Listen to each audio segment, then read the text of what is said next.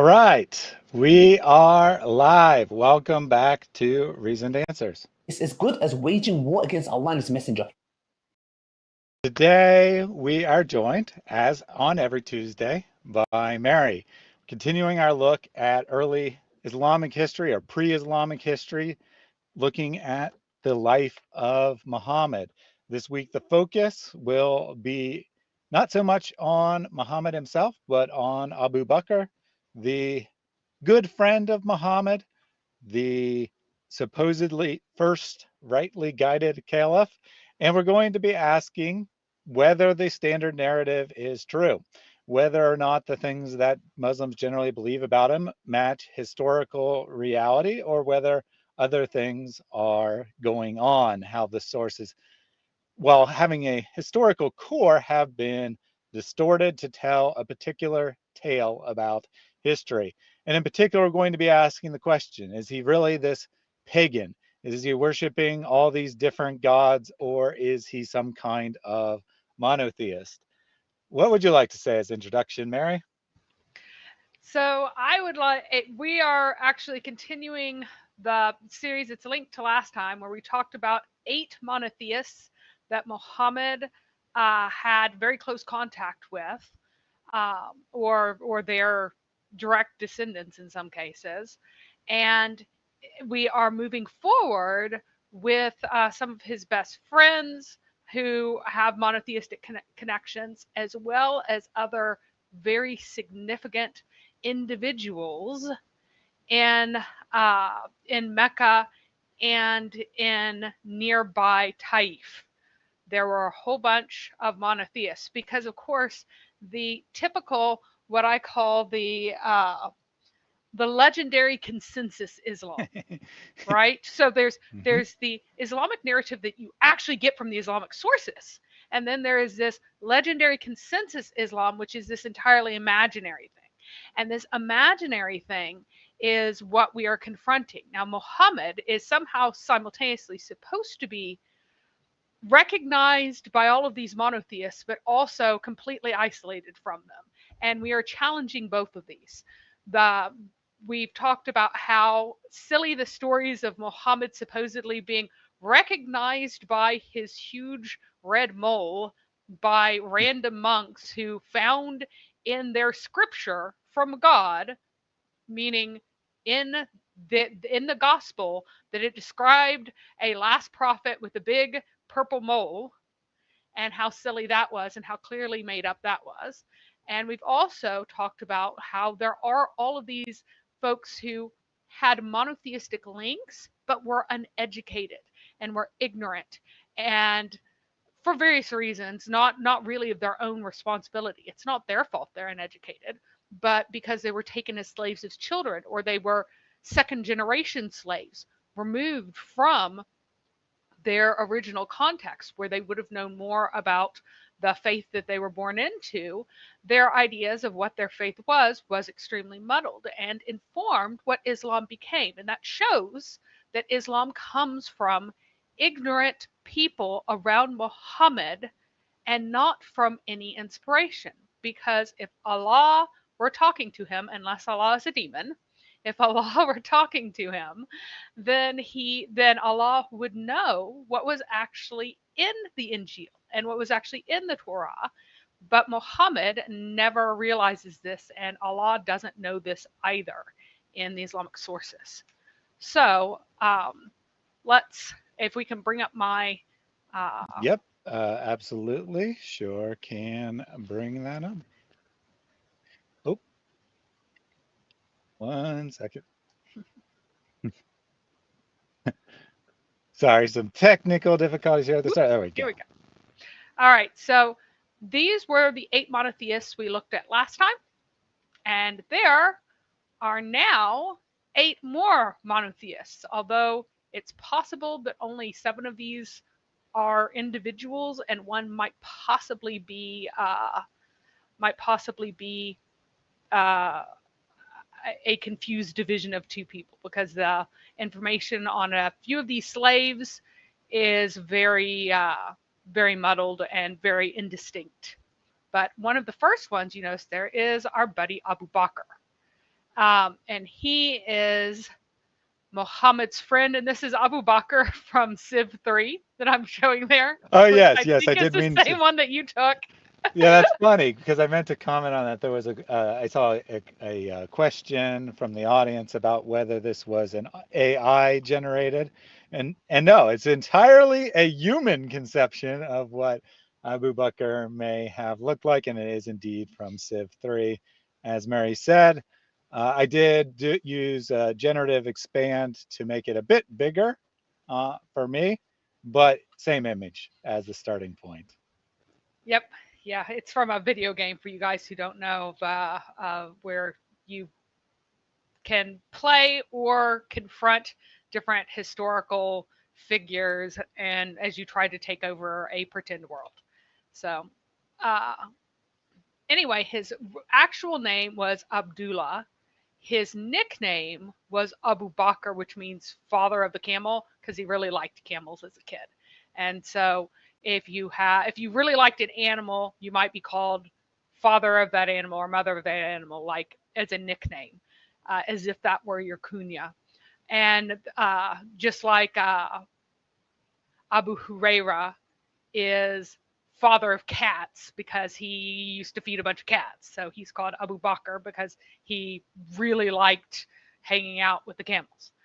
So he's called As-Siddiq or Sadiq in Islamic sources, basically the truthful one, given that name by Muhammad. And he is slightly younger than Muhammad. If Muhammad was, he's traditionally by the actual Islamic tradition, one of the many times when Muhammad was supposed to have been born is uh, is 570. But again, I've shown before that it's more likely 574. So this would up Abu Bakr to about 570, seven-ish or so, just a little bit younger than him. So they were the same generation. They were friends from childhood, and he was historically his closest friend who was not an immediate relative. His oldest son was called Abdur Rahman, and that means slave of the Rahman. And Rahman was an exclusively Jewish or Christian term for their God. Okay? So it was originally Jewish, used in Yemen, as far as we know, before it was used anywhere else. That's where it first shows up in inscriptions. And then, whenever the Ethiopians conquered the area, they continued to use that term for the father. And we find the only other person who has this name in the historical sources before Islam that I have been able to find is a guy who was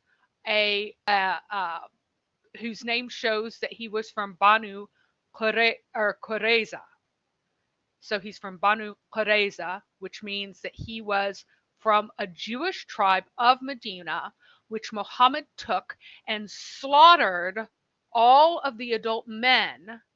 And he would have been one of the small children at that time who did not have any pubic hair and so was spared from being killed. And so this shows that most likely for the folks there, this was a term associated with Judaism. Now, there isn't really any evidence that Abu Bakr was a pious Jew or anything like this, but it shows that he absolutely had a monotheistic leaning at that time, that he pushed toward monotheism, that he wanted to claim attachment to and relation with the God of the Jews specifically. So, and what's really interesting is that Abdur Rahman, he was a pagan. The actual child was a pagan and opposed Muhammad and was against Muhammad. Did not go did not travel to Medina when Muhammad left because he was against him and he was a legal adult by that time. And so he stayed behind and he fought at the Battle of Badr against Muhammad. So he had a monotheistic name given to him by his father, but he himself grew up to be a polytheist. Now, there is a So, lot of. but Go ahead. Yeah. I'm going to pause you real quick because we do have Deanie Hawk in the chat. So most of you won't be aware of this because it happened on my Bible study, but he came into one of my recent Bible studies and he was in the chat, chatting up a storm, going through all his Dawah lines. And I said, will you agree to talk to me at the end of this? Now is not the time to go through your Islamic nonsense, but if you come up live, I will talk to you at the end of the program. He said, yes, let's do it. So I said, great. Here's how to connect to me after the program. Suddenly he disappeared. He ran away. After talking for 40 minutes, he ran away because he was scared of coming to talk to me live. So next week he shows up. I say, you ran away. You need to apologize for promising to come talk to me and not doing anything. He's a pathetic, cowardly chicken, just like his pathetic, cowardly prophet. Now he's back here, and guess what? The same criteria apply. He does not get to say anything until he apologizes for his previous behavior. If others, I just put him in timeout because he said he didn't need to apologize. But if others see him in chat because his timeout comes off, start mocking him. And if he continues to talk, if he continues to try to talk without apologizing, there will be consequences. His Quran will be the victim if he does not start acting like a responsible adult, apologizing for his behavior, and stopping his childish distraction. Then he will have to answer to his demonic God, Allah, as to why he is personally responsible for the desecration of his holy book. All right, with that out of the way, I don't expect any further distractions from him because he's far too cowardly to be responsible for the desecration of the Quran. Edward says, I always watch your streams, not live though, with Mary while at work. Welcome, Edward. You caught it live today. You're in for a special treat as we have fun here while we're live. And Hutchie says, can you play King David or anyone from the Old Testament in the Civ game? I haven't personally played it. I just found the image and saw where it was from. I'm familiar with it, but I haven't personally played it. I think you probably can. You can play like dozens and dozens of different political and military leaders from out history, but I don't know that for a fact. Do you know, Mary? No, I've played one of the more recent Civ games. I haven't played the oldest one in so long that I would have like no memory because I didn't actually own the old one. I think it's Civ 5 that I mostly play.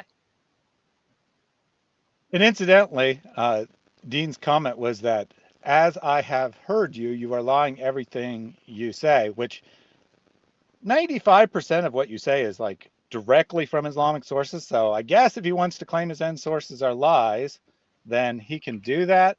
But of course, he hasn't actually listened to anything you've said. All right, no further distraction. Let's get down to business. Yeah, and then there are a number of other folks who we don't really know their age who have the name um, Abdur Rahman. And let me go ahead and jump ahead to that. Well, we'll go back to it. We'll go in order here.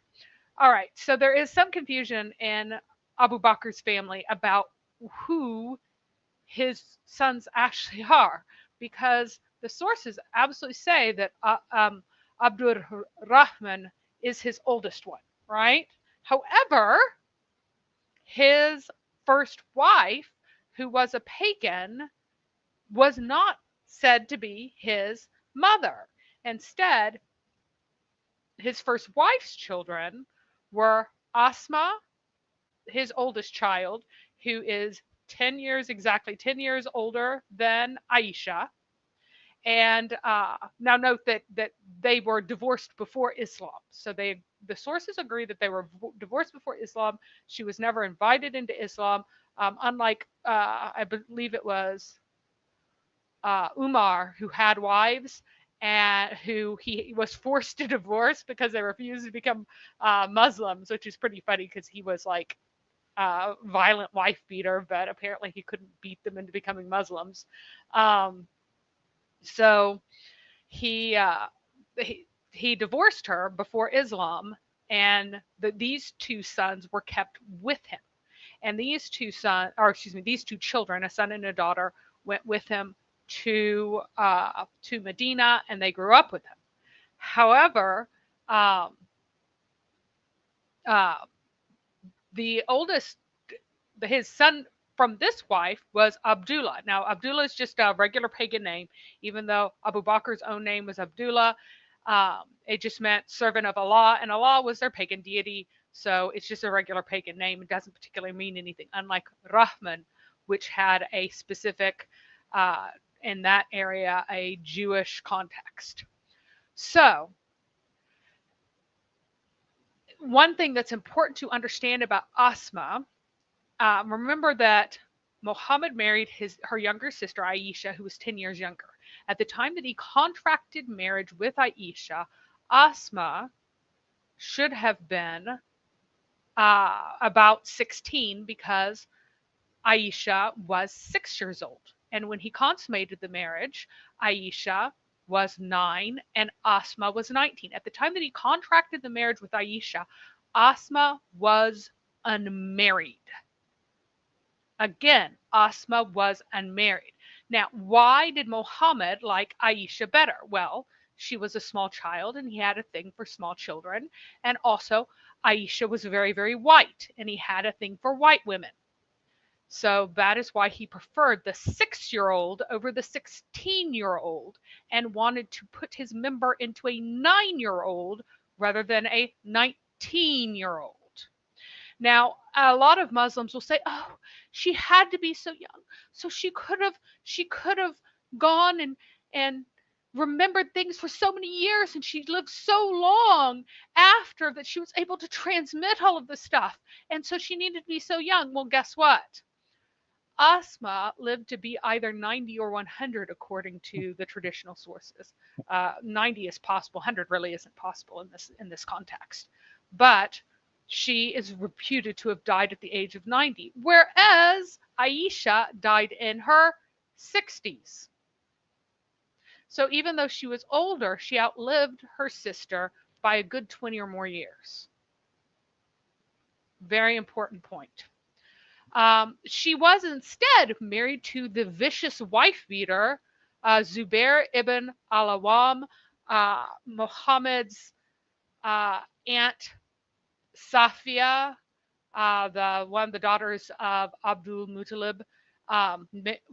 That's whose kid it was.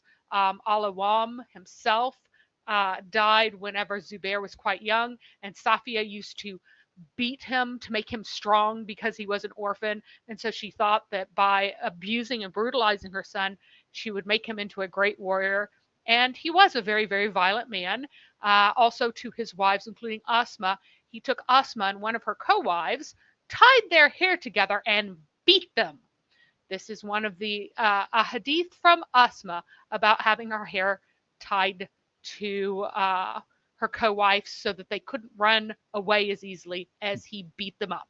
And we see here an Arab man beating his wife with full approval of Allah and Islam and Abu Bakr, because Abu Bakr never did anything to him at the time that he was caliph. So he was okay with someone beating up his daughter. I mean, he slapped Aisha, so obviously he was fine with it.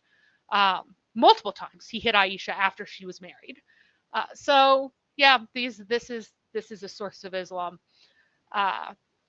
Anyway, after Abdullah died, they were divorced shortly after.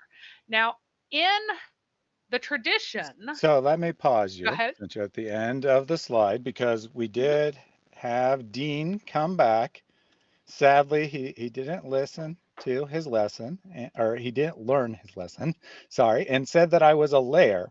Well, maybe I am a bit of a lair, but I certainly am not a liar. And I said that if he came back and he didn't apologize, there would be consequences. So this is for you, Deanie Hawk. Let me just go ahead and remove the screen share and highlight myself so you get a nice, good view. See, this is a fully Arabic Quran, legitimate Quran here. Oh, it seems to be missing a page. That's a shame. Oh no! Oh no! The words of Allah!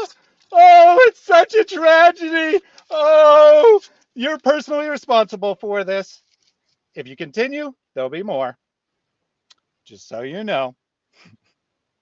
All right. Back to you, Mary. All right. So in the sources, they typically say that his second wife was married to him after the divorce of the first wife. But again, we've got a case of time traveling uteruses because Abdul Rahman has to be an adult at a time when Abdullah was a child. So he has to be the older one.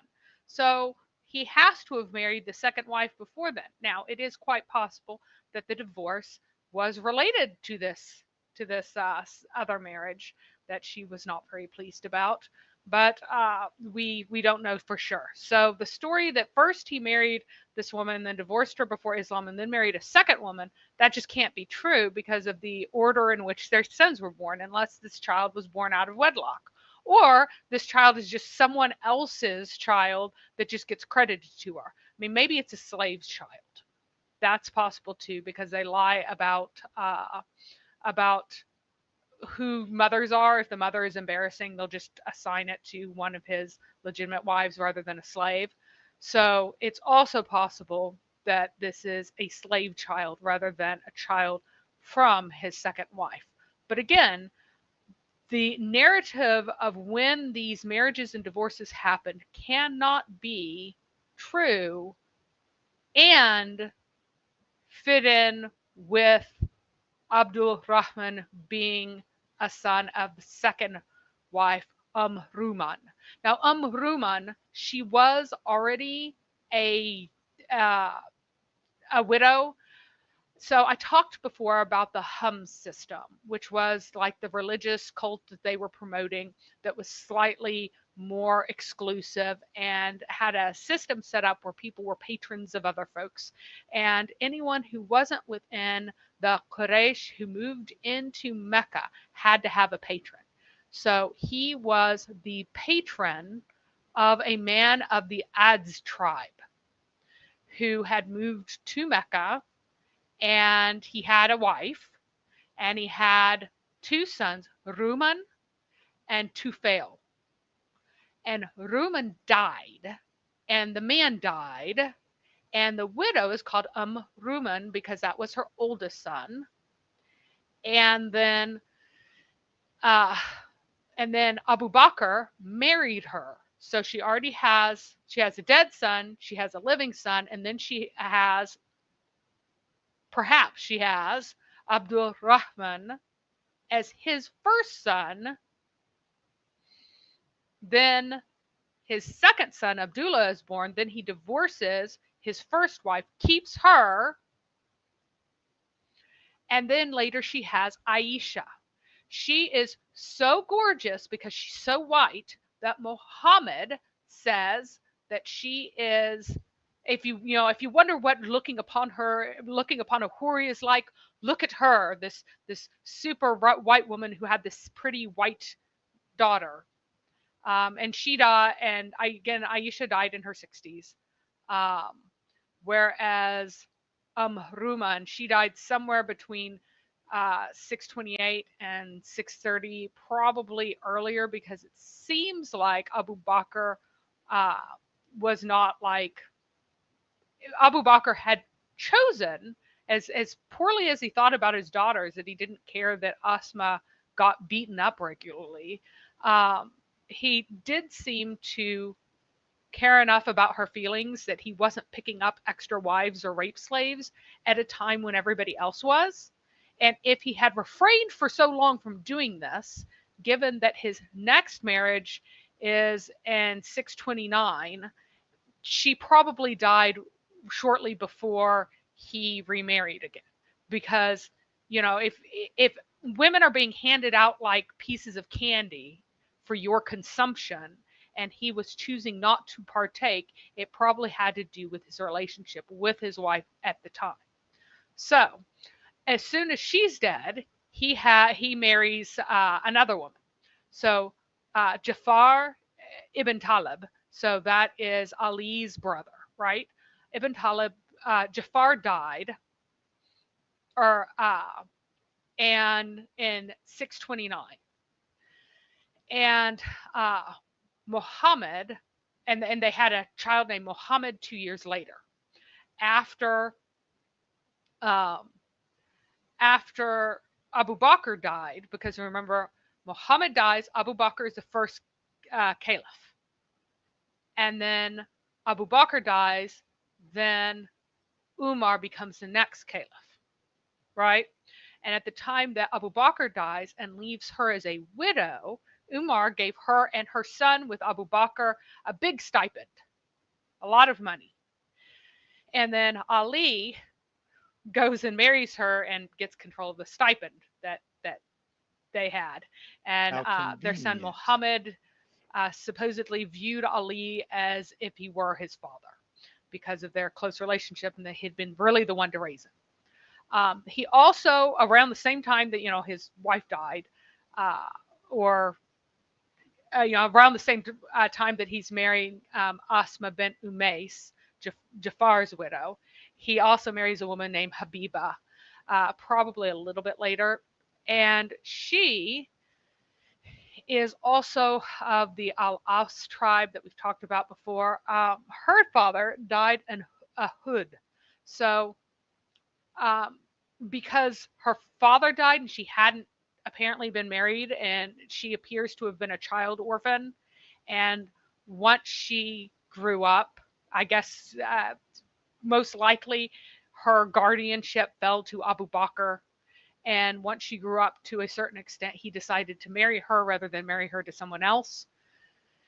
And was probably quite a recent bride at that time, because her only child with him was a posthumous daughter, Kulthum. And that was the daughter that Aisha, uh, well, it was one of Aisha's sisters. And remember, Asma was 10 years older than Aisha. Now, Kulthum here is like 20 years younger. So once her older sister stopped being able to nurse anyone, then whenever Aisha wanted future men to be able to come in and talk to her, because Muhammad said that relationship can be established through breastfeeding. And for a long time, he allowed the breastfeeding of adults. And Aisha would send adult men to her sister Asma, her older sister, who had kids and was able to breastfeed these adult men so that she could talk with them freely and have them come and go out of her house. And then Muhammad said, "No, I didn't mean for all of you. You need to stop this adult breastfeeding thing." Or one of the later caliphs put a squelch on it, which seems more likely, honestly, that Abu Bakr was like, "Okay, that was fine while he was alive, but we're not doing this anymore." And so after that, it could only be uh, children who had not yet been weaned. But she kept continuously sending lots of babies and small boys to her sister Kulthum whenever she got old enough to be able to breastfeed, so that whenever those kids would grow up, she would have a close enough relationship to them that they would be able to come and go from her house so that she could mix as freely as possible. All right, So, so quick pause here. So Dean did come back, and he told me that my holy sprite is a devil. Well, I don't actually have any sprite here at the household, sadly, and Artemis showed up. By the way, she's laying on the Quran. For, cats don't step on the Quran, but apparently they will lay on it. I don't actually have any sprite present, so that's unfortunate. But I do have some Holy Dr. Pepper here, and I have to be very careful because, like I said, Artemis is here, and I don't want to spill it on her. But here we go, right? Put some Holy Dr. Pepper on the Quran. Sorry, Artemis, I shouldn't have slammed it. I splashed her when I slammed it shut. All right. Feel free to continue, Dean. Feel free to continue. Apparently, There's it is the hundreds more drink of pages here. champions. Hmm. All right. So, um, if you and Dean, you need to tell me something that I've said that is wrong. And I don't mean my conclusions from the data, but the actual data that I'm presenting. What have I said that is wrong? So, going back to his sons. So, again, he has two older sons, one much younger son who's an infant much later on. We won't even deal with. So, his Abu Bakr names his first son of his second wife, and his first son, according to tradition, according to how things line up, he really does need to be the oldest son, a distinctly Jewish or possibly Christian, but really Jewish name. This is before Islam. Now, Abu Bakr is famous for being the first man to convert to Islam, although this is disputed with Ali, and other people were like, no, he was not among the first. 30 men had converted before them, according to one hadith, but other ones he claims to be the first. Everyone claims to be the first, but he's early. One way or another, he is very early that he recognizes Muhammad as some sort of prophet. Now, why would that be? Well, he's his best friend, but he also already wants monotheism. So Muhammad has had this deep influence from his best friend, who's not closely related to him, who is someone who has wanted or leaned toward or supported monotheism for a long time, and who has looked to an Abrahamic God versus their pagan god of the Kaaba, as if that's going to be their source of authority, basically. Now, excuse me, Islamic reports, the earliest Islamic reports that clearly assert that he was a monotheist, the earliest one that I can find is only from the 16th century. So it's not early at all. It's 1545.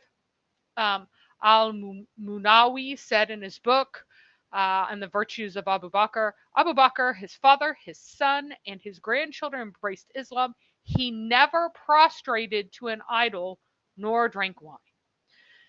So this declaration that he was a monotheist was created fairly early on. This was not something that was said about Umar or Uthman or any of these other folks, but it is something that's said about Abu Bakr. And I think that the name of his son really points to that. Now, not everyone who is named this was born or was named that at birth. We'll cover this just in a second. But he was, as he was a pagan, this was his name because his father actually gave him this name. So, here's a particularly funny thing that I found. It's a modern myth. It's promoted in the civil services exam prep material on BYJUs, and that's what it's by Jews. It's an Indian learning app, and that apostrophe there is part of its name. So that the apostrophe S is part of its name. So it's an Indian learning app, and this is for the civil services exam in India. Declares this: according to tradition, Abu Bakr's father once took him to the Kaaba and requested him to offer prayers in front of idols. Abu Bakr was left alone after his father left to take care of other matters. Abu Bakr addressed the idol, saying, "Oh my God, bestow on me beautiful clothes." The idol didn't change its attitude. Then he said to a different idol, "God, please send me some delectable food. See how ravenous I am." The idol didn't warm up. Young Abu Bakr's patience was worn out by that. He held out a stone and said, "Here I am aiming a stone. If you are a god, protect yourself," to an idol. As he exited the Kaaba, Abu Bakr threw the stone at the idol. Nevertheless, it was known that Abu Bakr was a Haneef who never worshipped idols before adopting Islam. Now, this is apparently a totally made up recent story, but the hilarious thing here is that there was only one physical carved idol in the Kaaba, and it was the idol of Hubal. What is the other name of Hubal, Thaddeus? What's his name? Well, so we went through this in a previous episode, and we concluded. So you could be going to one of two things. You could be referring to Baal, or you could be referring to Allah. Either or. Yes. His name is, in fact, Allah. People looked at the idol of Hubal and said, "Oh, Allah!" They talked to Allah while looking at Hubal. Now, why is that? Because Hubal is Allah and Allah is Hubal. Part of Hubal's role was to cast divining arrows, and whenever they were deciding supposedly whether or not to sacrifice, which son of Abdul Muttalib to sacrifice, because he swore that he'd sacrifice one of his sons if he could dig a well here, and he did. The divining arrows of Hubal were used when Allah was consulted, because Allah is Hubal and Hubal is Allah. So this story would reference the idol of Allah inside the Kaaba, which is very funny. So we did have a bit of a pushback here from Alan. He says some of the things attributed to Muhammad are hard to believe, has to be a fictional character. So I would agree with the first part of your statement there, but the second part doesn't follow from the first part. And if you look at any famous person in history, you'll find ridiculous made up stories about them. That doesn't have any bearing on whether or not they are a fictional character. Anything you want to add? Yeah, just like George Washington's cherry tree is totally fictional, so are some stories that got attached to Muhammad. And you might notice that the story of George Washington and the cherry tree was from like the early 1900s, so about 150 years after him. So about this, that's an even smaller time frame in the time frame of things getting embroidered about Muhammad, because it was 250 years before a lot of the stuff was written down. So, Yeah, I would agree here with Devil's Advocate extraordinaire. Muhammad probably existed, but his life story was embellished very highly. And I think there's no question that a lot of the biography is completely made up. Other parts are exaggerated. And what Mary's attempting to do here is figure out what the historical reality behind these sources is, because that's far more probable that there's a historical basis that's exaggerated and embellished and whatnot, then it just be completely made up wholesale 150 years later and no one noticed. so one of the folks who was one of Muhammad's earliest followers, he isn't very important, so he didn't end up having any kids. He was married to Habiba bint Jahash. So if you know Zainab bint Jahash, who was first married to Muhammad's adopted son, and then Muhammad got really, really horny when he looked at her with part of her clothes off. And he said, "Oh Allah, who causes the hearts to turn. Allah, you're making me lust after this married woman, so that means that you want me to go and have sex with her. So clearly I can marry the married my daughter-in-law, my legal daughter, because the son is adopted. So that's fine. That's actually what you're doing here. You're a holy pimp who sells women to me by making me lust after married women, and that's cool." So, Habiba was the sister of Zainab that Muhammad caused a divorce of and then had intercourse with. Also, the sister of Ubaidullah, who is an important figure that we will talk about in a moment. He was another early monotheist. So he was so Abdur Rahman ibn Auf was from the Zura tribe of the Quraysh. That's one of the more kind of outermost tribes. Probably don't have a real genealogical link to Qusay, the founder of the Quraysh, because remember that Quraysh just means gathered ones. If you don't have a genealogical name for your tribe, but rather you have a name like gathered ones, that really indicates that you are not, in fact, a genuine genealogical group. Especially if another tribe is called the scattered ones, and now you're the gathered ones, right? So anyway, he's one of these semi-outsider ones who is kind of getting more inside partly through his conversion, and he was given this name by Muhammad. He was renamed to this. He was given a properly Islamic name versus the polytheist name that he must have had before. Now, some sources say his name was Abd Amr, which doesn't really make sense because Amr means like command, like God's command or whatever. And there's no reason for you to not have Abd Amr as a genuine a monotheistic name, just like Abdullah was a pagan name, but it was also a perfectly fine Islamic name because they decided that their pagan god Allah was also the monotheistic God. In the same way, slave of the command of God, all you have to do is like mentally switch. You wouldn't even have to mentally switch which God it was because you just say it's the command of Allah, same one.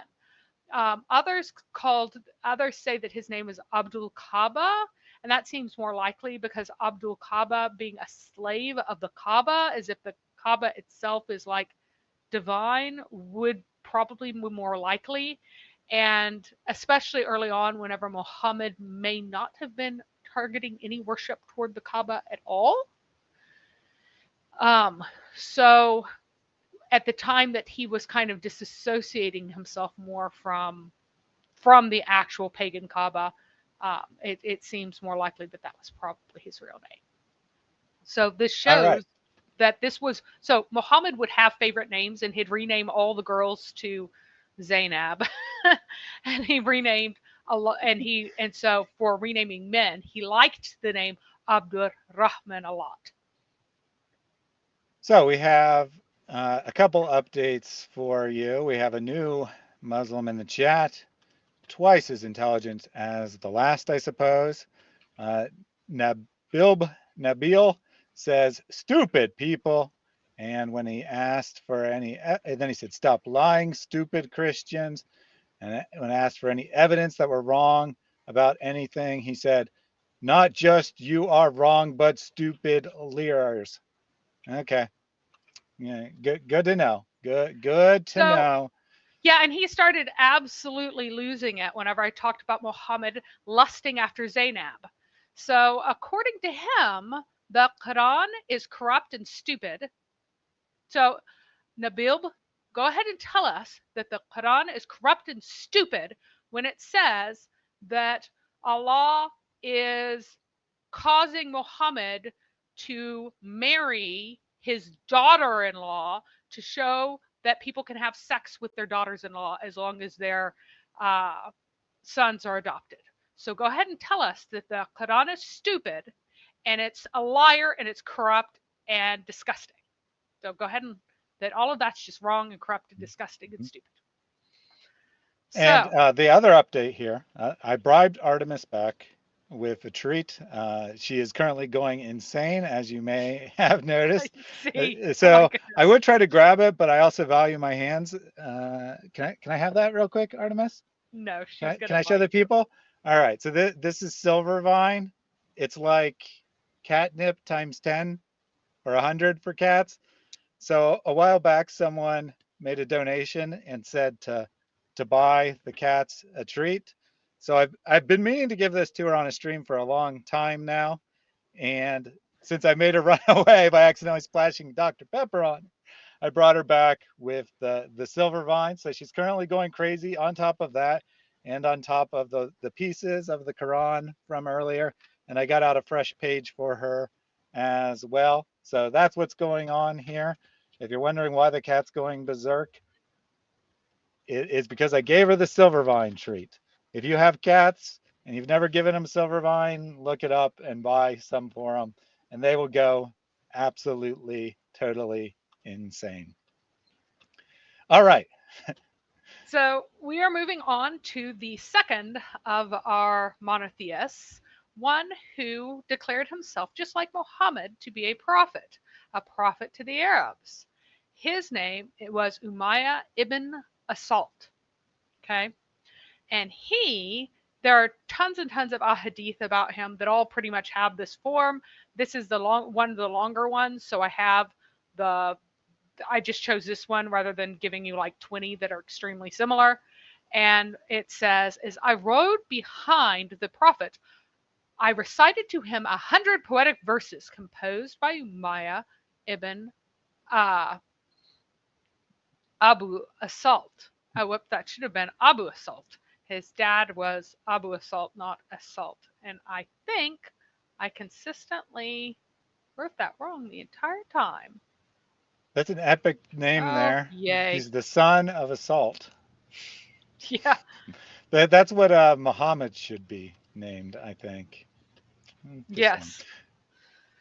So he said, whenever I recited a verse to him, the prophet would say to me, recite more, until I had recited 100, meaning verses, to him.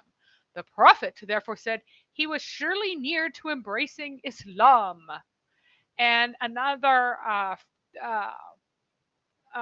phrase that was attributed to him says that he was Muslim in his poetry, but not in his heart. Muhammad supposedly said this about him. So I guess this is our poet. I don't know why he's poking someone in the eye, but he appears to be poking someone in the eye with a pen. It's just That must be the pen that Allah used to create. The pen being a pre-existent object that Allah did not create. Another alongside him, perhaps, but he uses that pen to create. Maybe that's the pen in this. I don't know. We'll have to check did on that. I totally did not write his. Totally wrote his name wrong every single time. So now he was the monotheistic prophet of Taif. Taif was about 1.5 days travel from Mecca. You travel up. So Taif's up on the plateau for you guys here. So it's up on the plateau to the east, and Mecca is kind of mostly down toward the Tihama, but actually in the Hijaz. So the Tihama is the coast, plateau's up here, and Mecca's down toward the coast, and a day and a half going mostly up, although there are some taller mountains at the edge there. You get to Taif, okay? And according to conventional Islamic chronology, he decided that he was a prophet at the Ukaz market. Now, the Ukaz market is the trading market, the trading fair during one of the sacred periods that the Meccans set up whenever they basically closed out the path and didn't let people trade freely from north and south. And it was on the road to Yemen from the north, just north of Taif, and was a big mixing place. There are all kinds of monotheistic, supposed Christians who were there, supposed Jews who were there. It was this religious melting pot sort of place, because even though it was during the sacred month, it itself was not within the precincts of Mecca. It wasn't one of the areas that had restricted access or anything like that. It had open access. And so a lot of different events in history, early Islamic history, that involved people meeting each other occurred there. So approximately, according to traditional chronology, it was 20 years before Muhammad was born. Again, he was still alive in 630 because he ran away whenever Muhammad conquered Taif. He left and got out of there, and he would have been at least 95 by traditional dating if he was only 15 at that time. So obviously the dates are messed up, as they typically are in Islamic history. A lot of people are excessively old. Things happen excessively far back in time that are actually considerably more recent. Everything kind of gets stretched and spread out, just the way the oral history works. So he was from the generation older than Muhammad, but he wasn't enormously older than Muhammad as it shows here. He might have been probably more like 20 years older than Muhammad. Young enough that he was able to run away when Muhammad conquered Taif. You're wrong though, Mary. They did not mess up any of the dates. They just actually have time traveling uteruses. This is one of the many miracles that Allah has provided for the Arab people. Indeed. So so there was a time when Muhammad basically found living in Mecca intolerable, and he decided to go to Taif if people would like him better there. And people were making fun of him so much and mocking him so much and jeering at him so much that he ran away and hid in a field, or it was actually in a vineyard, as we will find out before. And we will find out that vicious mockery to Muhammad is an actual physical attack, just as if you are playing Dungeons and Dragons. So Islam is based on Dungeons and Dragons, because whenever in the game Dungeons and Dragons, if you have a bard, one of the attacks that they can make is vicious mockery, and they can actually deal damage doing vicious mockery. And while you might say sticks and stones can hurt my bones, but words will never hurt me, whenever Muhammad was hideously oppressed early on, and all the stories of the vicious, terrible oppression that he valiantly fought against and was righteous in his caravan robbing, most of that, or all of it towards him, consisted of vicious mockery and once somebody threw some guts on him and embarrassed him. So you will find out consistently in Islamic sources that Muhammad says horrible things to people all the time. But if people say anything to him or make fun of him, that consists of a physical attack, equivalent vicious mockery, and the correct response to that is to have those people killed. So this is one of the instances when Muhammad was pursued by vicious mockery to Taif, and he thought that the people of Taif, well, they'll welcome me because they like Umayya ibn Abu Assault, and they didn't like him. In fact, Umayya himself didn't really have many followers, if any. They were fine with him being there because he wasn't a jerk butt, and he wasn't super obnoxious, and he wasn't like violent or threatening them or anything else. And Muhammad was threatening them and everything else, so he was not welcome. And so the people of Taif were like, yeah, we have our monotheist and he's fine. We don't like you. Go home. But the reason that he thought going there might be a good idea was because they already had a monotheist who said he was a prophet. What's another prophet between friends, right? But they would not Exactly. take prophet too.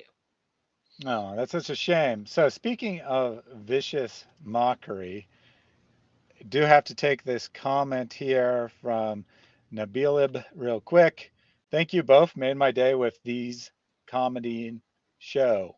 Well, I am honored that you enjoyed our show. Next time when you come to one of these, turn your volume on, and then you'll enjoy the show even more because you'll actually know what we're saying, and then you can make fun of us for saying such stupid things. And I wouldn't normally, normally I wouldn't make any comment about someone's grammar, but several people did. And remember, this is a guy who came in and told us how stupid we were with these comedian show. These comedian show. Just for those who speak English, I don't think I need to say any more. But then Woody Harrelson says, don't makes the fun of his languages. You're leers. That is pretty funny, actually. And finally, Houston says the best comedy is based on the foundation of truth. And that's what we're doing here. We have a foundation of truth, and we're laughing at all the comedy found in the Islamic sources. Now, in the Islamic narrative, all of the poetry that comes to us from Umayya is genuine. So he was it's all genuine, it's all good, it's all correct. However, a few modern scholars who are not Islamic have asserted that the poetry that's ascribed to him is influenced by the Quran and thus is entirely forged. The whole thing's made up.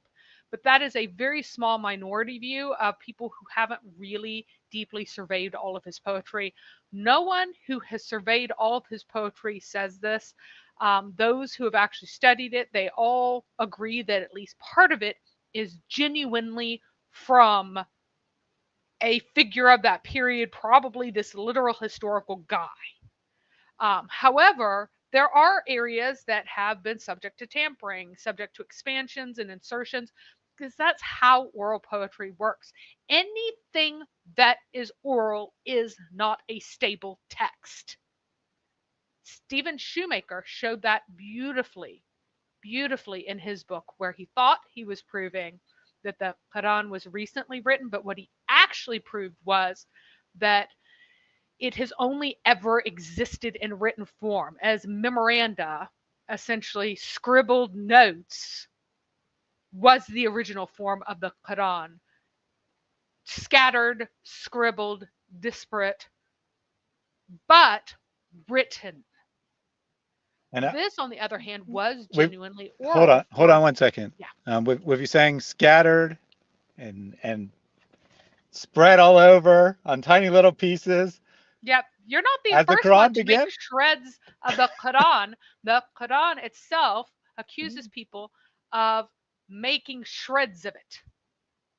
So as the Quran the began, I had just according restored it to to the its original Quran, form. yes, you are doing exactly what the people did at that time. So the Quran started out as in a form that was Muhammad would stand there and he would declaim something, but the sources are quite clear that he did not remember everything that he said and had to ask his scribes to help him remember. And the sources are also clear about the dependence of people on these written sources and the vast number of scribes that Muhammad had throughout his life. Why is that? Because no one can remember this. The Quran is something that can only exist in a written format, because otherwise it would change, which is exactly what happened, because it was kind of this mixed format where Muhammad was trying to remember it and he would recite it again slightly differently, so people would write different things down, etc., which is why it was so hard to collect. That's why Ibn Thabit talked about how it was like he might as well be asked to move a mountain as to collect the Quran. Now, if the Quran were everyone's reciting it the same, it's all together, etc., he would not have found it at all troublesome to collect it. It would be extremely easy, but he thought was hard because this is how it has always existed. If it were oral only, and here's an important point, if it were oral only, it would be equally easy to write it down because people don't have word by word memorization of things that exist only in oral format. And no one would tell him in an oral culture that he had written it down wrong if he didn't write it down exactly how they recited it, because one day they'd recite it one day and another day they'd recite it another. That's how oral things work. So because his stuff was oral, it was subject to more flux in words, additions, deletions, that sort of thing. Now, one of the reasons that it's important to realize that some of this comes from him is because there are theological elements that are unique to him. And that indicates something that has a source that came about from something other than Islam. If it had come from Islam, then it would agree with Islam, especially since the verification of Muhammad was so important. But these very theologically distinct things that aren't even necessarily opposed to Islamic ideas, but are kind of off by themselves doing their own little weird thing, shows that this genuinely came from someone who had his own points of views. Now, that shows that also some ideas that are otherwise considered uniquely Quranic, they may well have also originated with Ibn Abu Asalt. Now, one, at least in the context of his poems, where it seems embedded in the content that is not terribly Islamic, would be one of the places that you'd think would be particularly likely to be genuine. Now, so what is the question? The question is, what did he claim? What claims did he make? And how did his claims tie in to early Islam? So He was, I'm going to fix his name again. Sorry, guys. I cannot believe Gonna I have to do that every misspelled it time. every time. He was like, well, misspelled it. I just forgot his kunya, that it was a. So here we go. One thing that's funny is that he was called Abu Qasim. What is Abu Qasim? It was, whose kunya was that, everybody? It was Muhammad's kunya. So Muhammad was called Abu Qasim, and Umayya ibn Abu Asalt was called Abu Qasim. And his oldest son actually was named Qasim. As far as we know, he has two sons who grew up to be adults, and one of them was called Qasim. That actually was his son's name, as far as we know. He also is sometimes called Abu Uthman, and not sure why, and Abu al-Hakam, which would be like father of the wise man kind of thing. So that may have been one of those nicknames. The last one may have been a nickname rather than like some sort of kunya, but I would have no idea why I'd have the kunya Abu Uthman. That may just be a muddled source. His mother was Ruqayya bint Abd Shams bint Abd Manaf, and or Ibn Abd Manaf, excuse me. Abd Shams is obviously a man, and that is the father of Umayya, of the Umayyads, of the Umayyad dynasty. Abd Shams is the clan of the Umayyads.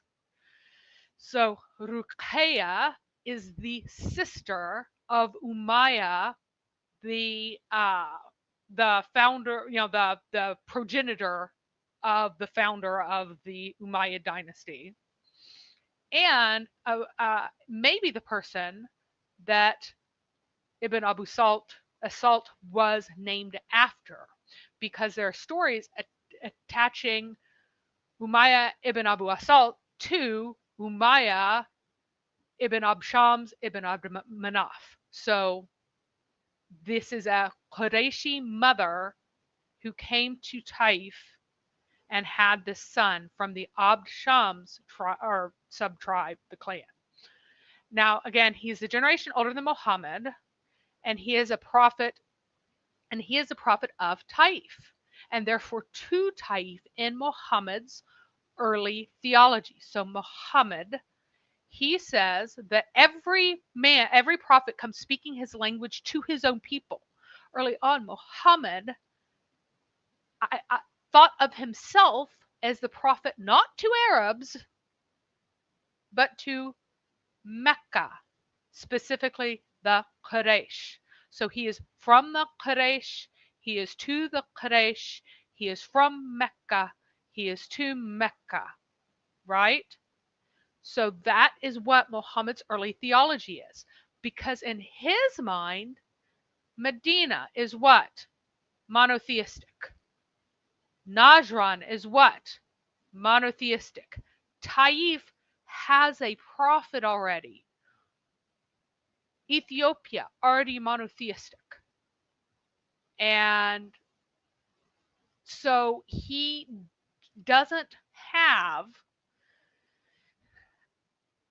any idea of a town, of a city or village that doesn't have its own prophet. He thinks that they all get their own prophet, and so he is a prophet for his own town because the town next door already has theirs. Umayya is a prophet of Taif. Muhammad is a prophet of Mecca. It's also very significant that he produced poetry of the same general style as the Quran. It's an unmetered but rhythmical rhyme. It's Saj. And people go, oh, the Quran, it's so much more refined than Saj poetry. No, it's not.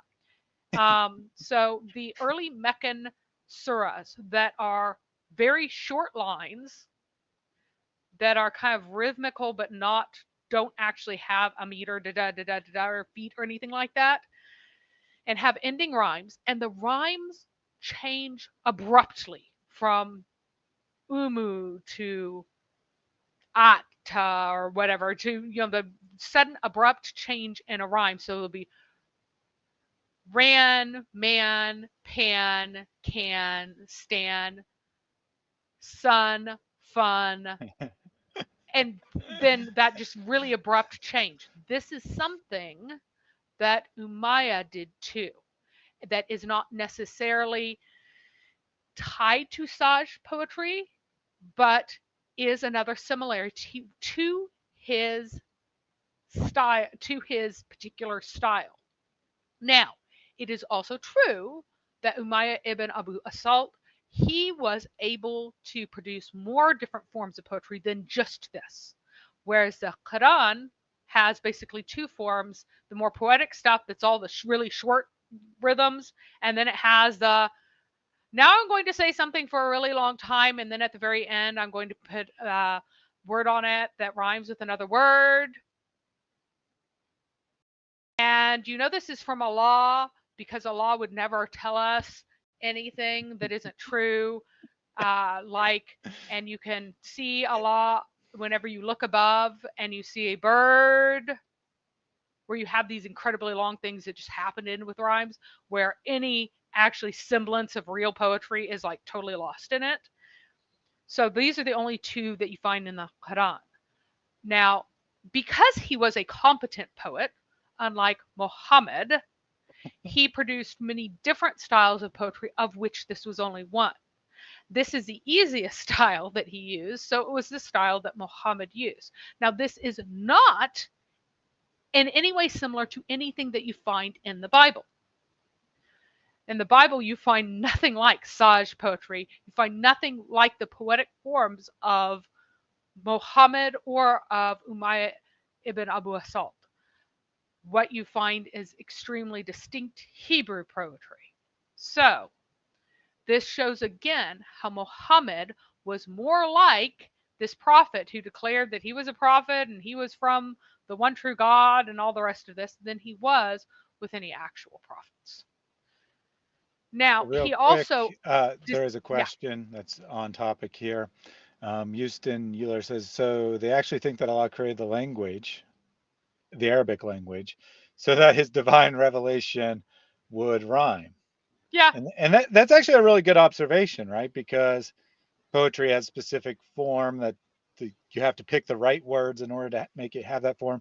Both rhyme, but other things as well, like meter and such.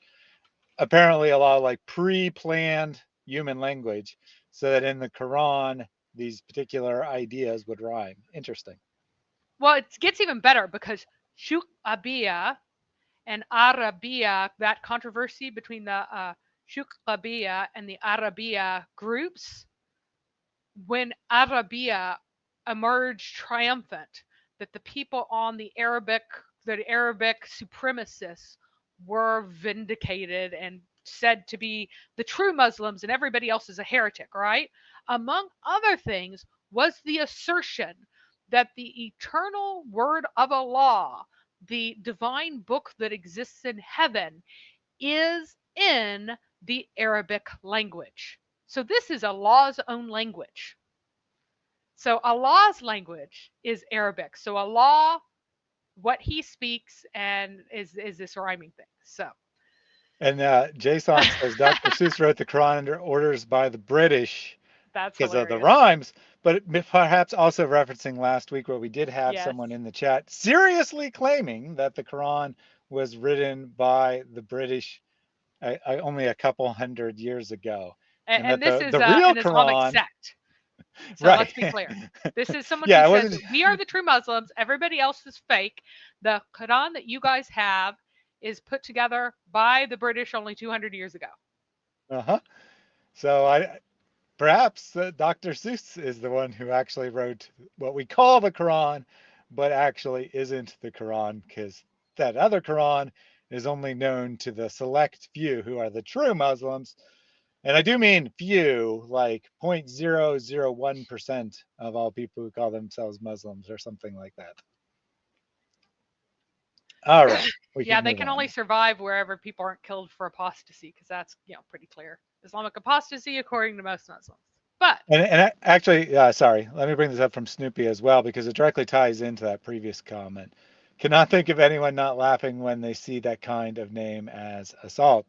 And this is also pre-planned by Allah, right? Because everything's under his control.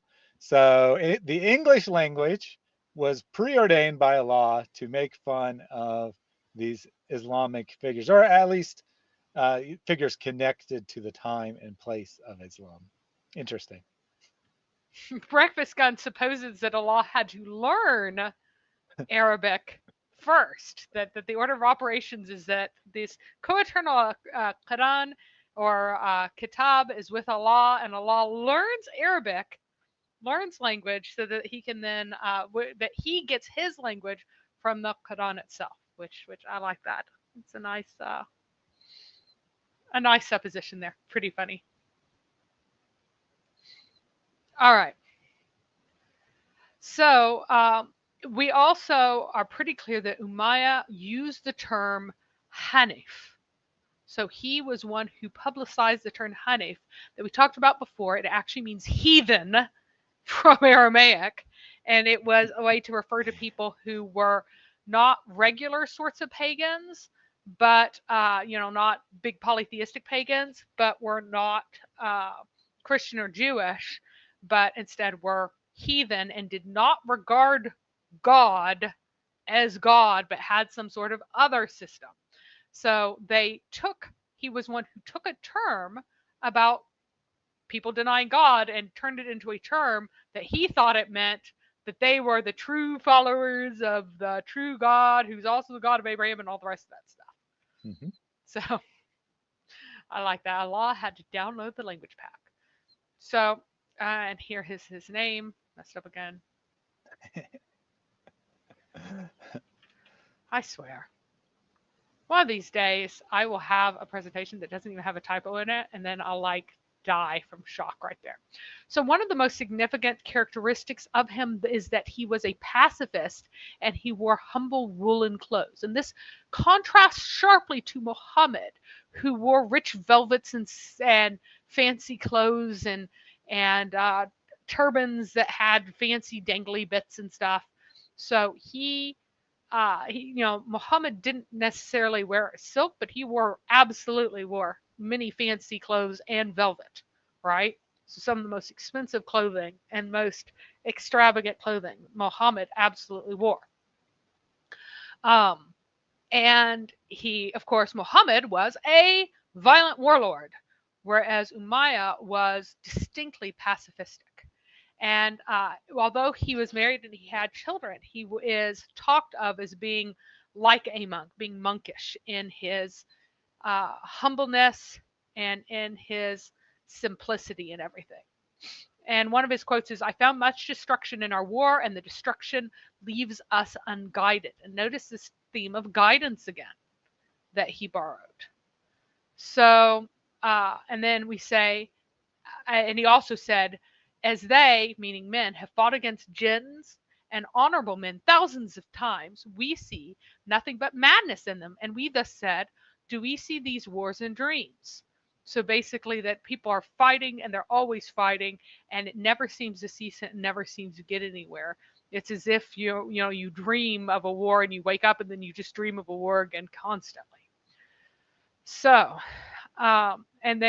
so that gives you a hint that he would not be receptive to Muhammad and his eventual message, even though he might have been somewhat friendly to his early message because it changed. So we have stories about his prophethood.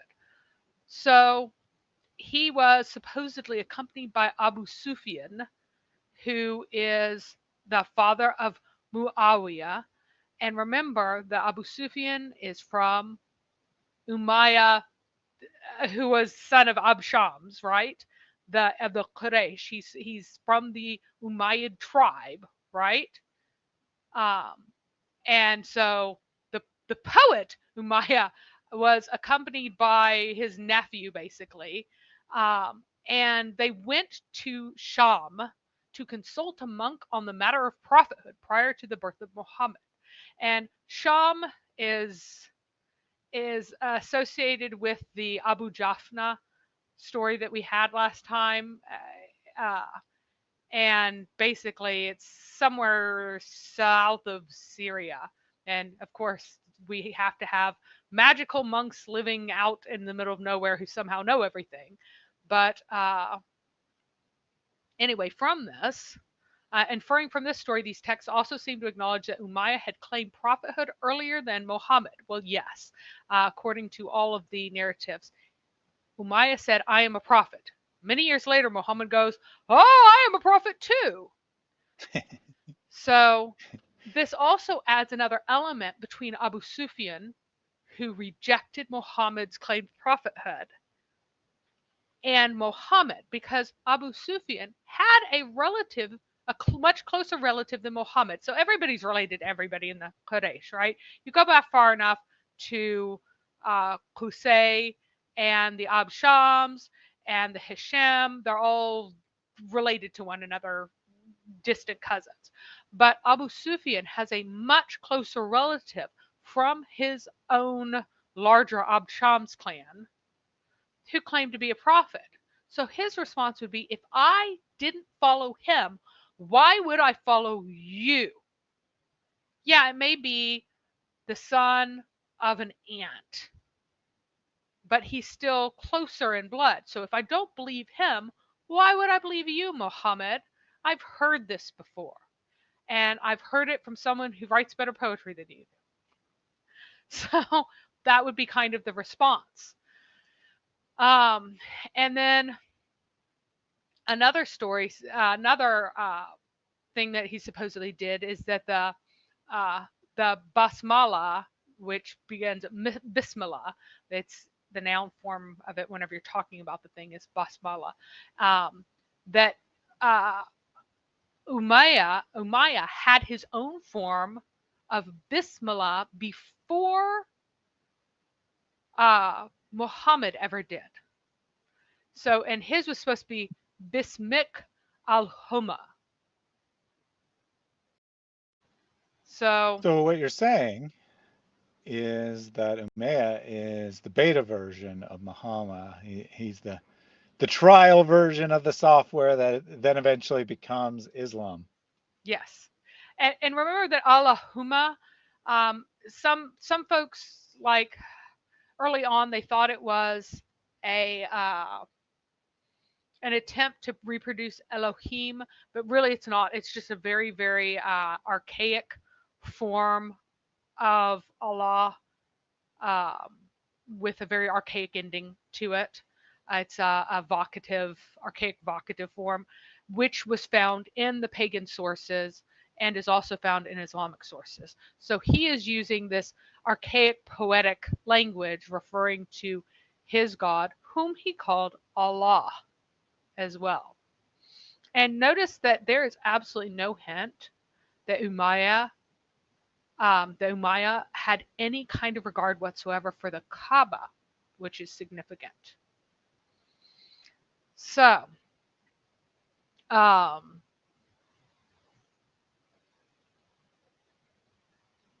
on. Yeah, so while you're doing that, I thought of another comparison for the Umayya to Muhammad relationship. So perhaps it's a bit like the rival to Facebook, which was Connect You, right? In very early days, two individuals, both at Harvard University, were working on this same, very similar project. Many people say that Zuckerberg stole the idea from the other individuals and made Facebook, which of course is massively successful, just like Muhammad stole the ideas for what became Islam, and he's the one that was massively successful with them, where his earlier rivals, were not. Okay, I have to bring this up because this is absolutely hilarious. So, our local, what's the word that I'm looking for? Another heretical guy who thinks that Muhammad is a true prophet has declared that he has found Muhammad in Ezekiel 24:21, which is absolutely hilarious.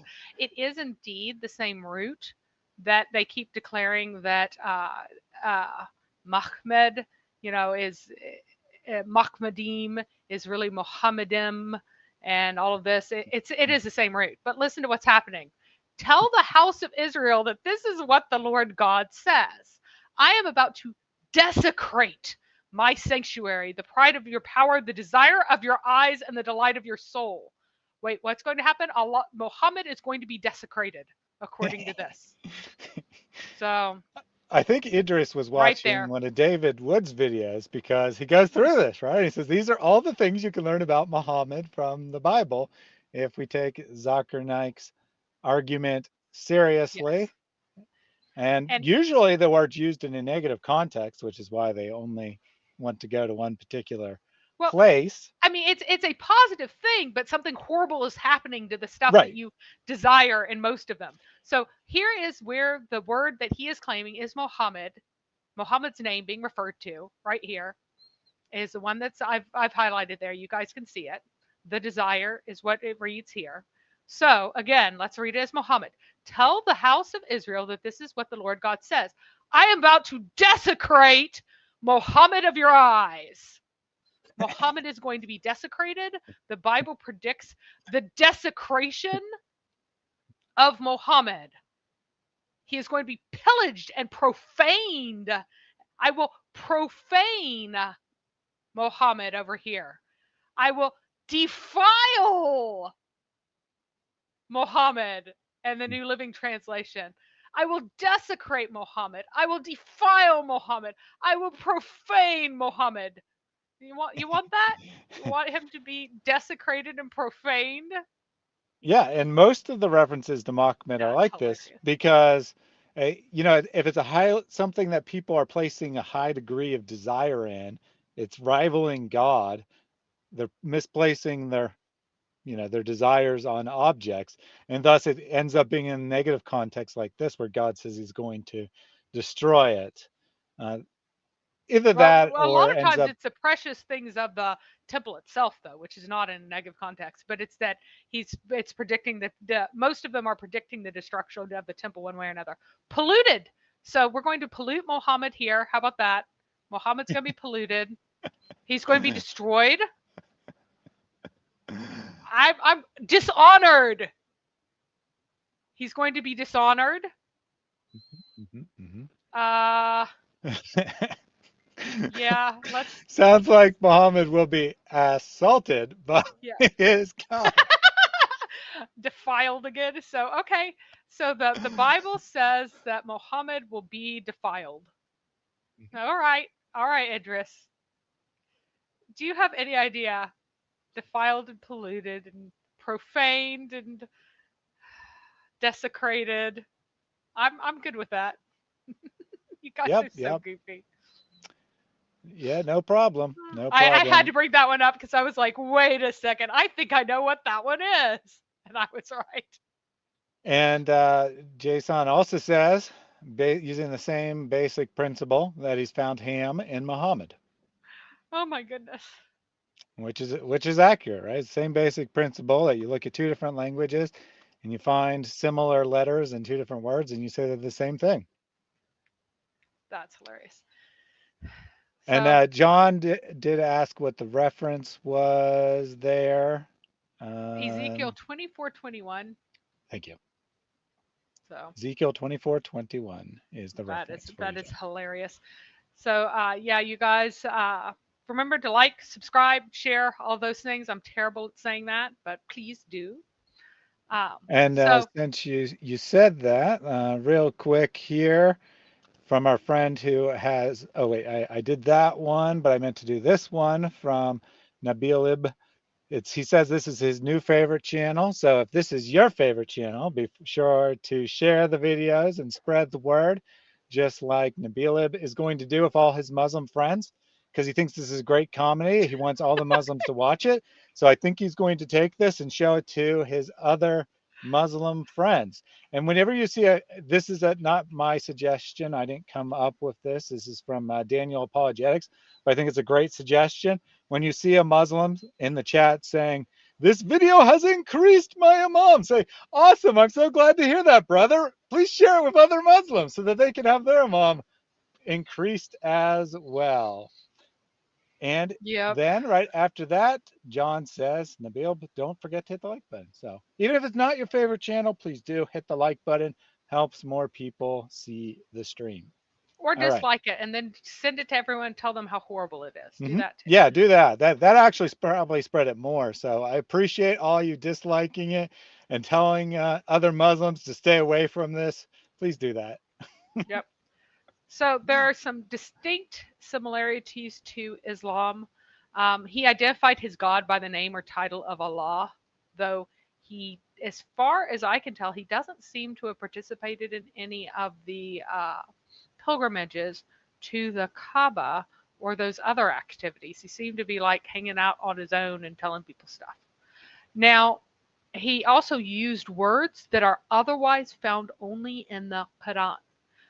He liked, and I will say on another page, I get this kind of going a duplicate, but he liked to use like really obscure words that were really rare and exotic sounding. And the Quran has the same thing in a number of places. So here are the transmitters of Umayyah's poems, the people who had repeated and recited them and are known to recite them. And Faria, who is his sister, according to one story, she met the Prophet Muhammad, who then asked her to recite some of her brother's poems. Sharid ibn Suwaid al-Thaqafi, and Thaqif is the name of the tribe of Taif that is the main tribe of Taif and also the tribe that Umayyah is from. His father's from. His mother's Quraysh, right? Oh, and another important point is that Qurayshi women would not marry into outside of their own people unless those people would join the Hums for a certain amount of time. We don't know how long this lasted, but from the time of the Hums. So if the Hums Association had been founded at this time, Umayyah's father would have been among the Hums, even though Umayyah himself saying, I'm a monotheist and I won't partake in these pagan rituals, his father would have been among the Hums. So that's an important point to consider. Anyway, Sharid wrote a book that has not survived, but Ibn Abbas, he was known as he was the famous companion of Muhammad, even though he's very young when Muhammad died. But supposedly, Muhammad himself said that he is going to be the prime exegete of the Quran, who's best able to tell anyone what it means. And there was this conversation between Ibn Abbas and Ibn Azraq, and that was Kharijite rebel leader. The Kharijites, they were the people who said that it doesn't matter what ethnicity, what background, what lineage we come from. What matters is whether or not we're really good Muslims. And anyone who is a truly devout Muslim is a legitimate leader of the Islamic body. And they are the ancestors of a movement that's still in Oman and is still in a certain part of North Africa today, even though they pretend that they're not, because most of them were murdered for being part of this group, because Islam is essentially an Arab supremacist religion. Not only Arab supremacist, but Qurayshi supremacist. And Hashemite supremacists even within that. So it is essentially a supremacist religion, and thus they were rebels. Thus they were people who were considered outside the religion because they dared to say that piety and moral and your own moral and religious achievement is more important than your genealogical descent, and that is un-Islamic. So Ibn Abbas was talking to this rebel leader, and he's from the tribe of Hanifa and Yamama, which is also significant because it's the Battle of Yamama was the big battle, and the Hanifa folks were also associated with another claimant to prophethood. But we'll skip over that part for now. And so he asked him, go ahead. You go, which is significant right after you basically said, unintentionally, of course, but basically said that your mom is a heretic. Yeah. Or a heathen. Yeah, So I had to Yamama laugh. is one of the big battle where so many people who had recited the Quran died. And it was a I know he battle also said against Hanifa in heretics. the same context. So my brain just connected the two. And Hanifa, as you said earlier, is a pagan or a heretic outsider. Uh, Well, no, the not tribe a of, pagan, right? yeah, Not a pagan, but and someone who is monotheistic ish, but is heretical and not a Jew or Christian. And then you also said that in the context of the silly battle, which sorry, that was well, totally stupid, but that's where my brain went. yeah, here is the weird thing. We know that what Hanifa means. However, it, they are a tribal affiliation. And it seems pretty likely that they were renamed Banu Hanifa, that Hanifa was not a particular guy, but they were renamed that by uh, uh, Maslama or Masle Masalima is what he's or Masalima. Oh, I've forgotten how to pronounce his name. But anyway, one of the other claims to prophethood might have renamed them that. And I have not done my deep dive into him yet, so I don't know for sure if that is true. But um, my guess is that this was the title Haneef or Haneef that was taken and applied to a group of followers of this additional rival prophet to Muhammad. Now, right now, I'm dealing with the people that were formative in Muhammad's life. So they had some kind of direct positive influence on him, not people who were alive at the same time who were completely his rival. That is another topic that we will arrive at after we talk about Muhammad going into the cave and getting his revelation for the first time, right? Um, So anyway, this one guy asked Ibn Abbas about the meaning of some weird words in the Quran. And he asked some questions of him, and Ibn Abbas then answers him with a reference to Umayya's poems, because Umayya used the same weird word as well. So, um, there are additionally a number of additional similarities to Islam. He cosmologically affirmed 7 heavens, so he had a distinct cosmology in which there were literally 7 heavens.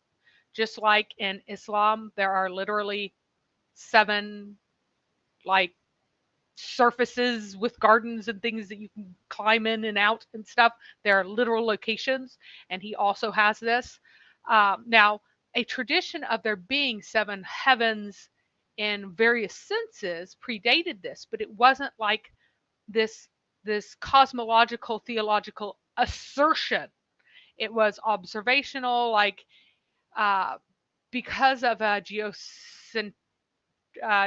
if you're a geocentrist, you would think in your geocentric model that each one of the large heavenly bodies is like stuck on a sphere that moves around, and that accounts for its apparent movement around you, and there would be 7 of those.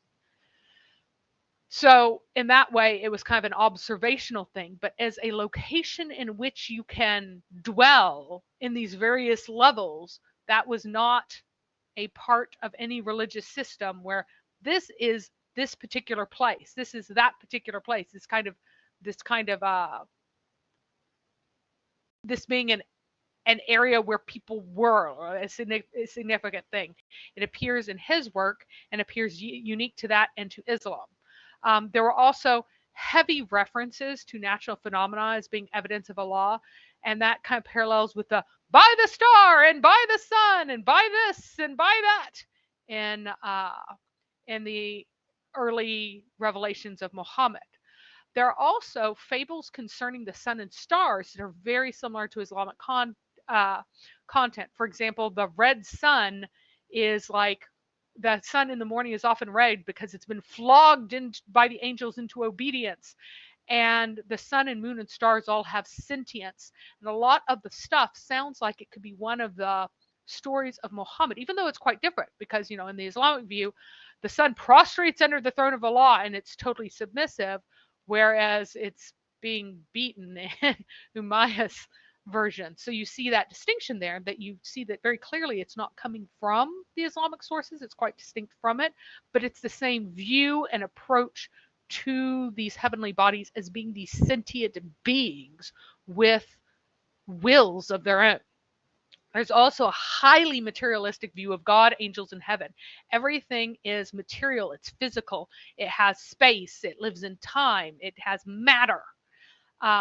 He also significantly considered Saleh a prophet of Thamud. So that is the story of the prophet of Hijra, which is an area that was conquered. It's the Lihanite kingdom that was later conquered by the Nabateans, and then it just fell into disuse. But then there's this silly legend that grew up after it was largely abandoned in the 300s AD. So this is not a very late or very early legend, or it's not, a super early ancient legend. It's a fairly recent legend because it's only had a few hundred years to develop. That this is like that this camel of God came and the people killed it, and so the gods destroyed it in anger, and he cast him as being a monotheistic prophet, which is significant. And remember that Saleh is the same name as the high priest of the pagan god of that particular city, so it's a very muddled sort of legendary story. And obviously there being a sacred camel is a very pagan Arab thing, but he transformed it in his mind into this monotheistic framework.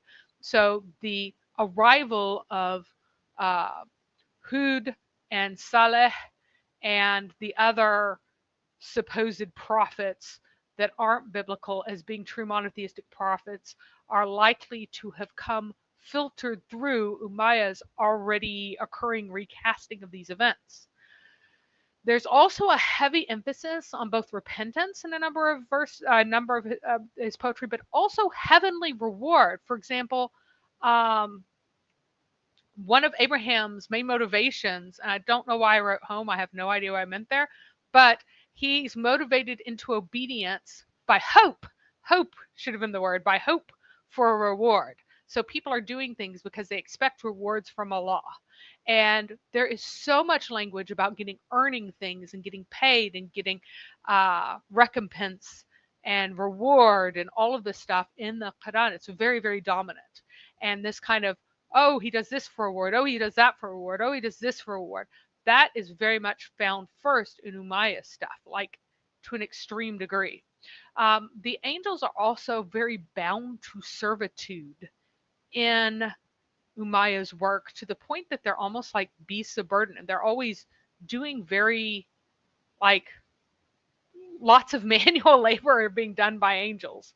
And in Islam, you have angels who don't even have free will, so they're bound in a different way. But the boundness of the angels is very clear in both of them. And also a fairly low position of the angels, because an angel that is bound to servitude, that is being treated as a beast of burden, essentially, is clearly a lesser view than that of a human. And in Islamic lore, the angels are lesser beings than humans inherently from the beginning.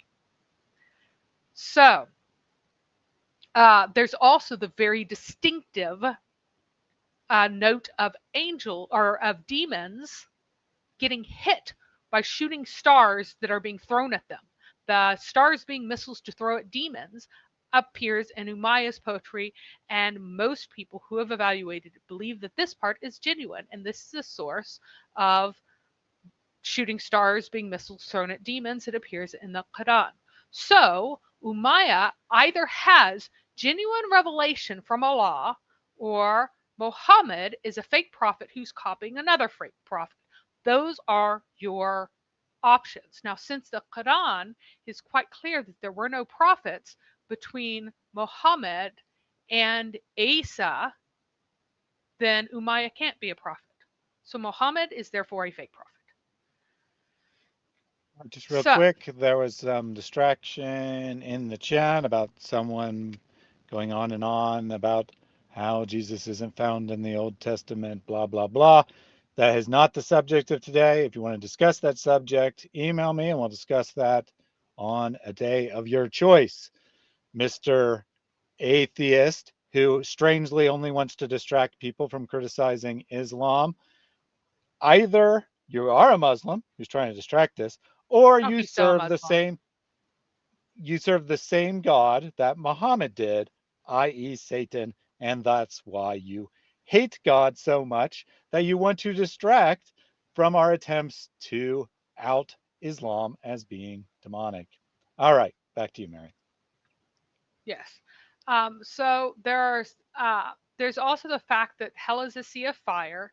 Now that obviously has a Christian original source to that with the lake of fire, but Umayya, uses this language distinctly in his work. Um, there's also the fact that Allah has power, particularly or especially over weather, and that actually has both pagan and Islamic ties. So this is again Umayya ibn Abu Asalt, a poet who said he was a prophet. So these are in his poetry, what he has written. So I talked before, whenever I talked about is Allah a moon god and about uh, the connection to Baal, how the figure of Allah in the pagan poetry had particular, the polytheists, they were totally polytheists, but their Allah figure, who is Hubal, that he has particular power over the weather, above and beyond what other deities had. But that is also something that is again continued out through Islamic sources. Now, of course, every Christian, every Jew would say that, of course, God is the one who has control over, he has power over everything, and he is the one who controls the weather, etc. But it's about the linguistic emphasis rather than the fact that this is explicitly mentioned in some kind of context. Um, So, John, I you asked just who is answered him. Umayya, and Mary just answered it, and then you asked No, it a second time. So, roughly contemporary with Muhammad, slightly older, slightly before, but basically same time period. Could be an inspiration, probably is an inspiration for a lot of the claims that Muhammad then makes about himself. Most of the stream has been on this subject, so it'd probably be worth, I know you came in late and there's nothing wrong with that, but it'd probably be worth your while to go back and watch a lot more of it, because this is really killer material, actually. And I want people to definitely take this in. I mean, all of the material is great, all of it's informative, but this one, I think, is more damaging than usual to the case for Islam. so something else is the idea of an oven that's where a pot is boiling during the story of the flood. Now, this comes from a weird rabbinical source that was looking at parallels of words and things, and it obviously didn't actually happen, but it's a weird midrash. Uh, is the original source. However, it is mentioned 4 times in the poetry of Umayya that survives. And that means that that's something, a detail that he picked up from the Jews and liked to repeat. And so it seems quite probable that Muhammad's original source for that particular detail was not the Jewish rabbinical source. Again, it's not the Bible. It didn't actually happen. It's this weird rabbinical way of reading scripture that sometimes gets them into very strange places. But Good way to put it. the fact that they that that this appeared may have been a borrowing from Umayya ibn Abu Salt and uh, not from the original rabbinical source. So, and then there's also Muhammad's version of the seven sleepers. He didn't know how many sleepers there were in his seven sleepers of Ephesus, and in the Surah of the Cave, right? Mhm. And that may be from Ibn Abu Asalt's version of it, where he distinctly mentions the dog. Now, there is one Christian form of the story that did have a dog, but Muhammad didn't know how many sleepers there were, didn't know how long they slept, didn't know all these things. There are all these things that he didn't know. And so, why does his version retain this dog that only appears in some versions? And it's most likely because his version was informed by Umayya's version, because people around him were reciting Umayya's poetry that had the dog in it. And so he picked up the dog from Umayya rather than from the legendary Christian original source from I think it's the 5th century or 6th century, that had where the dog first shows up. And I mentioned before that Umayya was well known for liking to use strange words, and Muhammad did the same thing. He used words in particular ways. He borrowed words heavily. He used rare, unusual, distinct words to show how inspired he was and how special he was. And Umayya did the same thing. Now, he also, and it's also interesting, they specifically viewed drinking, gambling, and vain amusements in a man as the beginning of his sin. And these would be things that Muhammad would later ban. Vain amusements would probably include, listening to music and things like that Muhammad banned later. Now, he specifically said in a servant, but servant appeared to be a word that he typically used, or slave, for mankind. And that's also interesting because this servant terminology and everything being a servant was something that Umayya also emphasized that Muhammad picked up as well, that no, you can't say that you're this. You're only a servant. You're only a servant. This servant stuff is very heavily emphasized in Umayya's his material as well, and appears in Islamic material in contradiction to Jewish and Christian scriptures. And these are two sources that I used heavily for this section. So you guys can look those up if you like. They're good reads. I personally will definitely do this because this is all new to me, and like I said, it's definitely some very damaging material. Houston wants to know if Assault's version said how many sleepers there were. They did not actually have that entire thing printed out in English. Some of these I was able to read the entire thing, but that was not one of the ones that I was able to read. They did not have a translation for me of that, so I don't know. And Idris, I guess, didn't quite understand what the criticism was. He says most of the Quran is midrash. So what? That's awesome. That's hilarious. So now the rabbis who were making stuff up and are making up interpretations and are allowed to do that. They are hearing from Allah. They are now prophets. We have raised rabbis to the level of prophethood. Now, Idris probably doesn't believe that the Quran is the literal speech of God, but for a normal Muslim, the idea that Allah is copying from human beings would definitely be very, very problematic if they bothered to think about it anyway, which I know that doesn't happen very often. And real quick, before we get back, let me take a super chat from Jack Ray. If you want your wealth to increase in this dunya, then give sadaqah more and more. Every single day, 2 angels come down. One of them is making dua for those who give. He says, Ya Allah, give those who give. I like Jack Ray's comment. We have to bring up his newest comment. I think Muhammad picked up a lot of things. A few were ideas, but a lot were venereal diseases. That's awesome. Yeah, we'll take that as the super chat message there. And for those who haven't caught this, he is actually saying that you'll get wealthy in this lifetime, right? Because dunya is this present world. If you want to be wealthy in this present world, make sure that you give donations as often as possible. It's quite literally what he says. Why to lose? Yeah, why to lose? You can be rich now. Just donate money and you'll get rich. All right.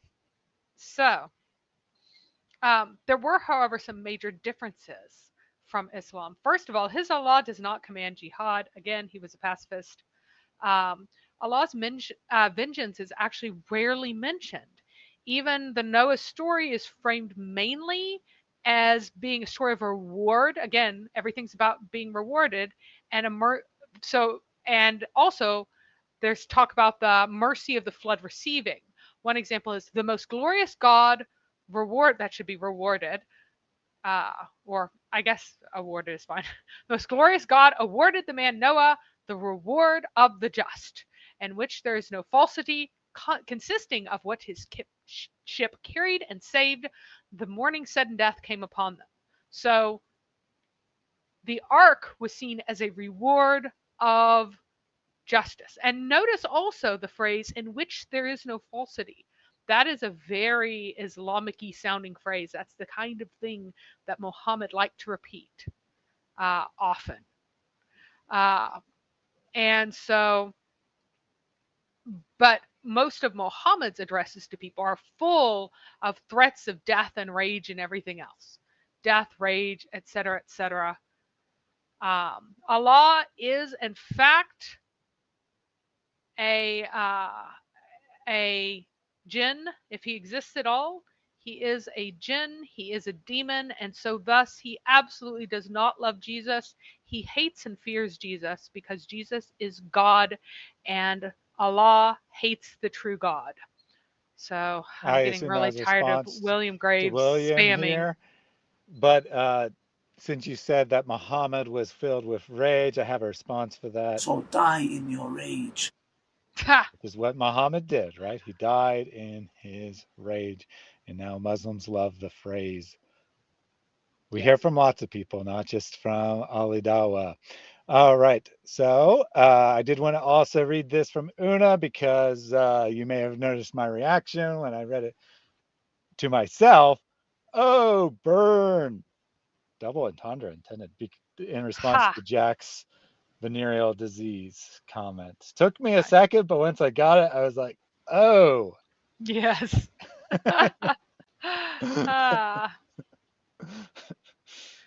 And so Muhammad is constantly threatening people. He's constantly calling people's names. He's constantly, saying that vengeance is about to fall on them, that the torment will come, and is going to come very shortly. So that is a huge emphasis on Islam, is the impending doom of the people who argue with Muhammad. And this is very different than what Umayya taught. In fact, he said that Allah's vengeance will fall on the prince of evil and not the servants of evil. And again, a lot of times he uses the term servants of evil, or servants, to refer to all humanity, essentially. And so that this might even be saying that only Satan is going to suffer Allah's vengeance, not humanity at all. And if it is talking about any humans, it's talking about like the person who originates all the evil, like Muhammad, and not the people who get suckered into it and carry it out. So this may be an extreme form where he's saying, oh, it's only Satan himself who is going to suffer, but it may again actually mean, in context it's really not clear. But if he is consistently using servants the way he does in other places, he's actually saying that it's really only Satan that's going to get in big trouble with God, and that everybody else will be saved in some way in the end. So he may have also satirized Moses' mother, telling Moses' sister to follow the tracks of Moses in the sea. So in the Quran, you have Moses' mom telling Moses' sister, hey, go follow your brother's footprints, his tracks, as if he could walk, as if it were like marks. I'm not sure whether or not Muhammad just could not grasp the idea of what an ocean was or what. but there is part of the Quran that talks about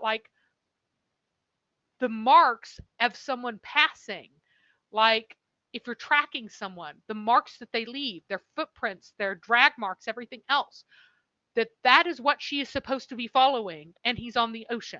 And so there's a couplet that seems to be mocking that from uh, Abu ibn Abu Salt.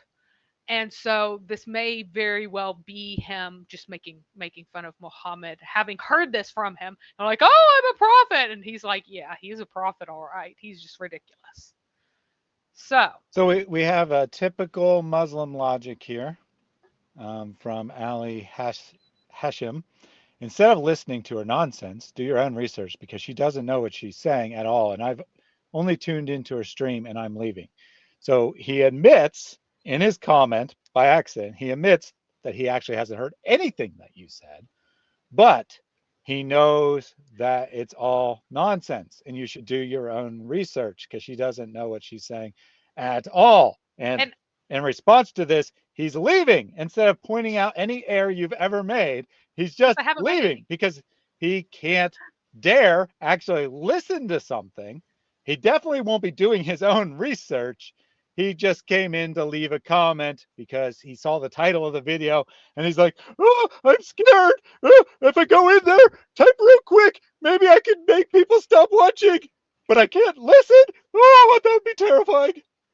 So my source is, in fact, the actual poetry of Ibn Abu Asalt. So it's his poetry. So if his poetry is nonsense and the Arabic sources are nonsense, that's fine. If he wants to say all of these sources are nonsense, that's totally fine. Now, if you want to deny that the Quran and say that it is in fact nonsense, that Moses' mother tells Moses' sister to follow footprints or track marks in an ocean. It's a sea. It's a sea that's in the Quran. It's not a river. Yam. And if you want to say that that's nonsense, well, yeah, that's nonsense. It's nonsense in the Quran. You should try and read it yourself. Ali Hashim, no, my interpretation of my sources is not misconstrued.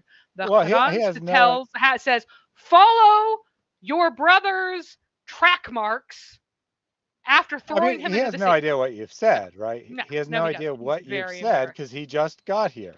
So either he lied about just getting here or he's lying about knowing what you said. Obviously, it's the latter. They said, he's put a me in Muslim, timeout. so he's going to lie. Yeah. And he says, I'm willing to have a respectful dialogue with anyone face-to-face in person. Excellent. Excellent. You can have a respectful dialogue with us face-to-face. At the end of the show, you can call in. Or if that doesn't work for you, I just put my email in the chat. You can email me a time and we will have that respectful discussion and you can point out all the ways that Mary was wrong in the 2 hours of the program that you haven't watched, but you have miraculously known what she said. I would love to hear that information. I would love to hear any critique of anything said. I don't care if you've been researching for 20 years or you've been researching for 200 years or you've been researching for 2 days. I would love to have that conversation with you. But appealing to your own authority as a researcher of 20 years when you don't even know what was said is totally idiotic. This is a logical fallacy beyond the logical fallacies in that you're automatically right just because you've done research, even though you don't even know what we said that was wrong. Yep. So he's saying that, oh, do you know what she was told to follow the footprints?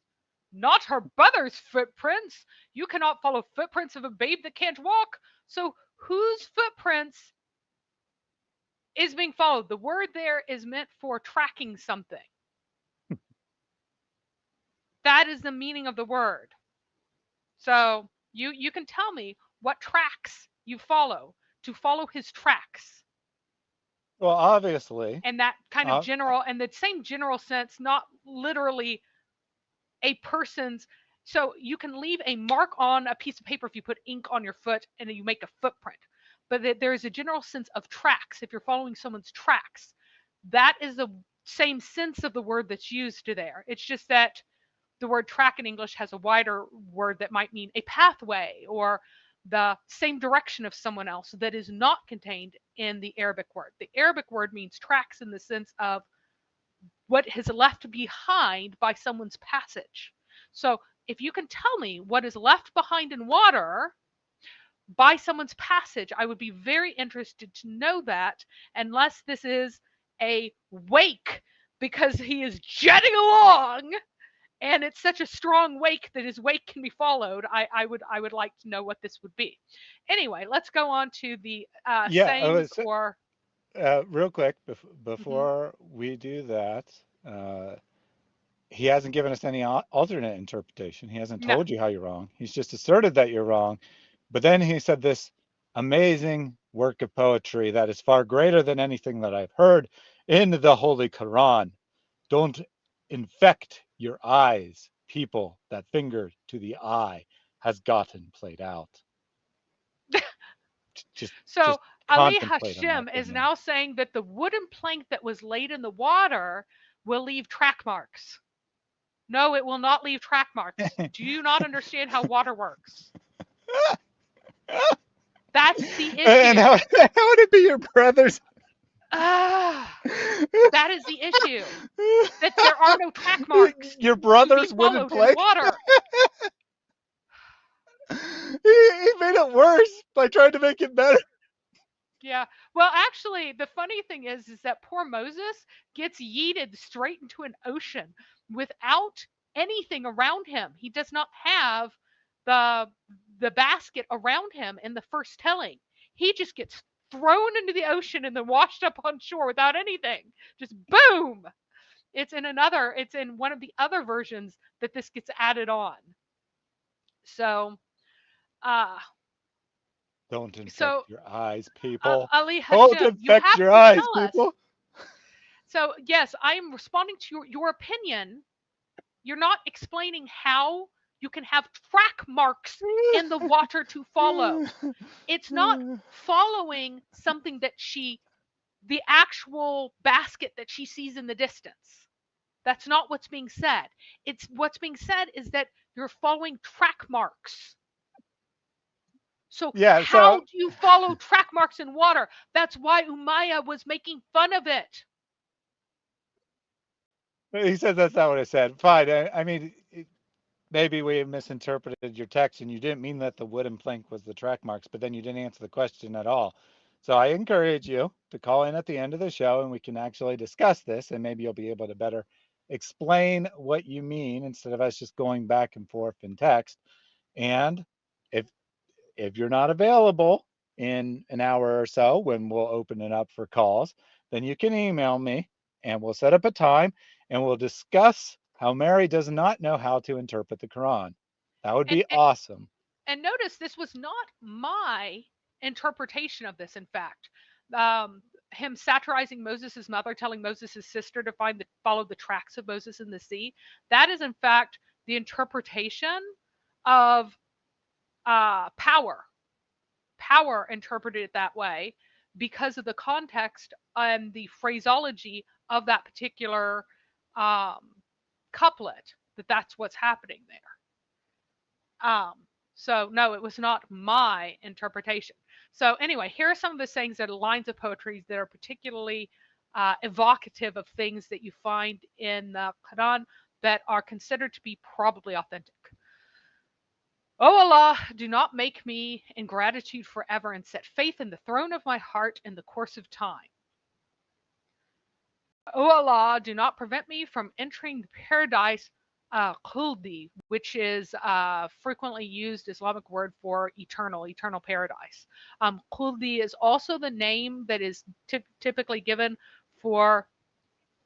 What's funny is that's the name that's given to the fruit that the Adam and Eve ate, even though it should have been the one that they didn't eat, because that would be the fruit of eternal life, right? The tree of life, but instead it's assigned wrong. But anyway, it's frequently given to that as well in Islamic sources. So he's using a word that of eternality that frequently occurs in Islamic context later on. And then, oh, our Lord, make me humble and compassionate, or a humble and compassionate person. And that's also from his sayings. And it's very similar to words that are put in the mouth of a prophet in the Surah of Maryam. Another one is, O Allah, forgive me, forgive all my sins. I will humbly come to your service in the day that you have promised to come. So in the day, the references to the day being the day of the end, and those who believe in the day and everything. So Umayya was one who also believed in the last day, essentially. So there was later on, even though early on, Muhammad probably looked at Ibn Abu Asalt as if he is likely to be an ally, because, we're both prophets of the one God or whatever. By the time Badr rolled around, at Badr, Umayya was like, I don't want to have anything to do with this dude, because remember, he's a pacifist. He is against this battling, and Muhammad is out here raiding caravans and killing people, and inviting people to battle and wanting to conquer people and all the rest of this stuff. He's like, no, I don't recognize you. I don't accept you. You're a fraud. Now, Muhammad later on is said to have particularly cursed 3 tribes. The Hanifa, it's that same tribe again. It's a tribe that possibly, it's a tribe of Musaylima, but who is another rival prophet who said he was a true prophet of Allah, etc., etc. And it may have been named by him. It may have been his, he was born in a certain tribe, and when they came to follow him, he may have changed their name to that. And then the other ones who followed them are also incorporated into that tribe. Then the Thaqif, which is the tribe of Taif, and is the tribe of Umayya here. So we have Musaylima, one supposedly false prophet. We have Umayya, another supposedly false prophet, and then the Quraysh, who denied Muhammad. So these are the 3 cursed groups: the one who denied Muhammad, and then these 2 groups who accepted other prophets, or tolerated them at least, according to one of the hadiths in Sunan al-Tirmidhi. So, and then here is another interesting section. This is from the reconsiderations of rival prophet or other claimants to prophethood, the rethinking other prophets. That's what's taken from the second one. And this one says, Umayya's sister, Faria, once came to the Prophet Muhammad, who then asked her to recite her brother's poem. She did so in front of the Prophet Muhammad, who then said that her brother is one of those whom the Quran lampoons as trying to rival the miracle of the Quran. Now, this is funny because this would again involve time traveling. Because what came first, Umayya or the Quran? So the guy that Muhammad steals from is that then Allah, in Allah's eternal words, makes fun of the guy for stealing from, or trying to outdo Muhammad. Yes. So there are various preserved reports and a number of tafsir that say that those who were lampooned were actually originally Musaylima. Again, that's the Yamama battle. He was the one with the Abu Hanifa folks. So they actually referred to him, or Abdullah ibn al-Shah, who was Muhammad's secretary, who apostatized and denied Islam and everything, and Nadar ibn al-Harith, who we'll talk about later, and he's the one who was the main source of the accusation that you're just telling tales of the ancients. Now, this is by far the less embarrassing explanations, that they could refer to one of these guys. The most embarrassing one would be him accusing a guy who had already written stuff down or long before him, or had composed stuff long before him, that he was time traveling, imitating the Quran. That would be far more hilarious, or far more embarrassing. So it's possible, but I'm not sure that even Muhammad would say something quite that stupid, and that obviously stupid. Although at times in the Quran that I'm challenged to try to imagine a more stupid response to some challenges. Yes. This is what proves the Quran true. You can't, no matter how hard you think, you can't imitate it. You cannot come up with something as dumb as what the Quran has. Therefore, it's inimitable. Therefore, it must be from God. We have just proven the Quran's claim correct. Yep. And we have one little bit more on him, this last slide on him. And then we're going to cover the other 6 way faster because there's enormously less on them. So here's some more evidence of antagonism between them later on. Remember that Umayya, whenever Muhammad conquered Mecca and was like marching on Taif, Umayya ran away because he's like, I don't want anything to do with this guy. I am not going to accept him as being a prophet. I'm going to leave. But notice it says that he was portrayed in early Islamic literature as among those who embrace the Haneef, which is often interpreted as a true religion of Abraham. He taught monotheism, prayed to Allah, forbade drinking, wine, adultery, and other sinful deeds. This meaning of Haneef has long been debated in both Muslim and Western sources, but in the Arabic of the 7th century, it refers to the monotheist movement that is a supposed religion of Abraham. I would rather say that this Haneef was an attempt at reconciling the older values of Judaism and Christianity with local Arab traditions, as the evidence leads us to conclude. And this is a guy who is part of an Islamic university, and I actually agree with him, that it's basically paganized. It's raiding monotheism and then throwing paganism at it and making it kind of this paganized, Arabicized religion, which is what Islam is the final form of.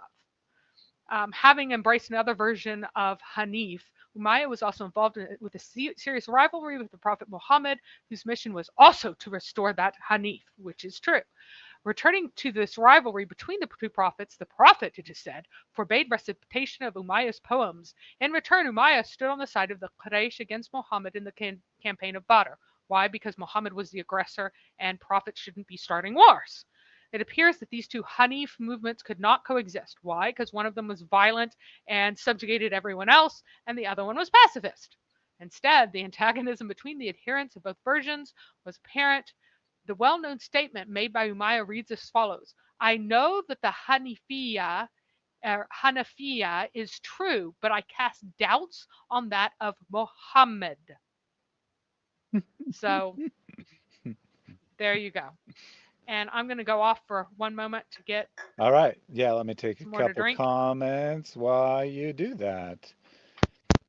So we have from Jack Ray here, Quran, read it and weep. Weep. And sorry, I'm having trouble. The cat is blocking my screen here. Let me just move this over. All right.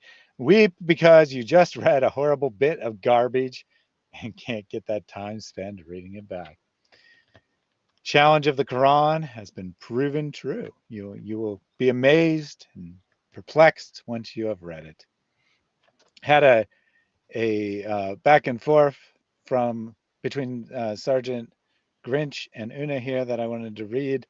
I need some Tylenol. This mess has given me a headache. To which Una said, no need for Tylenol, just camel urine. Much more holistic. But there are no camels in Western Pennsylvania. Thanks for the suggestion. You see, this is the proof that Allah does not favor Westerners. If you were a Muslim, Allah would provide camel urine. All hamdulillah. Indeed. All hamdulillah. Jason asked if Allah's throne has 2 armrests on the right side. Good question.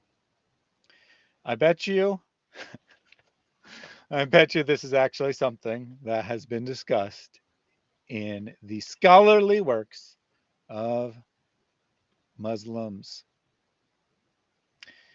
Hutchie wants to know if there's anywhere you can buy an Arabic Quran printed on soft, absorbent paper. Asking for a friend. Good question. To which Una said, I think you can have custom-made toilet paper. I'm going to have to look into that. I'm going to have to see if I can find a company that will print words of the Quran on toilet paper for me. We'll see if that will happen. If I can get that to happen, then I will definitely have that roll sitting here for when it is needed. Now, I'm not going to wipe my butt on stream, don't, but I can like blow my nose or something on the Quran toilet paper. That would be very good, I think. Well, I have promised to use it as menstrual cloths if anyone messes with Hatun again. So, And you see here that Apollo is playing with the Quran. Not only will cats walk on the Quran, they will use it as a toy. He picked up the piece of paper unprompted and was playing with it. He's like sniffing. You probably can't tell on stream, but he's like sniffing and pawing at the blanket. I think he's smelling a little bit of the silver vine on it. But either way, he has no respect for the Quran. No respect whatsoever this cat has for Allah's word. I just don't understand cats these days. I like John's comment. Well, obviously, the Quran existed before all time, since we know Umayya was a prophet. He obviously knew it, then he copied it before Muhammad. Inshallah, you'll see the beautiful logic of Islam. There we go. That is very accurate. What happens is that some involuntary excrement comes out of your orifice. He is so proud of himself that he knows the word orifice. You know he is. I did. That was You so know he is. appropriate. That was so appropriate, but I didn't push it. The cat did. That's funny. I think Apollo was describing what he read in the Quran.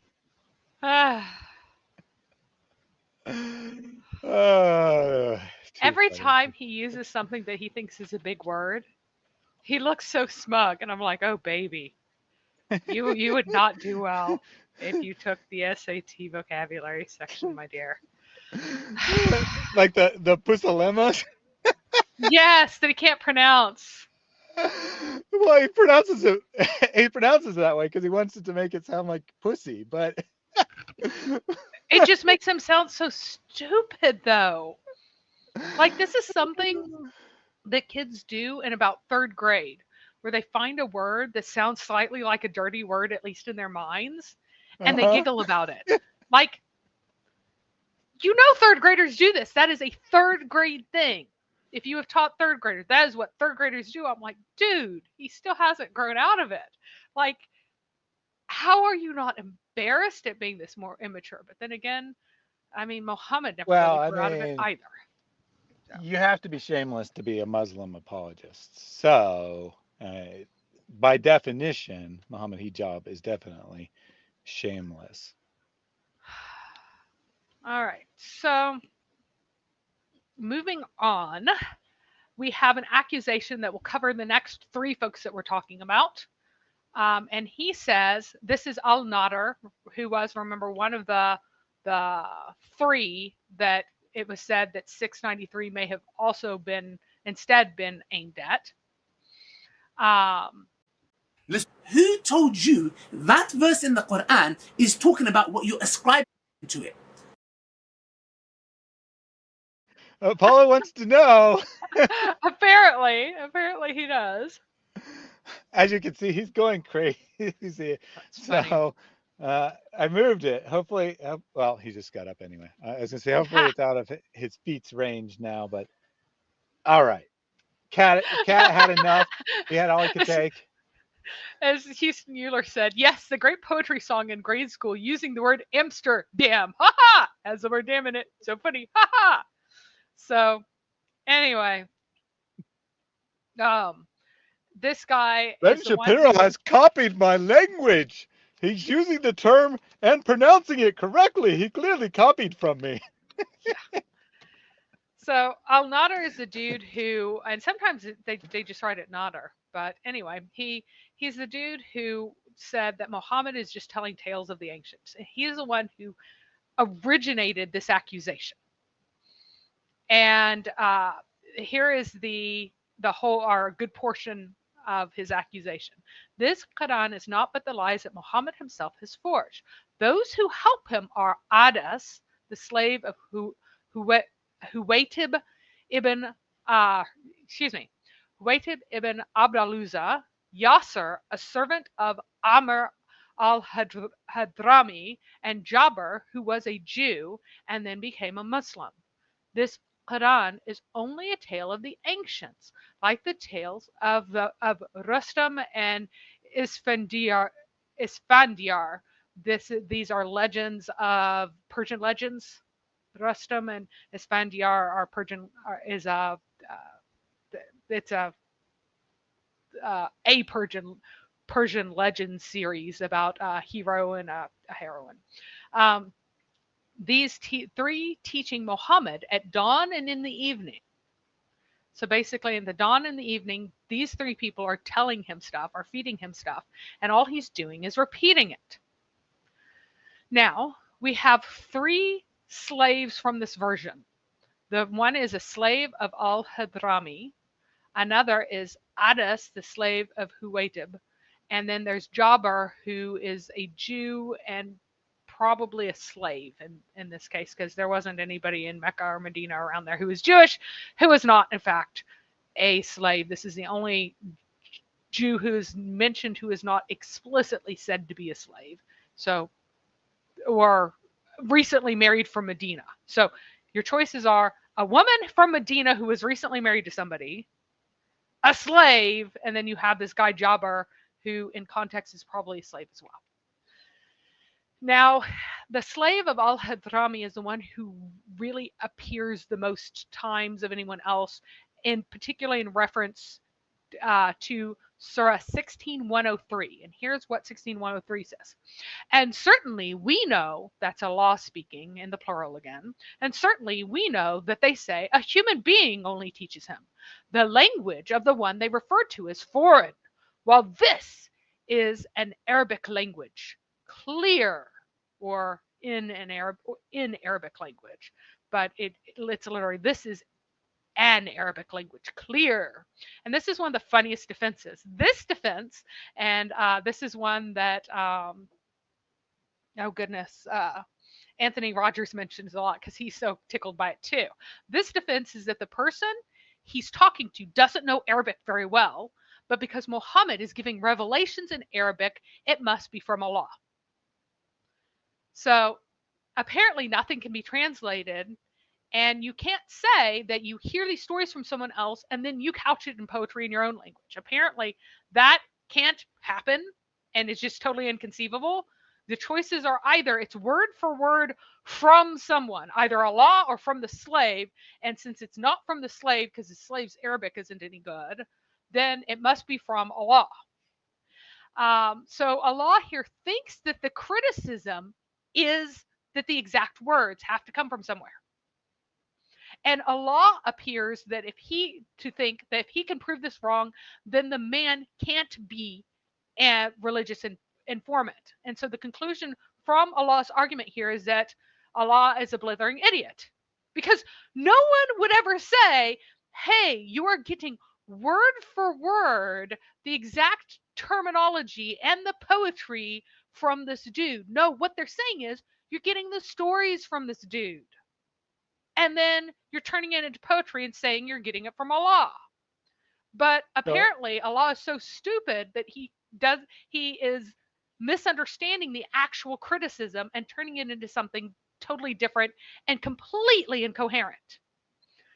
Well, as I occasionally do, I want to actually come to the defense in quotes here, because sometimes people think I'm actually defending Islam here, and say that if the common Islamic belief that the literal words have magic powers and that their meaning isn't very important, just saying these particular sounds in this particular order is what's important, then actually it would be true that Muhammad couldn't be getting it for someone who doesn't speak Arabic, because they wouldn't know the particular sounds in the particular order that have no meaning, but just have a special power that it brings magic on the world.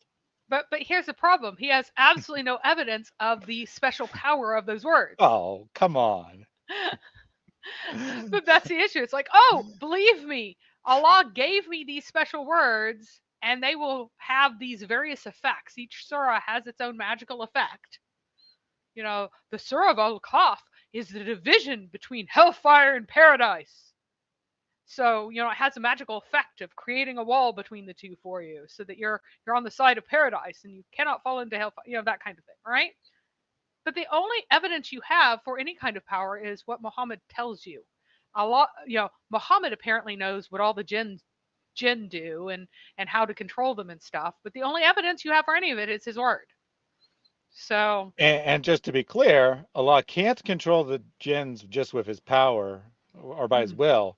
He has to throw shooting stars, meteors at the demons or the jinn to prevent them from being able to actually sneak into heaven and actually overhear Allah's plans, which he apparently has to recite out loud, or they aren't his plans. And then once they hear his plans, they'll know how to counteract his plans, and then he wouldn't be all powerful anymore. You see, it all works together as long as you think Islamically. So the word, that last word there, lisan, which means clear manifest, it's assigned to a dialect of Arabic, as if this is like register, probably is more correct than dialect, like this form of Arabic is traditionally how it's signed. But in context and grammatically, it rather means that Muhammad's revelation makes things clear rather than this being a characteristic of the dialect or register or whatever, of inherent to the language. It's inherent to the way in which it's being used. This is opposed to what a foreign language would do, which would be unclear in this context, like it wouldn't make anything clear. And Claude Guillot, sorry guys, I do not do French at all. But anyway, he wrote this in his article for the Quran and its historical context by Gabriel Said Reynolds. So there is a site called islamicstudies.info, and it is just as stupid as Allah. This tickled me so much I had to include it. In this connection, traditions mention the same name of several persons. The same verse, Surah 16:103. This is what they're saying about it. One of whom is Jabbar. According to the disbelievers of Mecca, he taught the Prophet. However, one thing particularly noteworthy about all these persons is that they were non-Arab slaves. Whosoever he might be, the fact that he used to recite the Torah and the Gospel and had acquaintance with the Prophet. The fact is that he is what should read. Sorry. This gave an opportunity to the disbelievers for spreading the false report that it was the particular slave who was the real author of the Holy Quran, not Muhammad. But Muhammad presented it as the word of Allah. This not only shows that his opponents were very impudent in spreading false accusations against the Prophet, but also that in general people are not just in judging the worth of their contemporaries. They were ill-treating like this, that great personality who has no parallel in history. Nevertheless, these people who had become blind in their opposition preferred to attribute the authorship of the matchless Arabic Quran to a non-Arab slave who had a smattering of the Torah and the Gospel. Instead of accepting the claim of the Prophet, who was the embodiment of truth, they attributed its authorship to an insignificant foreign slave. So what tickled me so much is that, again, they're just doubling down on this incredibly stupid idea that what the people were saying is... So he is hanging out with these slaves. They're talking to him about religious things. They're agreeing with that. They're like, yeah, that's what used to happen. So these slaves who had backgrounds in Christianity or Judaism used to talk to Muhammad about religious stuff. So these people thought that the Arabic words and poetry of the Quran came from them. No one thought that. No one was saying that. Only Allah was that stupid, and now these guys were that stupid as to make such a ridiculous claim. What they were saying is that Muhammad got stories from people and then made really bad poetry out of it and presented it as if it came from God, which is what actually happened. And I'll just add that they're also, the way they phrased that, they're clearly trying to draw on a genetic fallacy where they're saying these people are insignificant slaves. You can't believe them. Only like they've taken it to the next level and not only said don't believe them, but it's literally impossible that they said anything that Muhammad would have copied because they're too insignificant and pathetic for him to copy from. Yep. So, we are, and then this entire accusation is awfully embarrassing because it shows that Muhammad was hanging out with people. And that's why this accusation came about. Because if he didn't know these people, they wouldn't have made the accusation. So there are various people, in spite of the general recognition of the context of the accusation, there are people who attempt to bury it, distort it, pretend that it could possibly mean something else. So you can't escape this verse, but most of the sources do not clearly link this to any known figure. They just go, oh, there was some guy. And some of the better sources will actually admit who the guy probably was. Now, there's some pretty funny versions of our a hadith that are recounted in Al-Suyuti and Al-Dur al-Manthur, where he goes so far as to invent the story that Muhammad was the one teaching the man who is non-speaking. So Muhammad is generously teaching a non-speaking man and falsely gets accused of this in one of the ahadith. It's not that Al-Suyuti himself believed this. It's just that this is a hadith that's going around that he's just reporting on. He also introduces the names Bishr, Balaam, Muqais, Abu Yusr, Jabir, and others from various narrations. Like nobody knows what this guy's name is with much clarity. Some even ascribe this to Salman the Persian. It's another chronological impossibility. Again, time travel would be involved, but whatever. So more hilariously still, some versions that pretend that Muhammad is teaching the boy or man make him a scribe of Muhammad, apparently able to write in a language that he doesn't speak well. And I took this one from Al-Suyuti because it was so funny. Because it's like it's a scribe writing in Arabic who speaks no Arabic. Ready? So, the one whom God mentioned in his book that he said only human being teaches him was only tempted by the fact that he was writing down revelations from Muhammad as he used to dictate them. He used to dictate to him the all-hearing, the all-knowing, or the mighty, the wise, or similar conclusions. Then Muhammad got distracted and he forgot what he had written. And so the guy who was writing was not really. So he would sometimes be approached by people who would ask him, oh, is he mighty wise or all hearing and all knowing, in this context, in this particular verse? And then he would say to the person, well, which one did you write? And so he basically, because he couldn't remember, well, which one did you write? And so then the scribe became uppity and was like, oh, Muhammad entrusted that to me so I could write whatever I wanted, etc., etc. So, and that actually kind of mixes up another story of a scribe who did apostatize, but it's pretty funny to imagine the scribe who apparently didn't know Arabic, who is somehow writing in Arabic and then gets uppity or something. I don't know. You're missing a little bit up here, my friend. Like you're not even paying attention. I don't think they're paying much attention when they compiled these sources, but I have to laugh because there are so many hadith that talk about how Muhammad let the scribe change the verse, and they came up with something, and he says that's better wording. Use that wording instead of what I told you. Or in this case, he asked the scribe, "What did Allah reveal again?" Yeah. It's like just so many of these things that reveal what's really going on, and somehow these survive, right? They don't get weeded out. They're just right there for everyone to see the actual process by which the Quran was revealed through the work of scribes coming up with the lines to say, people asking Muhammad to put things in there, and says, yes, put that in there. That's a great idea. Like the old man who's like, what about me? I can't go commit jihad. I put it in there. Put it in there that if you're old, you don't have to go and do jihad.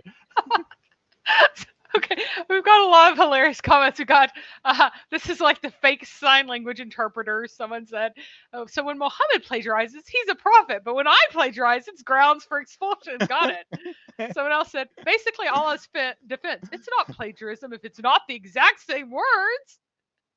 Yeah, Yep. that's basically it. Yeah, So, and I mean, so actually, there's a difference, right, between the legal definition and the common understanding. Ideas aren't copyrightable. So actually, if you do take someone else's ideas and you change the words, it's not legally speaking plagiarism, but it is academically speaking plagiarism to steal ideas without attribution. And thus, Muhammad might not be copying the exact words. He might be okay, legally speaking, but he's definitely not getting revelation from Allah. And he's definitely not attributing his sources. And indeed, he receives a revelation that his sources could not have possibly told him about the Quran. yep. Oh, excuse me. So here's one. When Muhammad was harmed by the people of Mecca, remember again the vicious mockery, it's harm, he would go into a slave of, it says Banu al-Hadrami, and that's usually what it says, but here it actually means sons of a dude named al-Hadrami. It's not the wider meaning of a clan or tribe who were sons of. So it's literally the sons of al-Hadrami, and his name was Abu Yasir. He was a Christian and had read the Torah and the Gospel, so he questioned him and spoke to him. When the polytheists saw him entering on him, they said, Abu al-Yusr should teach him. Allah said, not should teach him, but does teach him. This is because it's auto-translated. So basically, Abu al-Yusr, he's the one who's teaching him. That must be what's happening. And then Allah says, this is a clear Arabic tongue, and Abu al-Yusr's tongue is foreign, so he's not teaching him about it.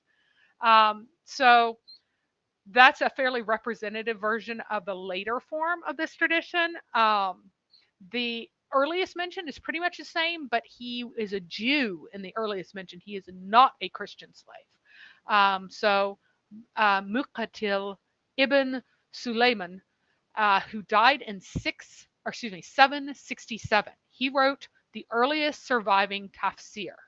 Now, he's called a liar and other things because Islam underwent extensive revision, and such extensive revision and that causes the results in all the theological changes, means that much later exegesis is preferred to the stuff that's earlier. So the stuff that's closer to Muhammad is disliked compared to stuff far removed from Muhammad. So the things of the 1300s and the 1400s and the 1500s, those are the favorite tafsir, not the stuff from the 700s. Almost no one even cites tafsir Muqatil today, largely because he had an extremely anthropomorphic view of Allah, but that's just like Muhammad. Muhammad actually taught a very physical Allah. He taught that Allah had a body and had 2 right hands and all the rest of this stuff. It was very, very literal. But because that became embarrassing, his views of Allah and the things that were taught, that Muhammad actually taught, became very disliked, buried, pushed aside. And so, and he is also criticized for not quoting chains of transmission, but every legitimate scholar knows that these are all forged. Every chain of transmission was made up at a much later time, that the ahadith did not come along with their chains of transmission. They are at best supposed. So someone went, oh, I heard it from so and so. Well, his teacher was so and so, and his teacher was so and so, and we know that he learned from so and so. So someone made up that chain. Those chains were invented way more than 100 years after Muhammad died. Okay, so the reason that he didn't have chains of transmission is that they were not in use then and had not been made up yet. So his tafsir says about this, there was a servant of Amr ibn al-Hadrami al-Qurayshi. So he's a Qurayshi, and his dad is named al-Hadrami. I have not been able to figure out what family he's from, and I'm sure that one of the genealogies has what family Amir and his brother are from, but I can't find it. But anyway, he was a Jew, not an Arab, and this may actually mean, or he spoke bad Arabic. He was a Jew and spoke bad Arabic. He spoke Greek, and in the Arabic it says he spoke the language of Rome, is what it says. And so the interpolation in the Quran's historical context is that by the language of the Romans, he actually means Aramaic, more likely because of where he's thought to be from. And his name was Abu Fukaya Yasser. And as the Qurayshi saw the prophet speaking with him, they said, indeed, he is being taught by Abu Fukaya Yasser. So most versions have that he is a slave, and that he is non-Arab, and he's either Christian, like in Ibn Ishaq, who said that he went and sold things at the foot of As-Safa, the mountain, or that he is Jewish, and that he is from the brothers, the sons, who are sons of al-Hadrami. So these are the three things that are constant in most of the stories. Now, the question is, why would a slave be inclined to flatter Muhammad, feed his delusions, and also feed him more information that he is able to turn around and declare is a prophecy? Why would a slave do that? I didn't know that this was actually a question Yes, it is for a me, question. but of course, a slave would flatter its master and make him happy because they don't want to be beat, and they don't want, and they want to be treated well, even if they want to avoid punishment. Don't need to do it to avoid punishment. They want to earn favor. They want to earn good treatment. So seems perfectly logical. No divine revelation needed for that, Yep. I guess.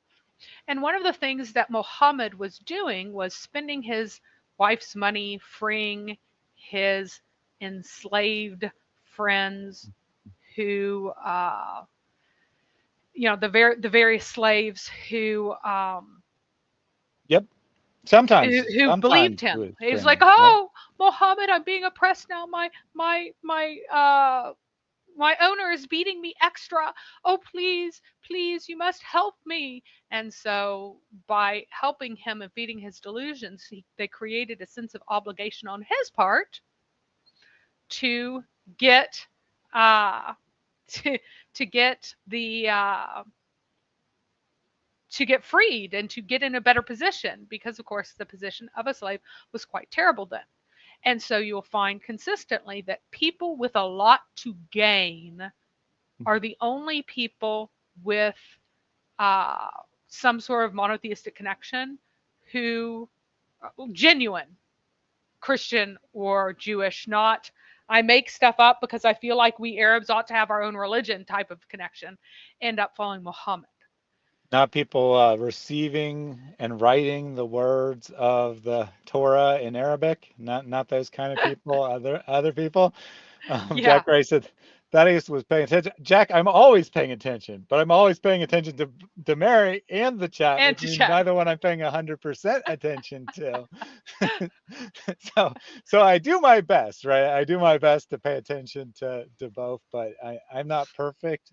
I can't hear everything said and read everything. said, Oh my and gosh. Mary asks rhetorical questions all the Yes, I time, and do all sometimes the I've time. tried to answer them, and then she's like, just I'm gone on still as I'm trying to going. answer them. I should. Right? I usually say your name, but I forgot to say your name this time. Moore has a hilarious comment.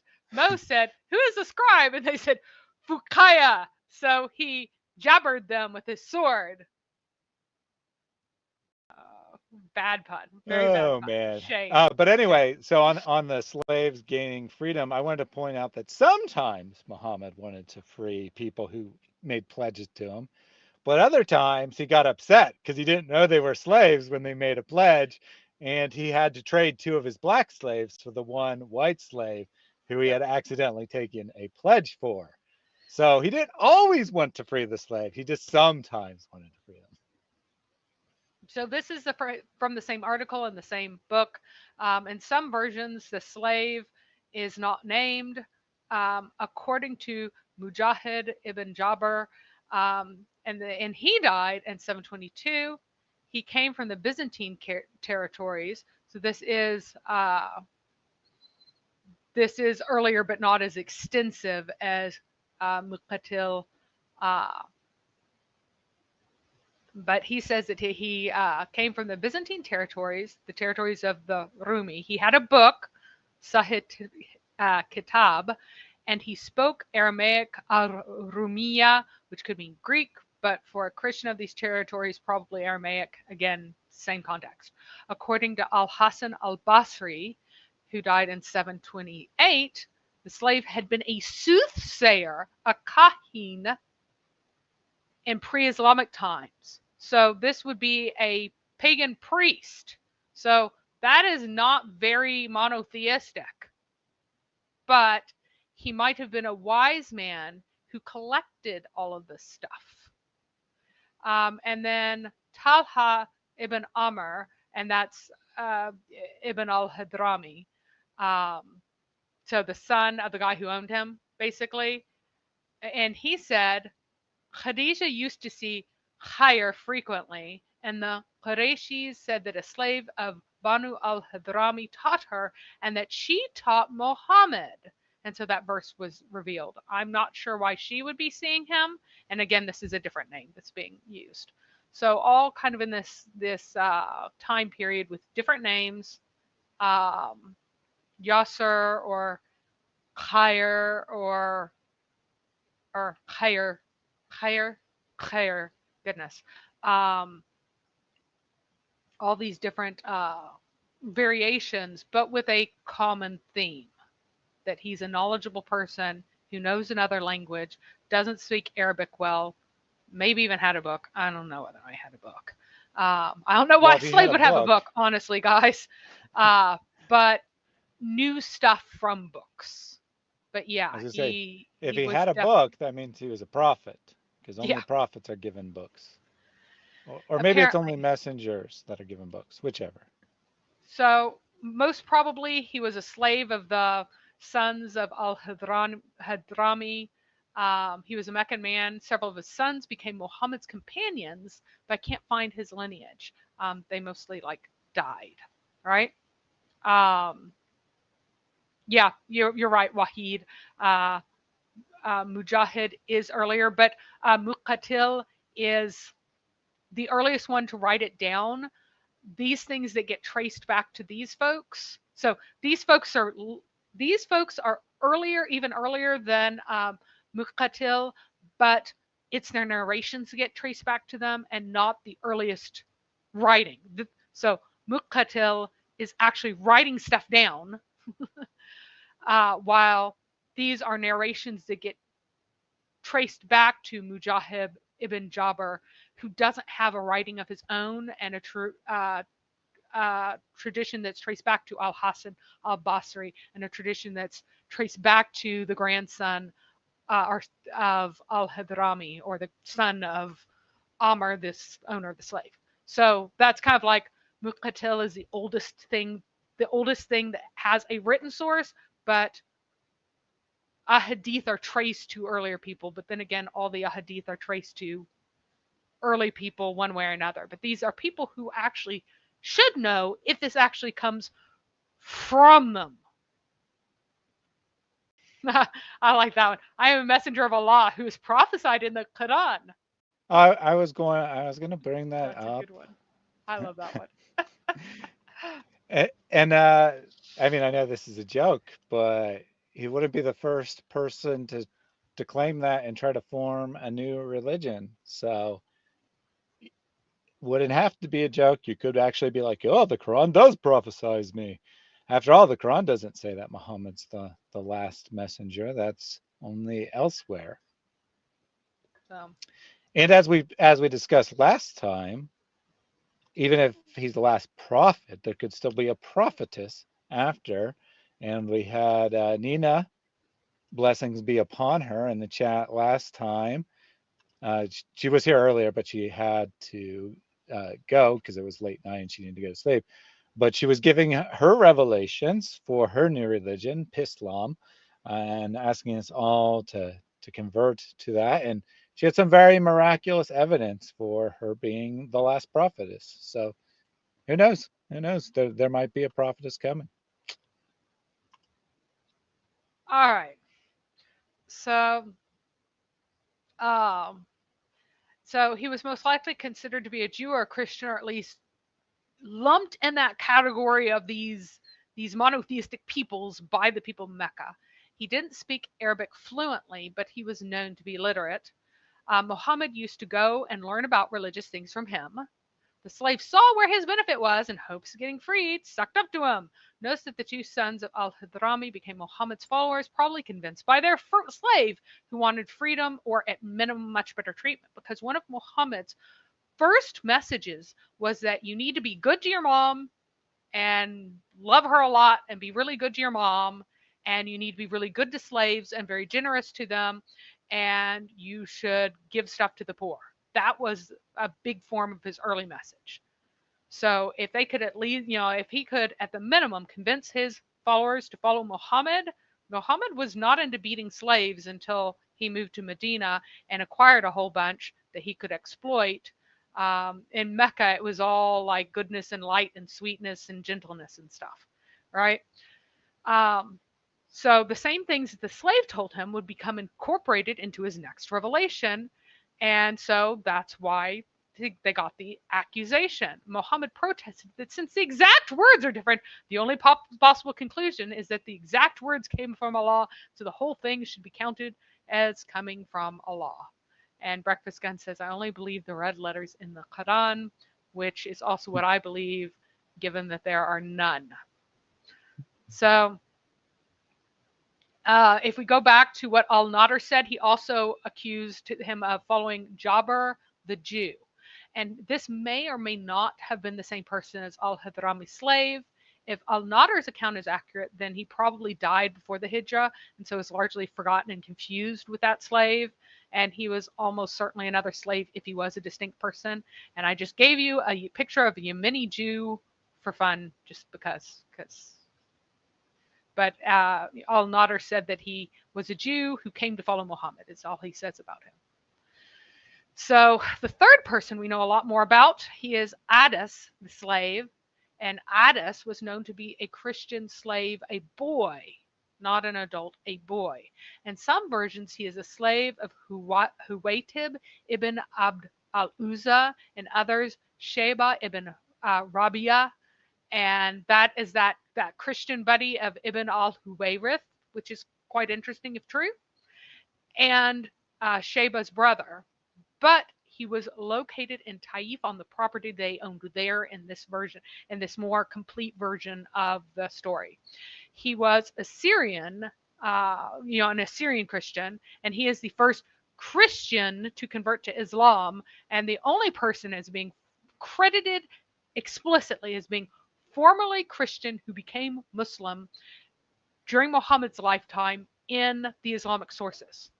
So even though Mary was a Copt, she isn't really said to ever have become a Muslim, even though, they're like, oh, of course she believed in Muhammad, she must have. There's no actual legitimate source for that sort of thing. So he is the one person in the Islamic sources who's like, he is a Christian who believed Muhammad. Even the slave of of the sons of al-Hadrami is not spoken of in the same way. He is a Christian who became a what, you know.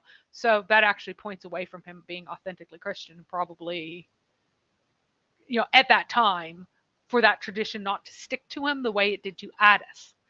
So in the one recorded interaction that actually gives any details, it's set in Taif, and it is especially hilarious. It shows that Addis is a liar.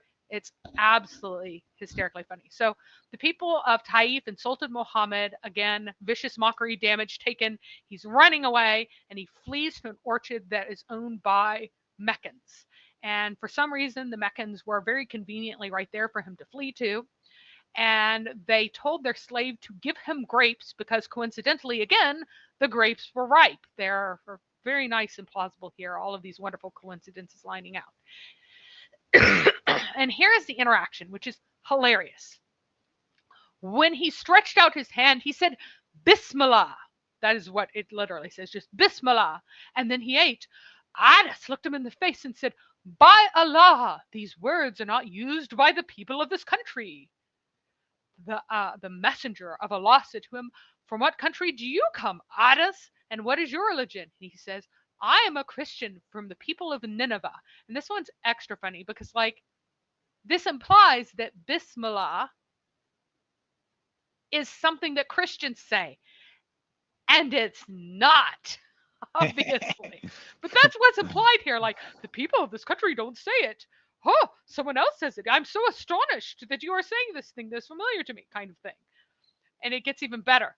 From the town of the righteous man, Jonah, son of Mattah.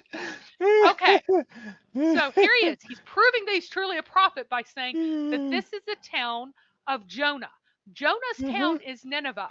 Have you ever in your life met a Christian aged 2 to 102 who would go, why, yes, indeed, the town of Jonah is Nineveh. It's where Jonah's from. I mean, considering the book of Jonah, how much he hates Nineveh. Right. The whole thing is, so, you know, book of Jonah, for those who have not read the Bible, the book of Jonah, the entire thing is God telling Jonah, who is an Israelite in Israel, that he is supposed to go to Nineveh and tell them to turn away from the evil things that they're doing, or they will be smitten by God.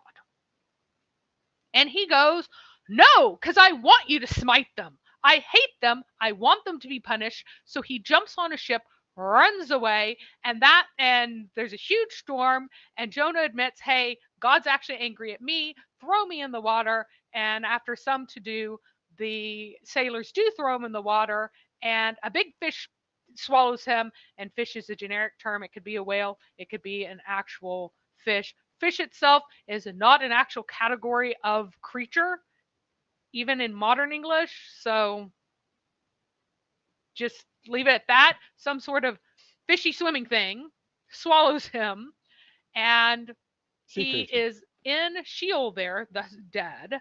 And then he gets spit up, resurrected on the shore, and he repents there. He says, okay, fine, God, I'll do what you say. He gets spit up on the shore. He goes to Nineveh. He's still not happy about it, but he gives the warning that he's supposed to, and then they repent. And he's like, this is what I said would happen.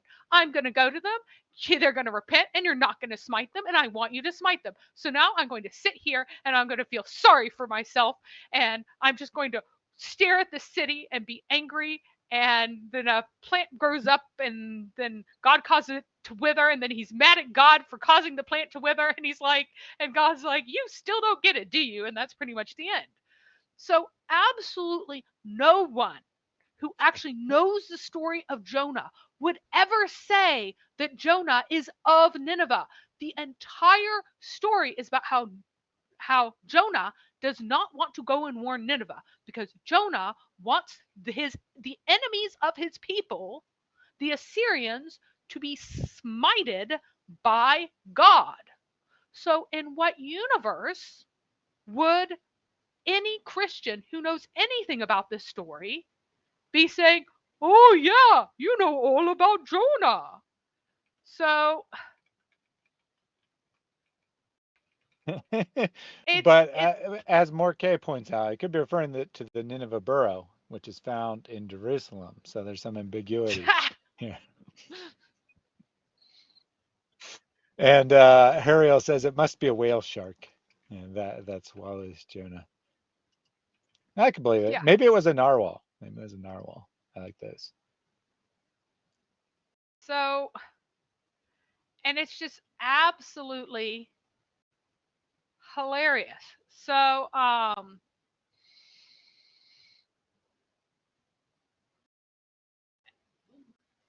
right, since you're gathering your thoughts, let me just read, or yep. let me take a super chat from Jack Ray. Here's the sad news. We are running out of funds. All our work is going to stop unless people like you watching this video will help us. Your donations can get you a share in a reward and reap those rewards for years to come, inshallah. This is not a donation or a charity, but an investment for your hereafter. Someone please help out Ali Dawa. He needs some investments for the future, or else his work might just have to end. And that would just be so sad if he couldn't produce his propaganda videos where he goes and interviews people on the street and gives them a free iPad and says, "What do you think of Muslims now? Do you think Muslims are bad that they give you free iPads?" Another stupid, nonsensical, lowest common denominator crap like that is what he's known for. But Jack Ray says, religions have converts. The cult of Islam has perverts. I can't disagree with your logic there. That is a completely valid comparison. Islam has perverts. It doesn't have converts. And Muslims would agree it doesn't have converts. So all good there. Rachel said that I should use the pages of the Quran as a plate for cat food.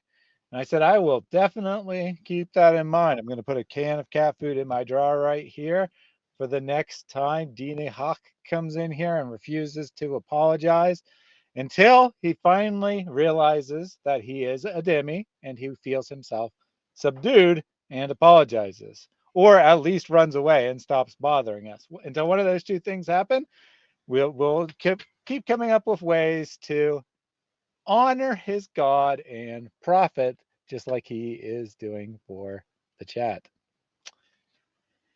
It also seems very likely, and I was just wanting to check up on this really quickly, that although there were Christians present right around historical Nineveh by the 2nd century AD, and had become, there was a bishopric of the Church of the East there in 554.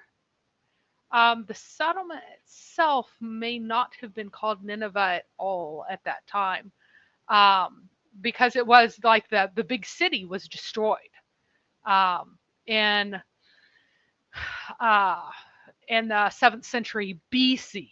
There was no particular, like it's a fairly useful location, and so it was resettled hundreds of years later. But I am not sure whether or not the settle. I mean, he might have said, "Hey, I'm from Nineveh," because it was the historical Nineveh, and I think that you will have heard of that. So maybe he said it for that reason. Yeah, well, that's because it was possible. known to be the site of Nineveh, but it wasn't like there wasn't like a city there called Nineveh. So he may have said it for that reason. That may actually be authentic, but that's the whole story is hilarious. So his response supposedly to him saying that Jonah is of Nineveh, that he's the dude from Nineveh. His response is supposedly, "How do you know about Jonah, the son of Mattah?" He asked the messenger of Allah, said, "He is my brother. He was a prophet, and I am a prophet." Obviously, this guy knows he's a total fraud now, because he knows nothing correct about it. He doesn't know like the essential points of Jonah's story. He doesn't understand it. He doesn't know it. But Addas is supposedly benched down before Muhammad kissing his head, his hands, and his feet, the two sons of Rabia said to one another, as far as your slave is concerned, Muhammad has corrupted your slave for you. I'm not even What? sure. What is that supposed to mean? I think that one of them Maybe is it's a saying to the other mistranslation. one, hey, as for, Muhammad just corrupted our slave. Well, yeah, I think that's the context, but Yeah. maybe it's a mistranslation and there's It's a just couple really awkward words because one of mixed them up or saying, something. each one is saying not, instead of saying our slave, he's saying your slave to the other one. But anyway, and Yeah, Addas well, came right, back to yeah. them. Yeah. They So, said to so the him, one guy's saying your slave says that Muhammad has corrupted your slave, meaning my slave. yeah, I don't know. for you. Yeah, it's very awkward. But anyway, when Addas came back to them, they said, woe betide you, Addas. What made you kiss the man's head, hands, and feet? He replied, Masters, there's no one better in the world than that man. He has told me something about which none but a prophet knows, the wrong lineage of Jonah. And it's so funny. No one but a prophet knows the story of Jonah? Really? And Does why that? would he know it? Why Yeah, would I he was know about it to say that. Does that if mean no he's a one but prophet too? prophet knows it? Well, plus, remember he first said that, oh, we say Bishmael, right? Yeah, which I know. which means that he was originally thinking that Muhammad is a Christian or something and knows this information because all Christians know this information, and then he's amazed, right? Then he's amazed that he knows it. Yeah, this is Yeah, totally plausible. I think this is a grade A historical event that definitely happened. And Jack Ray says that the Jonah in the Jonah story is like, no, I choose the cow instead of the people of Nineveh. uh, yeah. They said, woe betide you, Addas. Do not let him turn you away from your religion. Your religion is better than his. So, yeah. I love all the people, prophets telling you things that no one but a prophet would know, but it's always not like secret information about themselves that they know. They should have no way of knowing it if only a prophet can know it. Like, this continually happens as like Islam is the stupidest religion because people are verifying things that they should have no knowledge about if what they're saying is true. If only a prophet knows it, then they shouldn't know it. So baffling. So, Bad plagiarists make comedy. Indeed, they do. And Stealth Mongoose is out, everyone, just so you know. Thank you for joining us today. yep. So here now we've finished up on our three slaves, and I told you last time that we're going to talk about there's a story of the four Haneefs who together declare themselves to be monotheists, right? And we covered two of them because they were both cousins of Khadijah last time. And so this time we're going to cover the other two. And Zayd ibn Amr is one of them. And I just put this here, the journey of the four friends, because I was looking for some sort of representation of the four Haneefs, and it just happens to be by Muhammad Haneef. And because of that, What? I was just, That's real? Like, that's a real book? It's a real book. Muhammad Haneef, The Journey of the Four Friends. The Journey That's of the too Four perfect. Friends, and so it that amused me, and I just swiped the book cover because it. I think that this is a sign that this absolutely has to be from Allah. I think everyone should buy this book, which I assume is probably a work of fiction. But I mean, that's not any different than the Quran, after all. It is also a work of fiction, so it could be from Allah. So. And more wanted clarification of what was it that only a prophet knows. Apparently that Jonah comes from Nineveh is what only a prophet knows. Like, these stories, you just have to pause for a moment and think about this. And it's so stupid. All these stories are so stupid. So anyway, so you have to remember that Ibn Huwayrith, he was one of them. He's out of the picture by the time Muhammad came around. They didn't really have any interactions. Waraqa said that Muhammad was a prophet, yet somehow died before he was a prophet in the sources, which is very odd. So Waraqa is supposed to have been the one to confirm him, but also there's a question about whether or not he is in hellfire, which is quite curious. And then of the two who are left, Zayd will also die before Muhammad declares himself a prophet. So you only have two who don't die, of these four original ones, who don't die before Muhammad declares himself, or is out of the picture, who don't leave before Muhammad declares himself prophet. But he does interact with him, and this is one of the best stories. Zayd upbraids Muhammad. He corrects him and fusses at him. Why? Because he was the first to blame me, Muhammad said, for worshipping idols and forbade me to do so. I had come from Taif with Zayd ibn Haritha when I passed by Zayd ibn Amr on the high ground above Mecca, for the Quraysh had made a public example of him for abandoning their religion, so that he went forth from among them and stayed on the high ground of Mecca. I went and sat with him. I had with me a bag of meat from our sacrifices to the idols, which Zayd ibn Haritha is carrying him. I offered it to him. And here is an interpolation that is totally untrue. I was a young lad at the time. Now remember, Zayd ibn Haritha became Muhammad's slave after Muhammad had married Khadija and had zero reason to be hanging out with Muhammad before that point. And Zayd ibn Haritha was also younger than Muhammad by at least 6 years, probably 6 years, but as many as 10 as possible. So this is a total interpolation to be less embarrassing. Really, he was an absolute adult. He had kids, most likely, at the time that he is giving sacrifices to idols. And he offered some of the food. He says, "Eat some of this food, O my uncle." And he replied, "Nephew, it is a part of those. Is it a part of those sacrifices of yours which you offer to your idols? Isn't it? Or not? Is it? It is a part of your sacrifices to idols." When I answered that it was, he said, "If you were to ask the daughters of Abdul Muttalib, they would tell you that I never eat of these sacrifices, and I want nothing to do with them." Then he blamed me and those who worship idols and sacrifice to them, saying, "They are futile. They can do neither good nor harm," or words to that effect.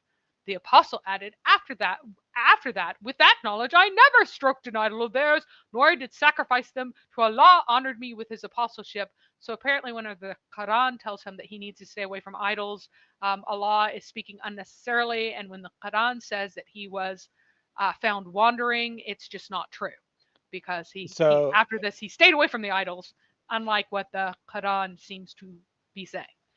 So there's a lot of theys in here, or the other pronouns. So I'm trying to figure out who is telling this, because I thought it was Muhammad saying that. Muhammad is. Futile. Yes. But then why does it say the apostle added after that? Well, it's because a quote it sounded it sounds like he's Nufail gaining knowledge. So Nufail is quoting Muhammad, or excuse me, Zayd ibn Amr ibn Nufail is quoting. So the son. Right. So right, but okay. So Muhammad says idols are futile; they can do neither good nor harm. After that, no, Muhammad does not say that. Zayd says this. But it says the apostle added. No. The apostle then is adding to the story. Okay. So that's right. So right. Muhammad is telling the story, and he's quoting Zayd. Muhammad said, Zayd that the idols are futile. And then at the end, when Muhammad got to the end of his story, he then added, after that, I never stroked an idol of theirs, nor did I sacrifice them until Allah honored me with his apostle. Okay. That's what he supposedly said after so that. Muhammad does say the futile thing, right? But then Muhammad says that Zayd said, I stopped worshiping idols at that time. No. Okay. No? Let's go back again. Sorry. So Muhammad is traveling with his slave. Right. From the sacrifice. Right. And he says, and so Muhammad says to Ibn Amr, I'll call him since we have two Zayds here. He says to Ibn Amr, eat some of this food. Ibn Amr, the monotheist, says, this is part of the sacrifices that you just made to the idols. All right. And then he said, yes. And Muhammad said, yes. And then Ibn Amr said, if you were to ask your aunts, they would tell you that I won't eat of these and I want nothing to do with them. And you are wrong for doing this because the idols are futile. They can neither do good nor harm. And this, now we finish what Zayd ibn Amr just said. So all Okay. of this Zayd ibn Amr has said. And then Gotcha. Muhammad said, after Zayd yelled at me for this, I turned aside from idols and I never stroked them again, All right. I'm except glad for the I'm black glad I stone which I clarified adore. there, because I thought that it was Muhammad saying that idols are futile and No, whatnot. no. And then the He last had part just, didn't make yeah, any sense to me coming from Muhammad. So in fact, what's happened here is that Muhammad's learned that idols are futile from his friends or relatives or whatever the yep, exact relationship here is, and not from Allah, right? He didn't learn this from Allah. He learned this from his companions. And at that point, from that point forward, he stopped worshiping idols. Interesting. yep. According to this, but then the Quran says he was still wandering Well, I whenever mean, he we can't expect all the whatever. sources to agree with each other. I was only referring to Yeah, this one specific source. I mean, if the let's sources see. all agreed, then Islam might make sense. Yep. Uh, and what's also interesting is that one of his wives was a daughter of Al-Hadrami again, which is kind of interesting connection there. Al-Hadrami brothers who had that slave.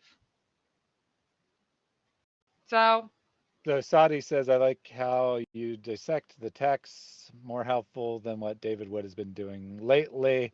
I won't endorse the second half because, yeah, they have different purposes, but I really appreciate the praise nonetheless, and I'm glad you're here.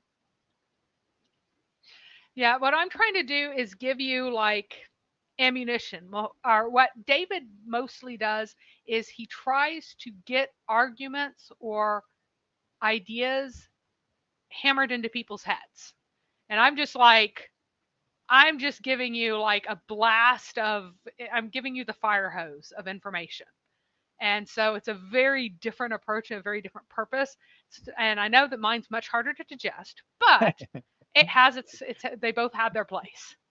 Mhm. So, so this is the story from Ibn Ishaq right after the three, the four make their vows, and he tells about what some happens with some of them, and that says Zayd ibn Amr stayed as he was. He accepted neither Judaism nor Christianity. He abandoned the religion of his people and abstained from idols, animals that had died, blood, and things offered to idols. He forbade the killing of infant daughters, even though the Hum supposedly also saying that he worshipped the God of Abraham. But this is interesting. Remember that he maybe because the Hums are fairly recent. So his rejection of infanticide may have predated the Hums adopting a rejection of female infanticide. Because the Hums, if you remember, the Hums is a religious association that's meant to mimic monotheism to a much greater extent, to make the religion of the Arabs look legitimate next to Christianity and Judaism and the Zoroastrianism that's just as legitimate as those because of these things. And one of the things that it adopted was a rejection of female infanticide, which would be a really big deal to Jews and Christians both. So I'm going to ask you to clarify the text here again, because it seems to contradict itself like back to back. So it obviously means something slightly different, because it says he stayed as he was, neither accepted after Judaism or having, Christianity, hang on, which makes sense. after having declared himself Haneef. So they took a pact of Hanifa, where they declared themselves that we are all Hanifs. We are going to be monotheists. We are going to be Hanifs. And so then it says he stayed as he was as a Hanif. So the moment he rejected idols, Yeah. he was a Hanif, and he remained as a Hanif, is what's being said here. Okay, yeah. So like he converted, or I mean, converted is close enough. Converted to this monotheistic cult, and then he stayed that way thereafter, is what it's trying to say. Right. Oh, he was in Okay. another religion of one, right? So Hisham ibn Urwa, from his father on the authority, blah, blah, blah, said that she saw Zayd as a very old man leaning his back on the Kaaba and saying, "Oh, Quraysh, by him and whose it, by him in whose hand is the soul of Zayd, not one of you follows the religion of Abraham, but I." Then he said, "O Allah, if I knew how you wish to be worshipped, I would so worship you, but I do not know." Then he prostrated himself on the palms of his hands. So he was doing Islamic type bows at the Kaaba because he didn't know how else to worship his God, whom he called Allah, similar to Umayya ibn Abu Asal. And that is something that is particular to the people of this region. No one else, no Christian, no genuinely Christian group ever referred to the God of the Christians or the Jews by the name of Allah. It seems to be that it rubbed off because it was the name of the high god Hubal. So Hubal is Allah. They're like, oh, well, the high god's proper way of addressing him in a neutral way would be Allah, because Hubal is carrying this title of Allah because he is the high god. And so this provided both a local distinction that has been influenced by the cult of Hubal at Mecca, but also a kind of, a new neutral term. So whenever Zayd was saying he worshipped Allah, he was probably not meaning I worship Hubal. But Muhammad kind of seemed to lean more into the mixture. So Zayd still wanted to do these Araby things that he kind of grew up with that seemed right to him, but at the same time he didn't want to be caught in a way worshiping idols, and he wasn't really quite sure how to make sense of that, how to do this out in his life. He just wasn't really happy with Christianity or Judaism because it just didn't feel Arab enough to him, probably.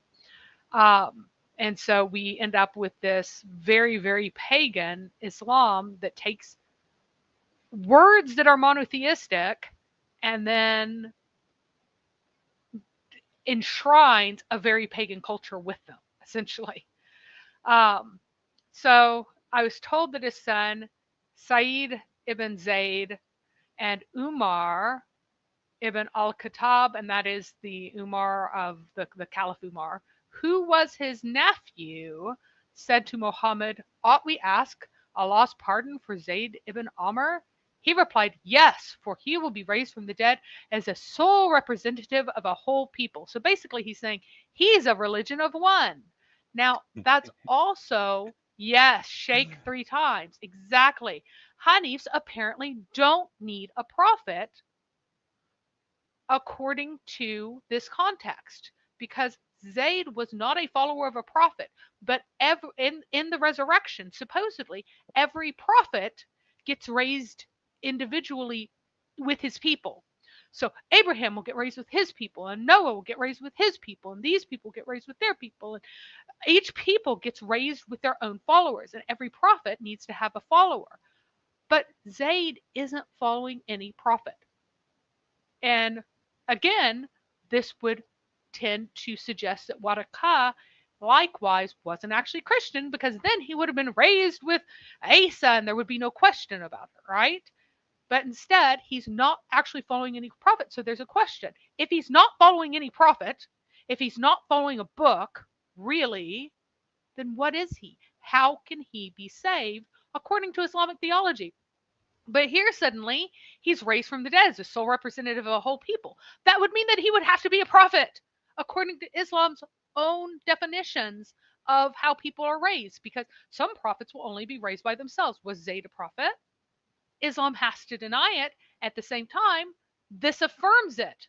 So these folks are in this both prophet, this Heisenberg uncertainty prophethood, where they're either prophets in resurrection or not prophets in revelation at the same time, right? So you're either, you look at them, their revelation, and you're like, they're not prophets. And you look at their reception, and you're like, in Allah, by Allah, and you're like, oh, they are prophets. So it's a massive problem. And yes, Islam was, in fact, began as one of these religions of one, but then he killed a bunch of people, so it became a religion of a lot of people. So here is a supposed poem, and remember, all of Ibn Ishaq's poetry, like almost all of it, is totally fabricated and often like painfully obviously fabricated, to the extent that other people copying him would like leave this out because the fabrications of the poems are so embarrassing. But here's what he supposedly said. Am I to worship one Lord or 1,000?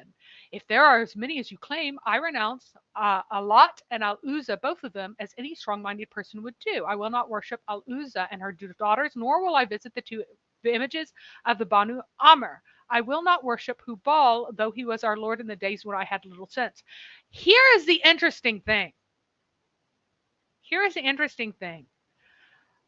Al-Kalbi has Hubal here, but all other manuscripts that survive have Ganem, which is an unknown deity. So it wasn't Hubal. So he may have seen he may have himself, conversely, he may have actually conflated Allah and Hubal and said, well, this is the real true God, but these other things people are adding to him, like the idol that they added, that's not right. But he is the real God. So while Umayya is kind of seems to be taking clearly a Judeo-Christian application of the word Allah, he may be legitimately saying that this Kaaba does in some way belong to Allah, and I'm just kind of like sweep this Hubal stuff under the rug and deny these other deities. But as Allah is worshipped as Hubal, it's just like some of the stuff with him is not right, but he's the right God and is some way associated with Abraham. So that is another possibility that really suggests itself from this particular, the rest of the manuscripts not having Hubal, but rather having this other deity in there instead. And Al-Kalbi, who was the one who wrote, he's the guy who wrote the book about pre-Islamic Arabia and all the Book of Idols. And yet, he's doing some doctoring here. He's messing with the text to change it into something that's more acceptable because of what this kind of suggests about what Zayd ibn Amr was believing. So anyway, he says, I wondered, for in the night much is strange, which in daylight is plain to the discerning, that Allah had annihilated many men whose deeds were thoroughly evil, and spared others through the piety of a people, so that the little child could grow into manhood. So again, this is a very Islamic type of view where you have those who are smitten by God, and then those who are preserved by God. A man may languish for a time and then recover, as the branch of a tree revives after rain. I serve my Lord, the compassionate, that forgiving Lord may pardon my sins. So keep the fear of Allah, your Lord, while you hold that you will not perish. While you hold to that, you will not perish. You will see the pious living in gardens, while for the infidels, hell is burning. Shamed in life, when they die, their breasts will contract in anguish. So if parts of this, at least, are authentic, because again, a lot of this poetry is clearly fabricated, the fact that Hubal almost certainly was not the original mention is suggestive of him wanting, perhaps the reason they rejected Christianity and Judaism is because he wanted to be oriented toward the Kaaba still in some way, and he couldn't do that and accept them. So, oops, wrong direction.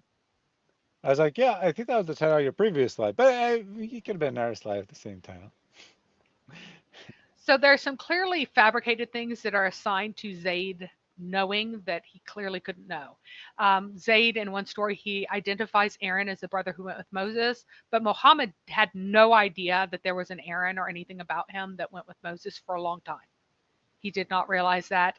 If you read the story where Aaron suddenly appears with Allah, that part is a later interpolation.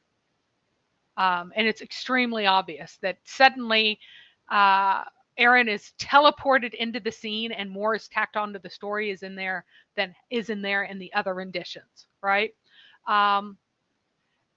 Now, there is the claim that Moses was instructed to tell Pharaoh that he has to worship Allah. Now, that one is an Islamic fabrication that is early. That Moses's purpose was to go to Pharaoh and tell him that he needs to go and worship Allah. It's possible that Muhammad did get this part from Zayd, and Zayd got it from I made it up. That's his source. That's Zayd's source. Do you have that one? Yeah, Tafsir al-Trust me, bro. Yeah, well, did you get the clip? I don't have it.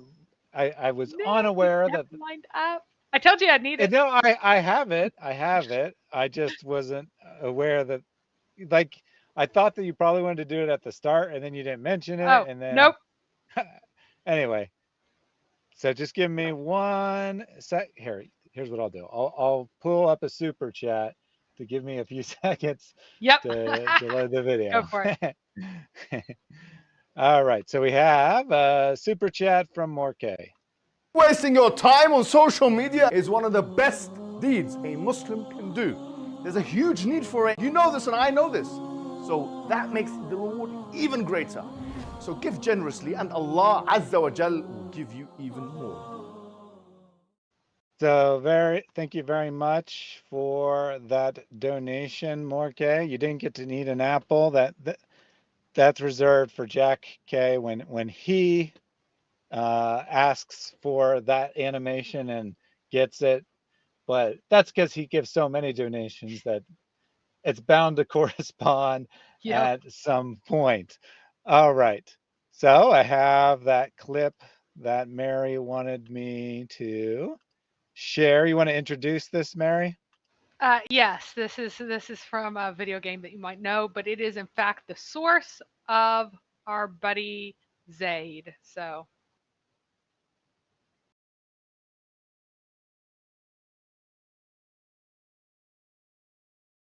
shut up. That's why your mama dead, Jack. Dead as hell. What shoes she got on? A casket. That's why your granny ain't got no meat. That's a nice argument, Senator. Why don't you back it up with a source? Source? My source is I made it the fuck up. I ask you to edit that. Did you ask me to edit it? I asked you to edit out the curse words and only get the part about the source, and I made it up. That's what I asked you to do. I'm gonna have to double check to see if you actually asked me to edit it, because I didn't catch that part. I just downloaded it and I didn't know what I was playing. I just wanted the part where he said, "What is your source?" And I wanted him to say, "I made it up," because people play that as a. I didn't want the dirty language. I'm sorry, guys.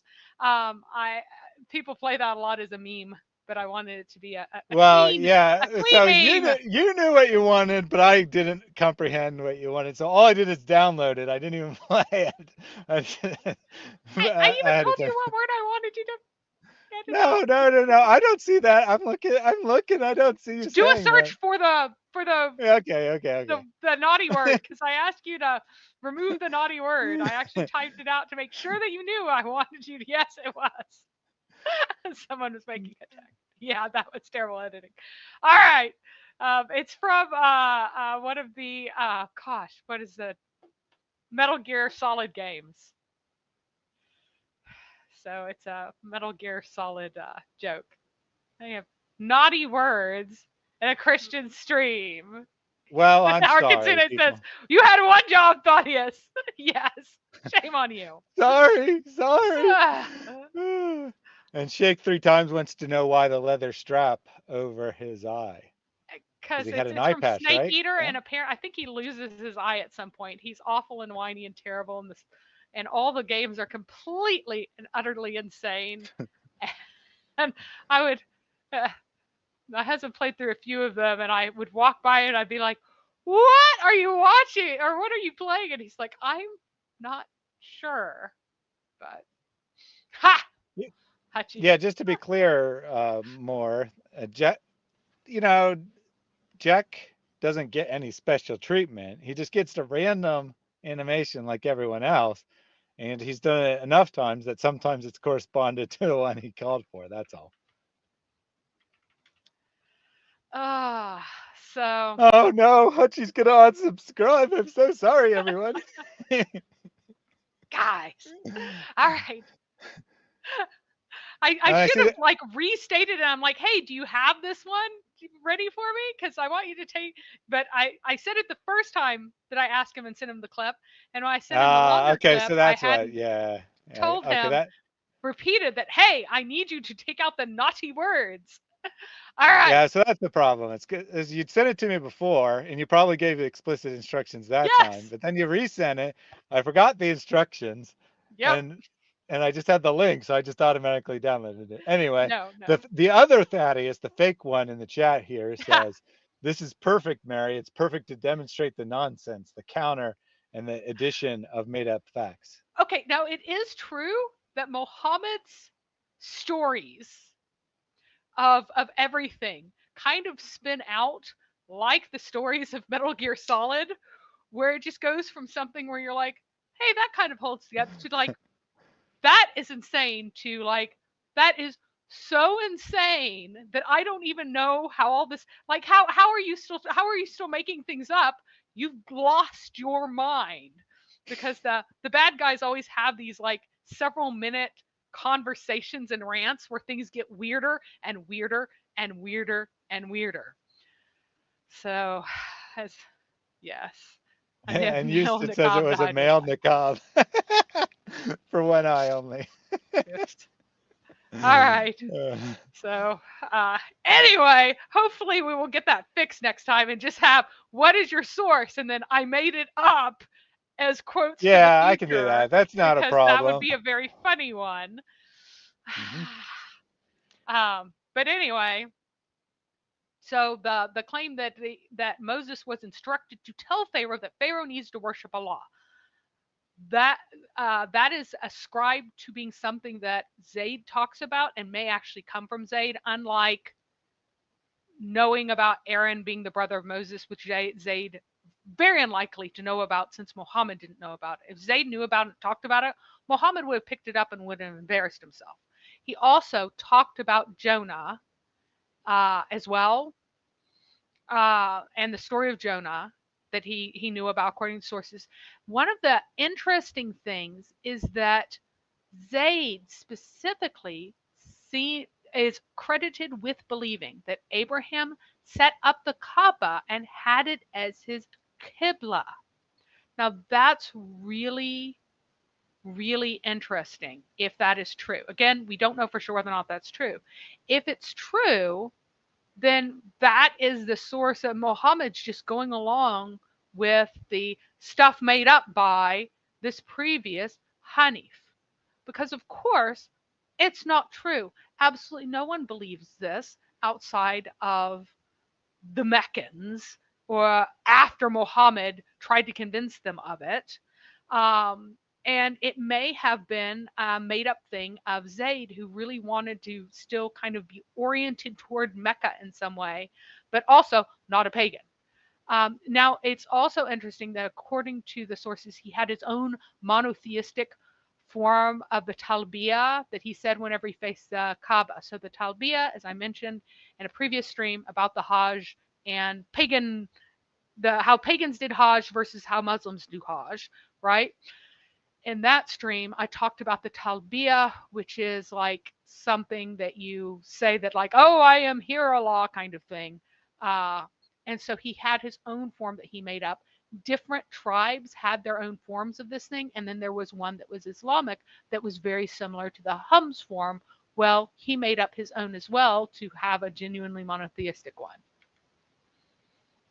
So, yeah, Well, Snoopy, yeah, in some ways it's not as funny, but it also is excessively naughty. We can't keep playing naughty words. That's very bad. He's I mean, I personally wouldn't mind, but I know a lot of people would.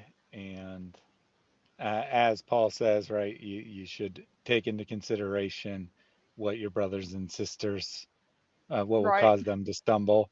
So, although it wouldn't personally bother me, I will definitely not play that as is again. Oh my gosh.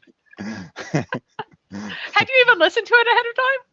No, Oh, I'm like, I need you to clip this from before. And you're like, oh, whatever. Okay, fine, fine. It's all right.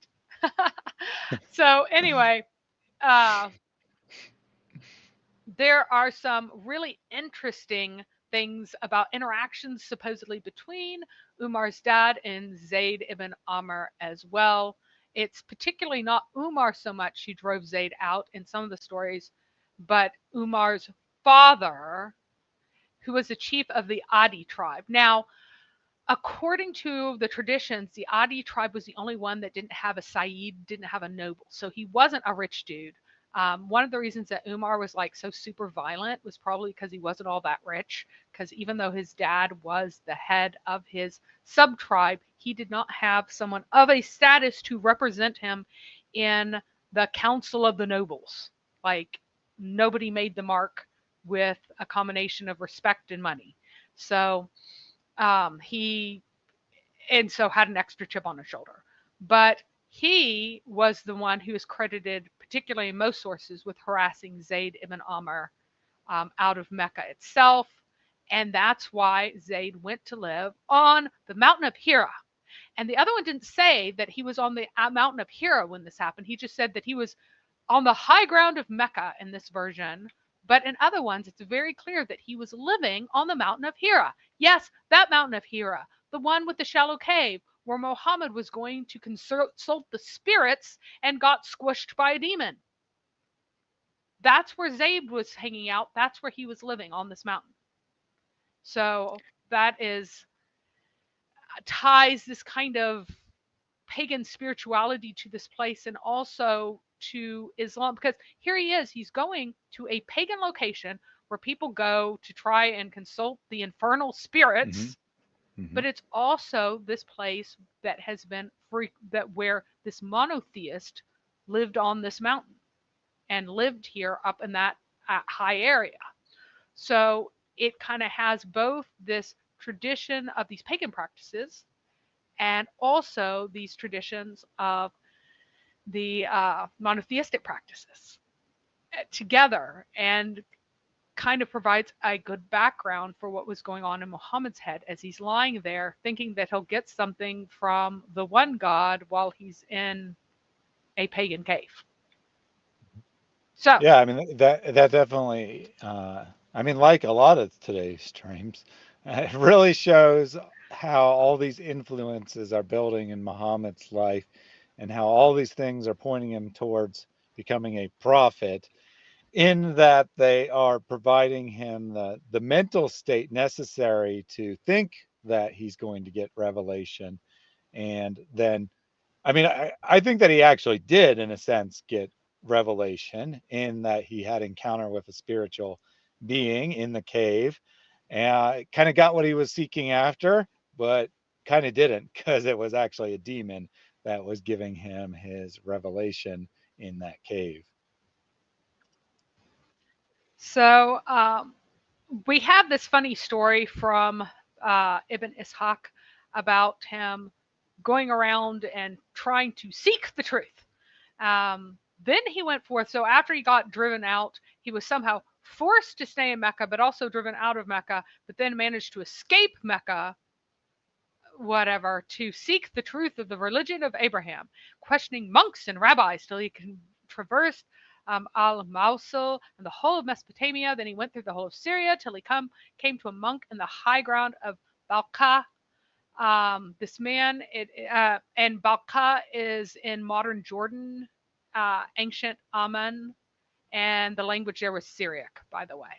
So the man, it is alleged, was well instructed in Christianity. He asked him about the Hanefiya, the religion of Abraham. And the monk replied, you are seeking a religion to which no one today can guide you, but the time of a prophet who will come forth from your own country, which you have just left, has drawn near.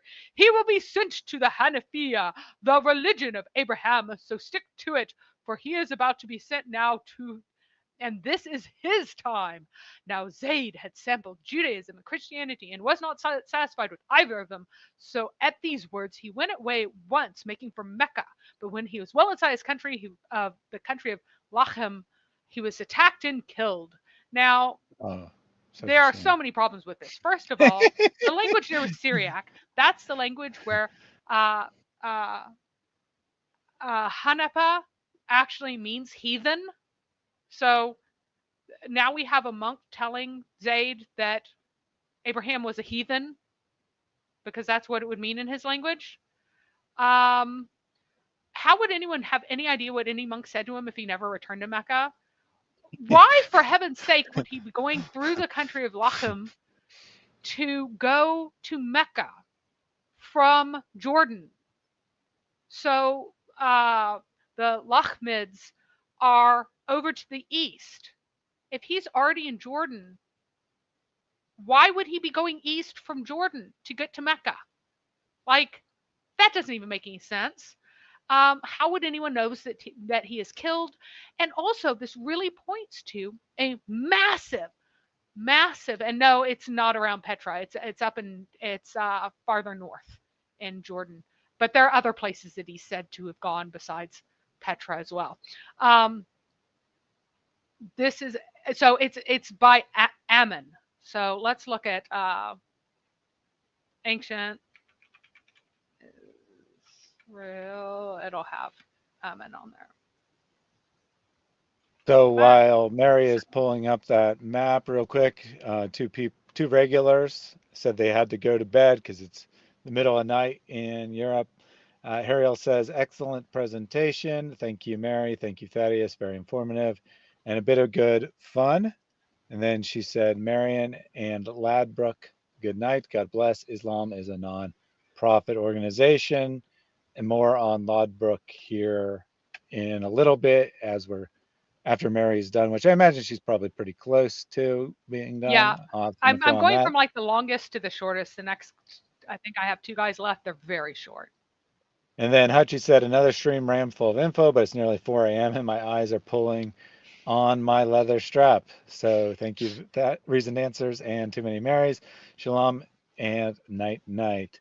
And I think it's crazy that a lot of you regulars tune in from Europe when we like start at like midnight or 1 a.m. depending where you are exactly. So I think it's pretty wild and crazy that you guys tune in, and I appreciate you doing so. And I certainly don't blame you for going to bed at the young hour of 4 a.m. All right, so here's the map. Oh, yes. So here's a map. It's up there, Kingdom of Ammon. So it's much farther north. Down there, between Gaza and Edom is ancient Petra. So it's a very different place.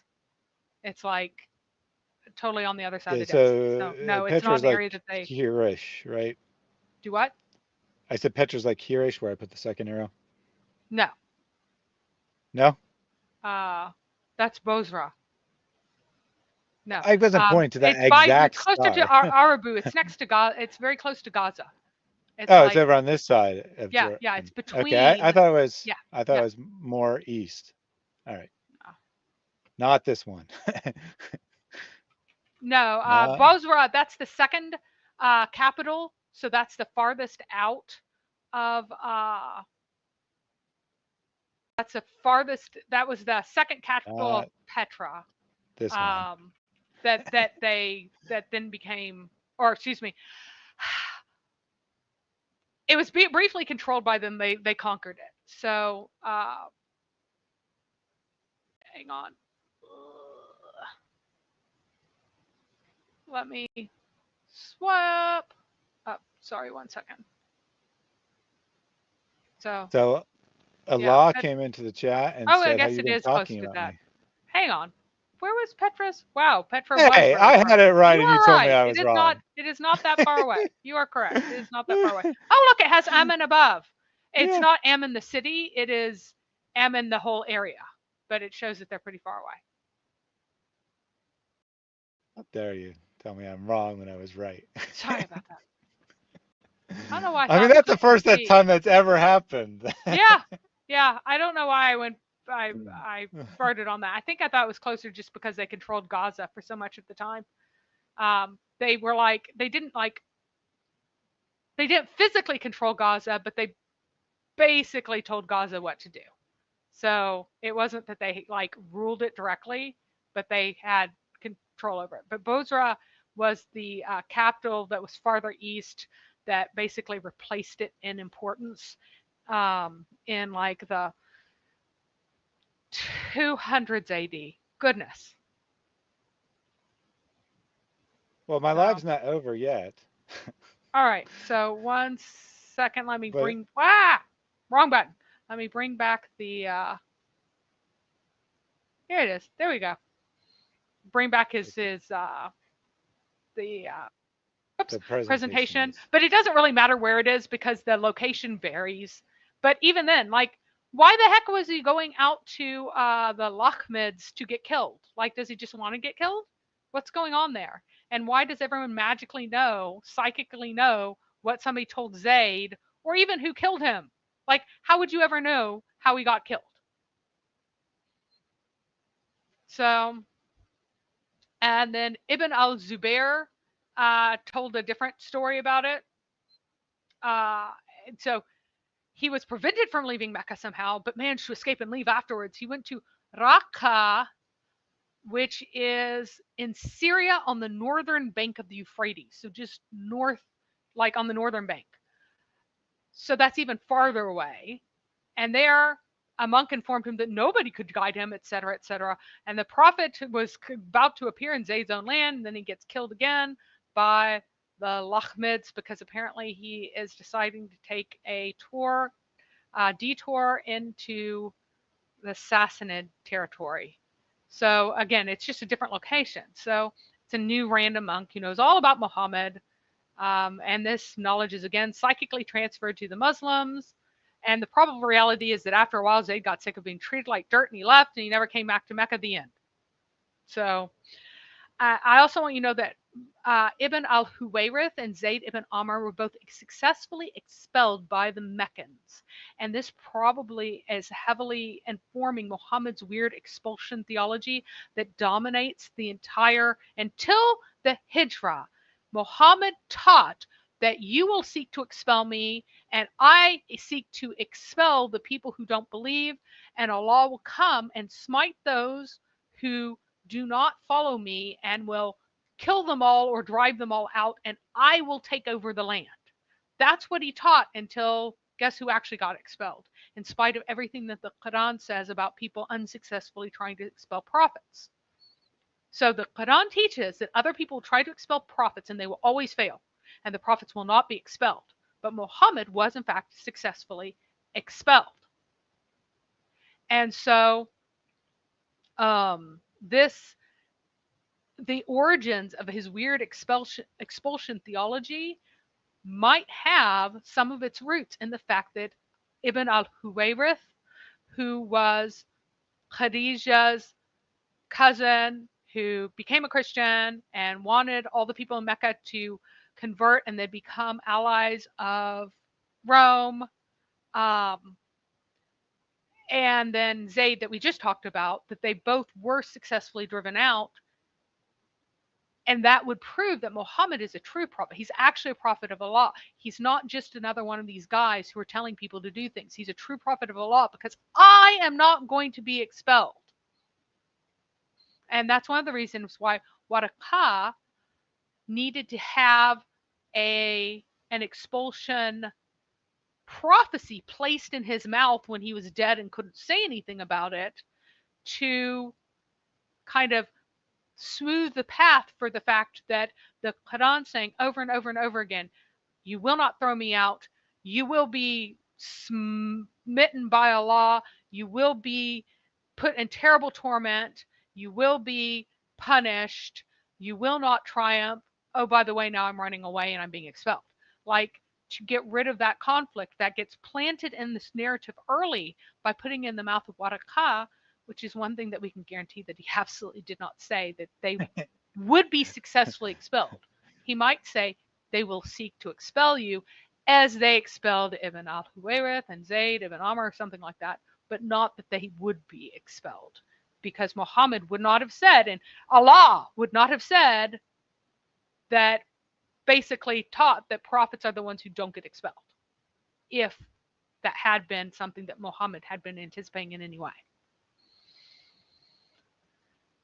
So supposedly, Waraqa, who is supposedly a Christian, it learns telepathically of his death, and then composes an elegy where he declares that Zayd is not unmindful of the unification, the tawheed of your Lord, and that he genuinely served the one and only God and will totally meet Abraham in paradise, because that's what a Christian would say of someone who denies Christ and Christ's divinity. That's totally what Christians say, right? And they also use the term the unification of Allah, because Christians totally believe in a metaphysically composite being made up of different attributes that get glued together.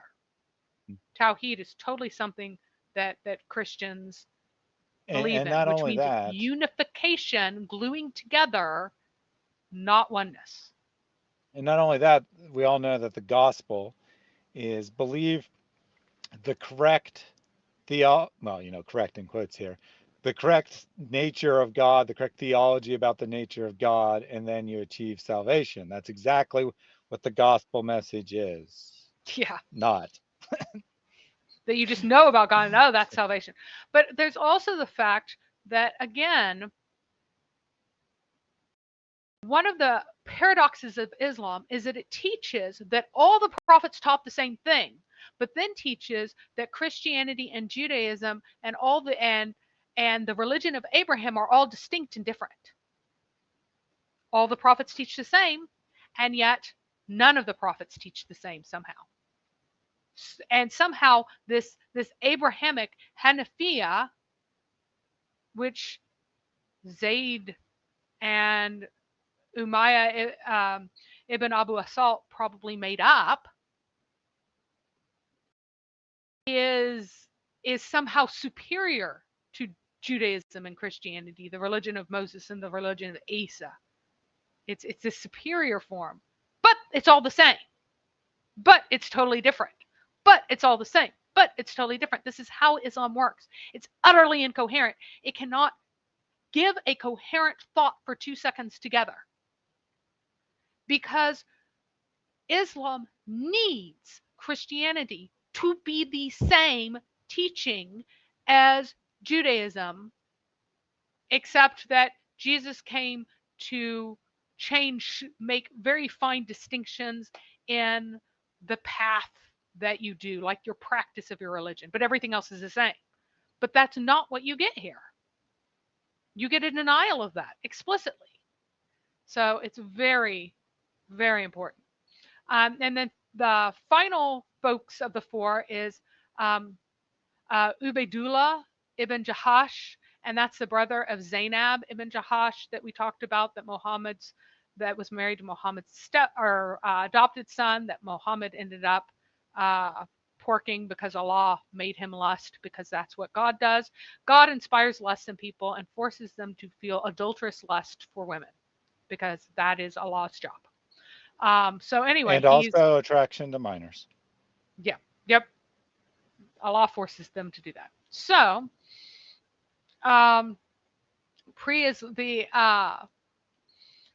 so he was another Haneef, and this is his main story, which is probably true. So he went on searching, didn't know until Islam came. Then he migrated and he followed Islam, migrated with Muslims to Abyssinia, and taking with him his wife, who is a Muslim, Habiba, who was the daughter of Abu Sufyan. Remember Abu Sufyan, who was the relative of Umayya ibn Abu Asalt, also a friend of al-Nadir, who accused Muhammad of coming up with stories of the ancients.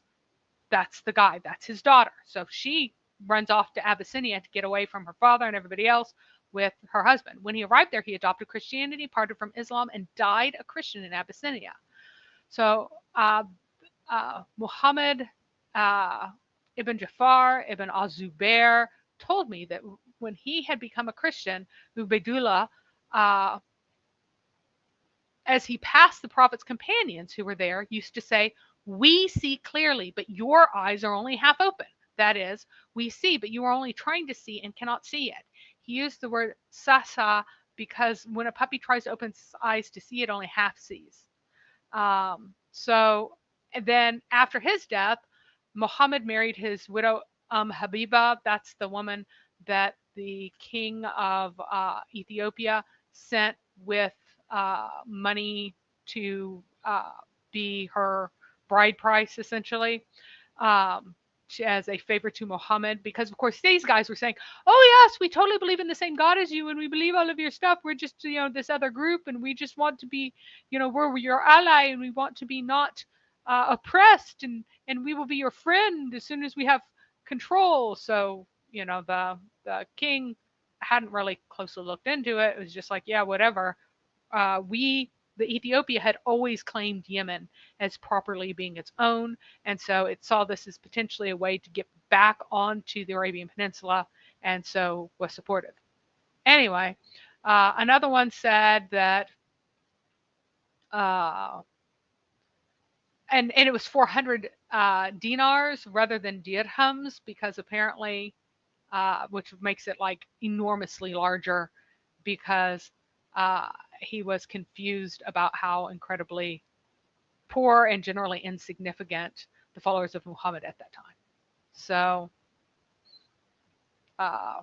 anyway, No problem there. he died No there. problem. But he became, once he realized, hey, look, here's the real thing, he became a Christian, denied Muhammad, rejected Muhammad, and realized that Muhammad was in fact a total fraud. Maybe he read Jonah. Maybe that's part of it. And this is our last guy. His name is Abu Dhar. I've talked about him several times. He is as dumb as a box of rocks, but extremely funny because he just takes Muhammad at his word all the time.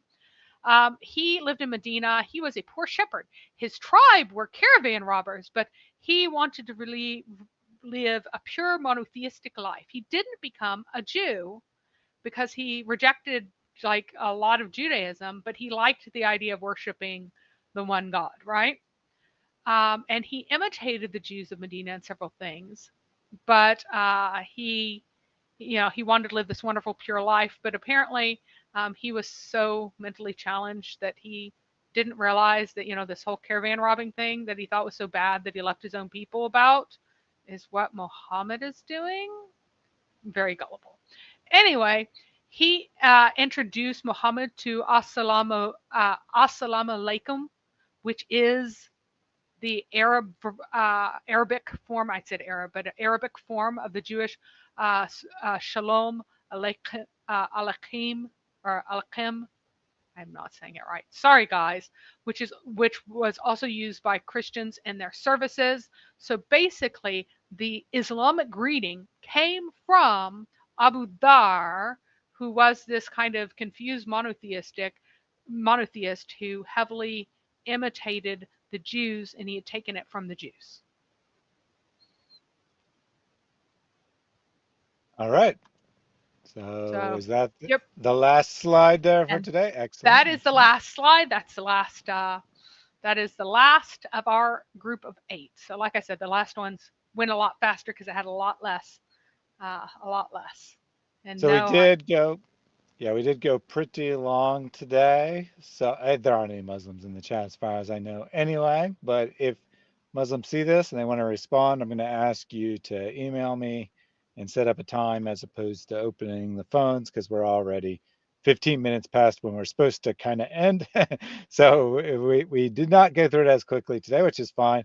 I do have some comments that I'll read before we close out. So Una said, I'm an adult, but still hope to be like Mary Harb when I grow up, because someone said, I want to be like Mary when I grow up. And that was her response. So very good there. I want to have a clean house when I grow up. That would be nice. Thaddeus thinks my house is clean because I'm always cleaning it. No, my house is filthy because I'm always cleaning it. My father sent me a joke about how dirty my house was the other day. I'm like, thanks, Dad. Here, I mopped the kitchen floor last night. Here's a photo of it. He's just like, how does that happen? I'm like, I don't know. I don't understand. Everyone's filthy here. Well, I mean, having a dog that likes to play in the mud certainly doesn't hurt. So shake 3 And times the same. Yeah. makes a very good observation here. Waraqa, who is not a prophet, is credited with making a prophecy about a prophet. Indeed. Yep. Indeed. Because in Islam, prophets don't actually have prophecies, as in predictions of the future. I mean, strictly speaking, to prophesize is to speak the words of God, not necessarily to make a prediction about the future. But in Islam, prophets don't make predictions. They have predictions made about them instead.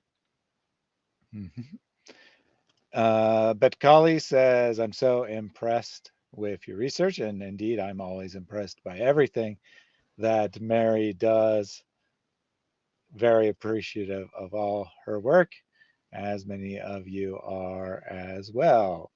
Well, thank you. Just go forth and use this because so many of these things are just so incredibly damning and especially like so funny. Like Addis supposedly going, oh, yes, Jonah, the prophet of Nineveh. Oh, you must be a prophet. Only a prophet can know that. I mean, just like, come on, guys. What kind of religion is this? It's amazing. Orkay has a question, which is kind of on topic since you talked about the Kaaba a little bit. If it is the house of Allah, why does Allah not live in it? And what makes you think he doesn't? His I think right that's, hand, yeah. Well, I was going to say, that's part of the reason it's called that, is because he does live in it, sort of. well, the black stone is also called Allah's right hand in one of the hadith, which of course is daif, translation embarrassing. So, yeah. So we have a super chat from Abu. Brothers and sisters, why to lose this great opportunity? Remember, when the person is on his deathbed, the last minute, he will ask Allah Jalla wa'ala to be delayed for 1 second to do what? Not to pray, not to do other things, but to give sadaqah. Because sadaqah, you can give it just like this, yeah, in 1 second. Thank you very much for your donation. And it says, love the work. Mary, do you have any videos regarding the value of women in Islam? So I have one on my channel. It's like my only contentful video pretty much. That's about all the reasons that women go to hellfire according to Islam, which is part of that. And then I don't even remember what the name of the stream was, but I did a stream with David where I talked a lot about it. And I was like, came in 2 hours in. On his channel, and it was Apostate Prophet was there too, but I don't remember what the name of that stream was. And then I haven't really covered it extremely thoroughly. I'm kind of trying to do things historically as we go. So really the story of how little women are valued will not really come in until Zainab. Because when Muhammad decided to marry Zainab, that's whenever he declared that you can beat wives again and that women have to cover up and all of those sorts of things. So that's going to take a while. And actually, it's not true that women are half-brained. They're just a fraction of men's brains, and there is no consensus on whether or not they are 50% just because their witnesses were 50%. In fact, their intelligence might only be 25%, depending on whose scholar it is. So, it's such a shame that I was born a woman and I had to be so stupid. I wake up every day and I'm like, dang, I'm so sorry that I had to be stupid because I'm a woman. Right, that was a good moment from a previous stream where I was making a joke that they're really only a quarter as intelligent, and it just rounds up to half. And Mary's like, well, actually, there are scholars who say that. All right. I didn't read this one earlier from Nabil, but it's good. Stupid Quran, not a book. I agree. The stupid Quran is definitely not a book worth reading.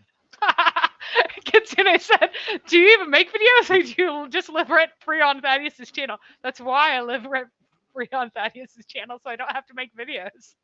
So, yeah, that's basically it. I make him do all the grunt Exactly. work. He has to do the thumbnails. He has to post them. He has to host the software. Yeah, that Yeah, I is mean, I do what all it the is. things that if you don't have any experience doing this, you imagine are don't take any time and are They really do. easy. All right. So Saved by Jesus Christ was on a roll earlier, thinking of new versions of Without Lies, Islam dies. Without fear, Islam disappear. Without flatterers, Islam shatterers. I had to make it rhyme one way or another. Without excuses, Islam loses. And without deception, Islam gets rejection. Not quite a rhyme, but close enough. Very good. I like all of those. This is totally random question from John V. If Muslims are supposed to be just like Muhammad, then why do they learn to lead? They have no comprehend. They have the no comprehension thing down pat, though. Very true.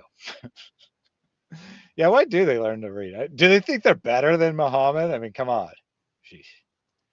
Sir Dr. Whitemeat, highly inappropriate, but highly humorous. If she can say ABC, then she gets the D.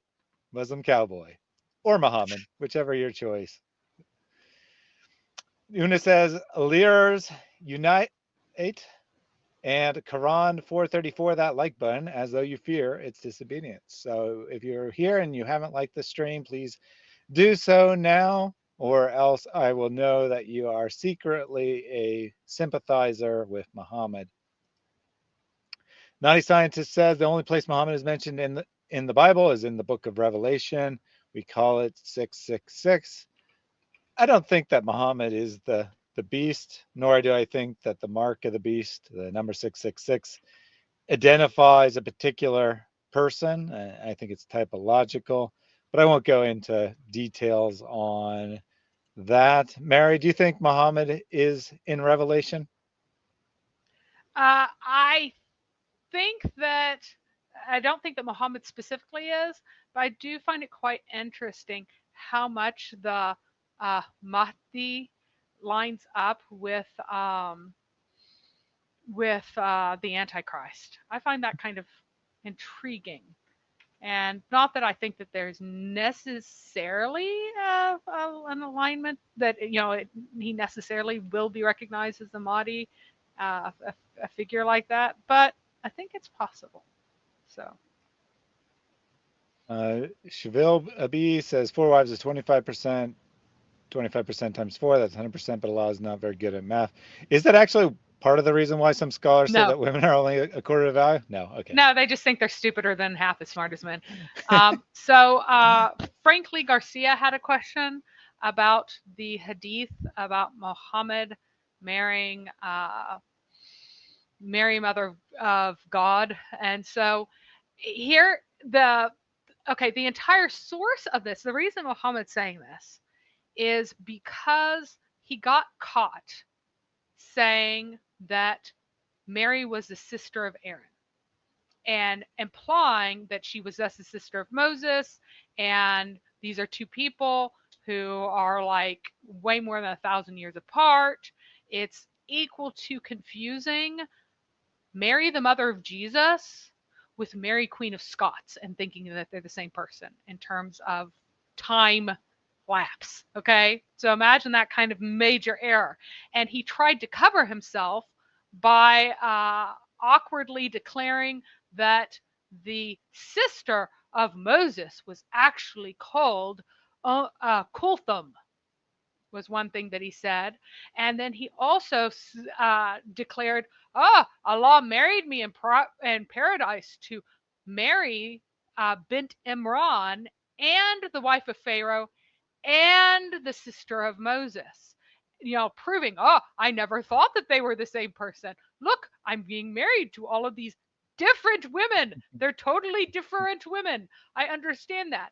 But I still think his hypercorrection of saying, of calling her Kolthum, not realizing it was two women with the same name several thousand years apart, but instead thinking that he had just like messed everything up and overcorrecting and then giving Miriam an Arab name, a common modern Arab name, was particularly funny. But this is part of his attempt to correct things while at the same time being absolutely disgusting and revolting by saying that the eternal and Muslims will go, oh, we respect Mary. We believe that she is an eternal virgin. Yeah, and that Muhammad will take her maidenhood for 70 years together in paradise. Really, that's what you believe, and you're going to tell me that you respect her, that she will be one of countless wives of Muhammad, because of course all the wives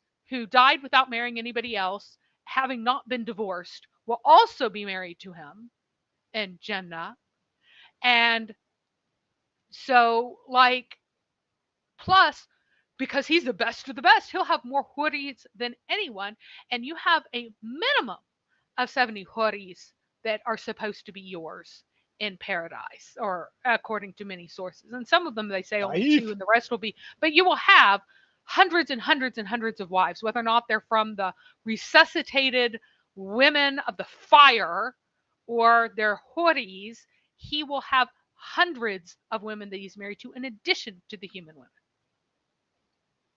Daif, Mary. The number 72 is Daif. The idea is Sahih, but the specific number 72, that's Daif, so they pretend that that doesn't count. I did have some pushback or other thoughts on Revelation.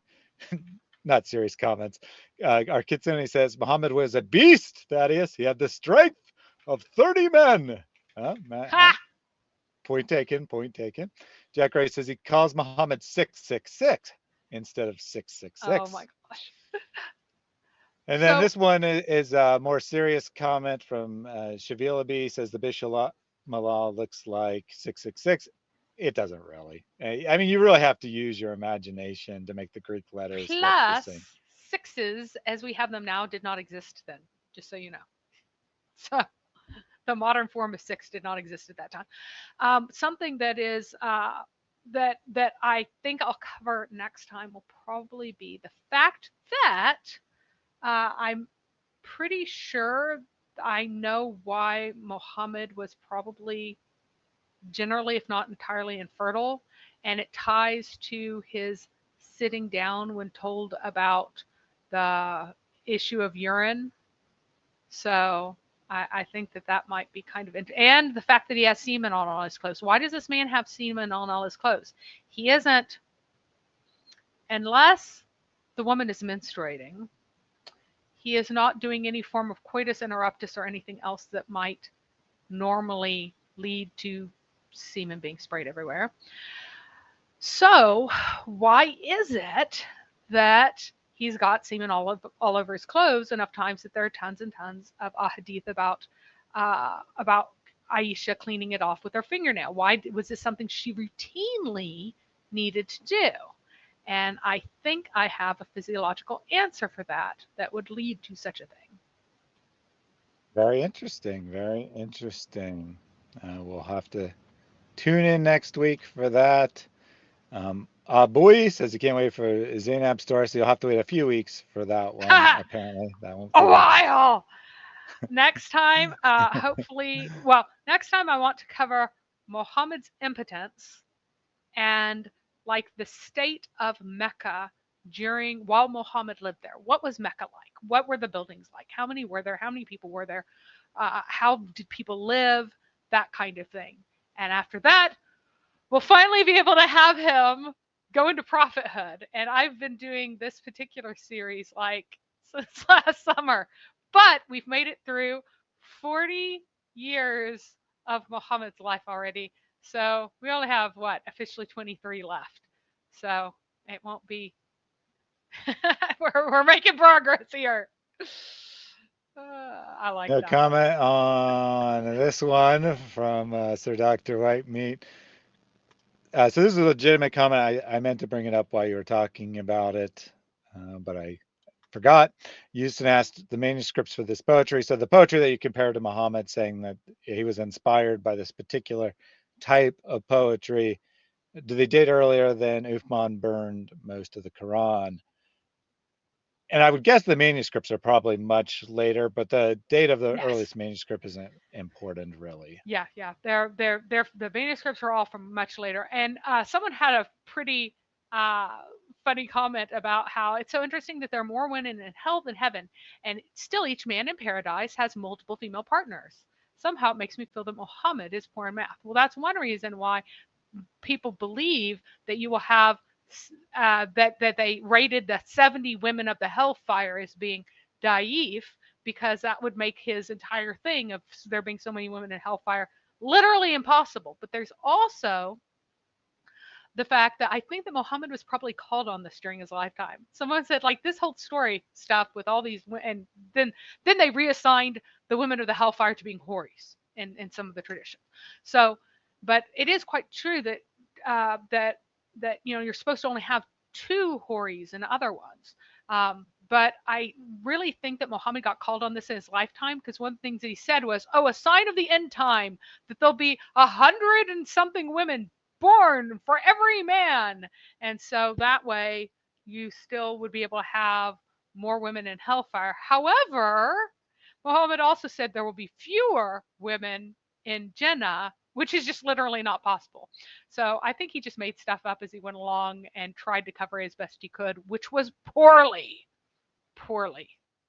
Jake 3 times has an alternate theory that Muhammad was spreading mayonnaise on his clothes and telling everyone that it was semen, so they think that he was a big stud. Possible.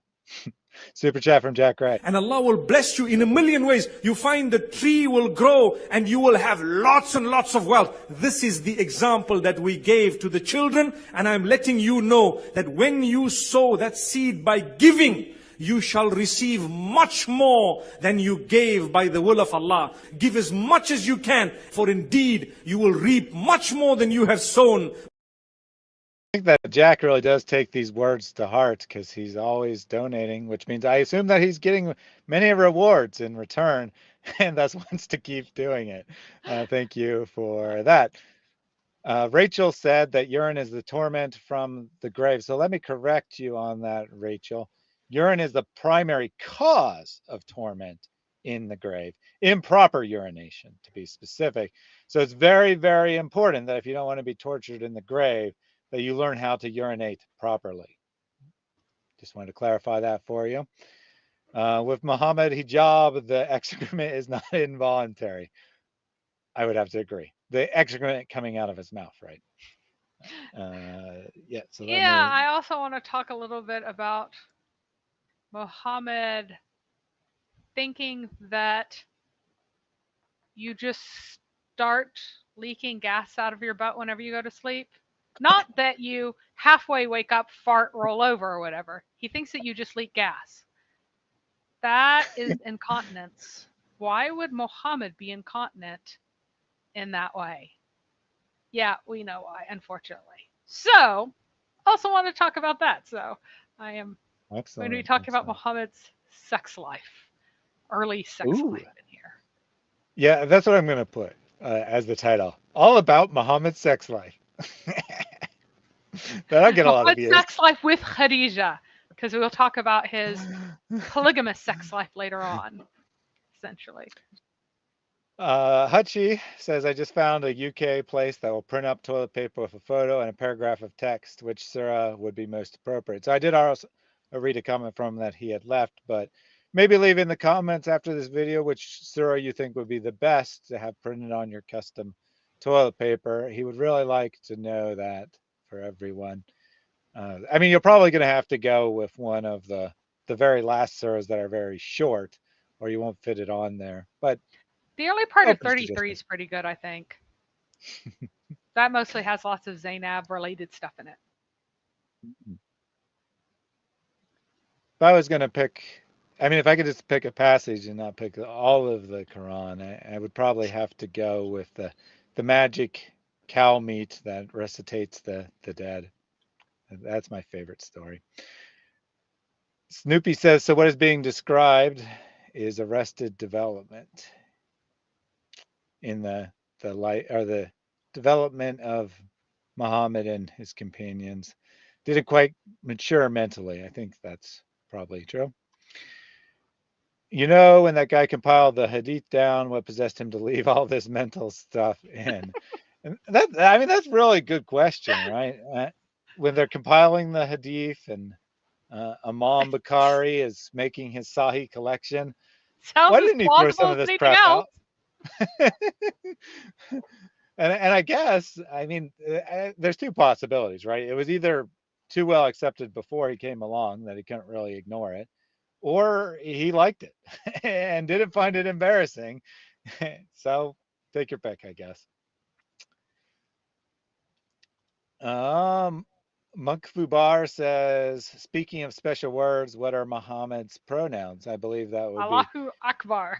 I was going to say he, she, it, they, them.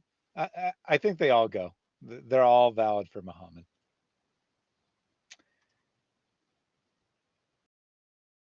So Marion says, so this one is not a joke. This is a very happy tale. So Yes.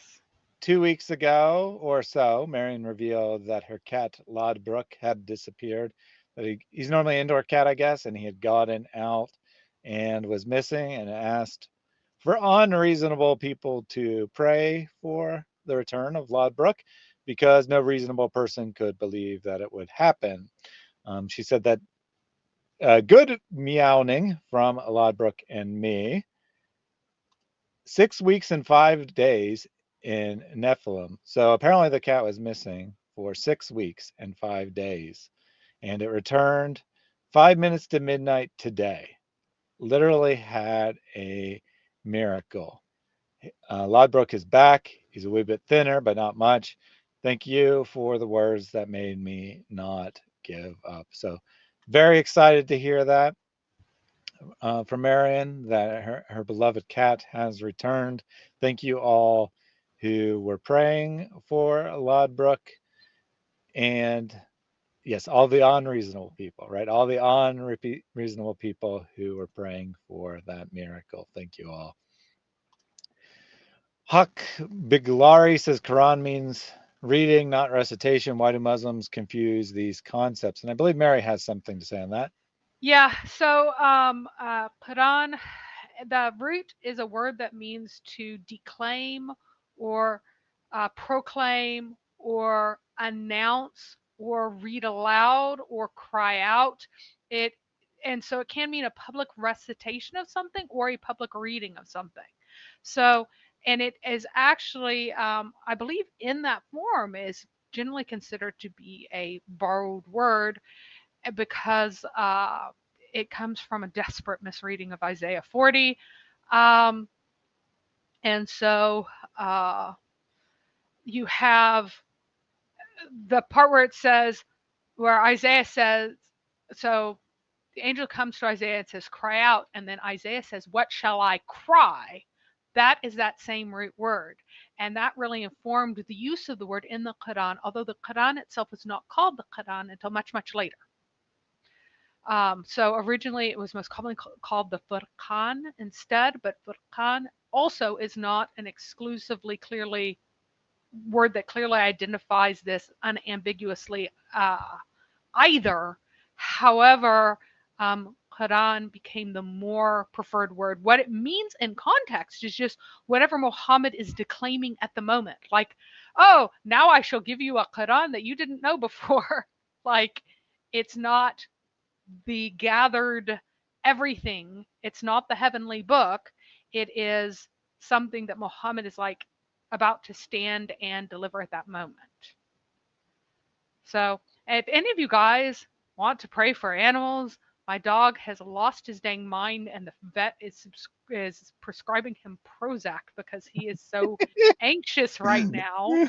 And having an over 90-pound, extremely anxious working line dog is not great. The vet just looked at him. He's just like wailing and crying and carrying on at the vet's, and she's just like, yeah, that's an anxious dog. And we drive past a store to go to the vet, and I never go that direction except for when I'm going to the vet. But the last time had been was months ago. But the moment I drove past the store that I often drive to with him in the car and stop at, he just started crying because he knew we were going to the vet. He knew the way. He knew the pet. He knows like where I'm driving to better than my kids do.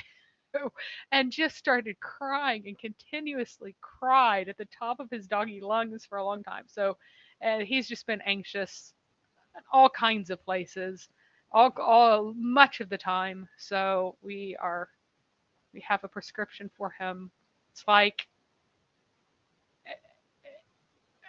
with his doggy name, so like Pancakes Harb on his prescription bottle. So anyway, we've got to go. Yes, my dog is completely neurotic, and he has no excuse to be.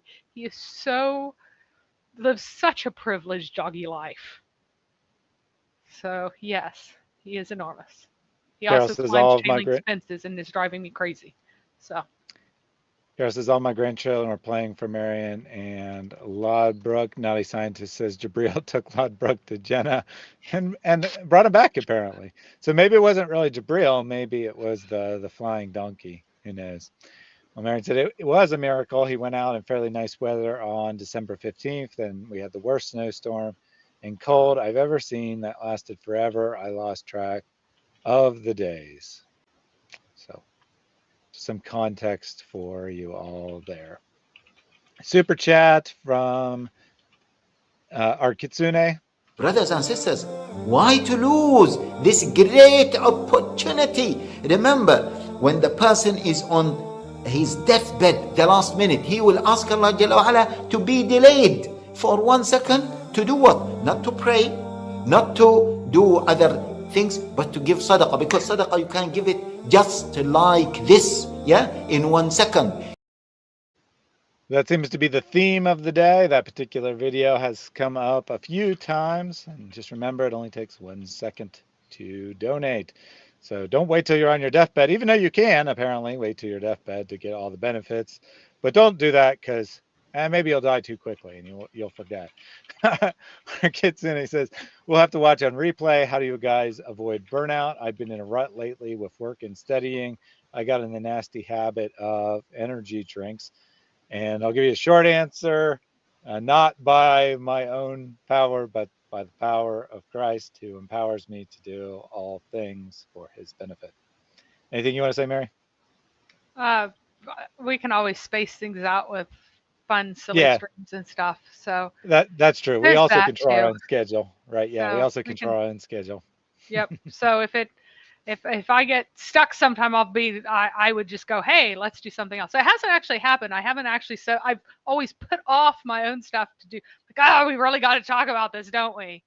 But yeah, when that happens, and I'm sure at some point there's just gonna be something. But I did. Yeah, and I think we will I just couldn't prep for it with everyone in the house. I was just losing my mind. I'm like, I cannot prep for a stream, so I have skipped one so far. I think we will have it, and we have done a few other fun ones, but that was intentional to break it up for the audience. And I think we will do a fun one soon. So when you see that, don't assume Mary's burned out. Just assume it was me asking to do a fun one. So Idris informed us that Allah has 2 right hands because he has 2 bodies. Idris, your theology gets weirder every time you talk. Just saying. Oh, we did that one earlier. This is kind of random, but I feel like someone as satire should make a New Testament spin-off where it's Muhammad instead of Jesus. Instead of dying on the cross, Muhammad would get Peter to take his place. Probably. It's kind of I have some qualms about that particular idea of kind of redoing the New Testament. If if it was Muhammad instead of Jesus. I don't know, kind of a little close to blasphemy for my liking. But if someone wants to do it, go for it. Snoopy says David and AP covered how Saudi Arabia has changed the king and is now allowed normal swimsuits, music, drinking alcohol, and something else that I can't remember what. And I've heard this from multiple sources. Obviously, I don't live in Saudi Arabia, so not first-hand experience, but from multiple sources that on the surface, right, it still is very, very proper Islamic society and strict moral laws and all that. But behind the scenes, it's an open secret that there are parties with alcohol, and the country is becoming secular, and that's the direction that the royalty is intentionally pushing it, much to the dismay of the religious scholars. But ultimately, the royalty is in charge, and they want a secular society. So we'll see. These things are always hard to gauge how much is people's wishful thinking and how much is actually happening. But I've heard that from other people as well. Yeah, I think that Muhammad, there is actually a Bikini Beach. I think that I think that the Crown Prince, why am I going blank on his name right now? Anyway, I think that he actually is an atheist. He just wants to keep all the power of the tourism and everything, but he wants to, that comes with the Islamic tourism and the cultural importance, but then he wants to have all of the freewheeling cultural stuff as much as possible. So. And this one was also on topic, but I forgot to bring it up. I even used the highlight function. I still forgot. Houston wanted to know if paying for all the slave freeings is the reason Muhammad had trouble paying for Aisha's dowry. And you could also add why he had no money when he died, and his relatives his wives had to sell his stuff in order to be able to eat. What do you think, Mary? Is it from trying to buy Allah's forgiveness with freeing slaves, or other reasons? Well, it was this early slave. So it was right whenever Muhammad left. He left. Oh my goodness. He left Mecca and was going to Medina. Right when he arrived in Medina, he didn't have enough money to pay for Aisha's dowry. And right before them, he had indeed traded 2 of his slaves for a single slave to free that other slave from their master. And he had pretty heavily bankrupted himself paying for smuggled goods whenever his followers weren't allowed to have their property traded in the caravan, so they weren't participating in getting all the money and stuff from that. So excellent, thank you. John Mark says, my dog is afraid of anything new. She'll hide if she sees a new box or bag. That's kind of funny, but also kind of sad. Sir Dr. Whiteman says, no wonder Jabril and angels don't like dogs, because they would outsmart them if he can outsmart you. Well, I don't know if he outsmarted Mary. He just was aware of what was going on. And John Mark also says his other dog thinks he's a cartoon character and does that run where you don't go anywhere. Wow. That's pretty wild. All right. So Jack Ray says the rightly guided caliph. I like that. Allah says that he has 2 left hands as well, which is a possibility. Just because he has 2 right hands doesn't mean he doesn't have 2 left hands. It could be. Like Muslims will say that we don't have a full description of Allah, so you can't say what he looks like. You can only say what he has. You can't say what he doesn't have. So it's a possibility. Or even what anything means. I love to ask them whether or not the word hand actually has semantic meaning. Mm-hmm. Because they get so tied up. They're like, oh, it's like a hand of a clock. I'm like, well, you just made a metaphor. You're not allowed to make metaphors. You made a comparison. You're not allowed to compare it to anything. And yeah, and so I mean, as an outsider, if it does not have a metaphorical connection, if it's so unlike what we have that there is no metaphorical connection, then there is no linguistic content to the word. So how do you translate it into English as hand? Why do you not just make the noises of Arabic and say that we cannot know what these noises mean in any sense? It's just this noise that is ascribed to him. When Allah is Ar-Rahim, how can you say that Ar-Rahim means anything either? Or is it only his physical attributes that you can say have no comparison or no likeness to anything? Is his compassion meaningful? Is it compassion, or is it just Al-Rahim, which doesn't have any linguistic significance? Does it mean something? Is it compassion? If it is compassion, then that has a definition, it has a meaning, and it has a meaning that can be applied to humans as well as to divinity. So, like, it's such a nonsensical position. And if it has no semantic content, then I might as well just make any noise whatsoever and just say that that has the equivalent as to say the word hand or compassion have the equivalent of words that are in Arabic. It's just noises at that point. Drives them crazy to try to be forced to make any kind of meaning out of it. And this is not something that you'll find that the actual mainstream thinkers will say, but it's the so-called Salafis. The Salafis will say this. And it's just, Yeah. It's not an ancient position, by the way. This is Ibn Taymiyyah made up stuff in the hundreds of years later, because what Muhammad taught was that Allah had hands that are not exactly like our hands, but are like hands that are really big and powerful that are our hands. That's what it's like. He has a foot that's not exactly like our foot, but is more wonderful and powerful and greater than our foot. But it's still foot. It's a foot. And it's embodied, and Allah has a body. And that's what is unacceptable to any person who's serious theist, because it's absurd. It's absolutely stupid, impossible, absurd. But it's what Muhammad actually taught, and the things that they jump through to try to claim that they have the original Islamic belief while actually denying what the early Muslims believed are incredible. It's like the guy I talked about whose tafsir isn't read anymore, Muqatil.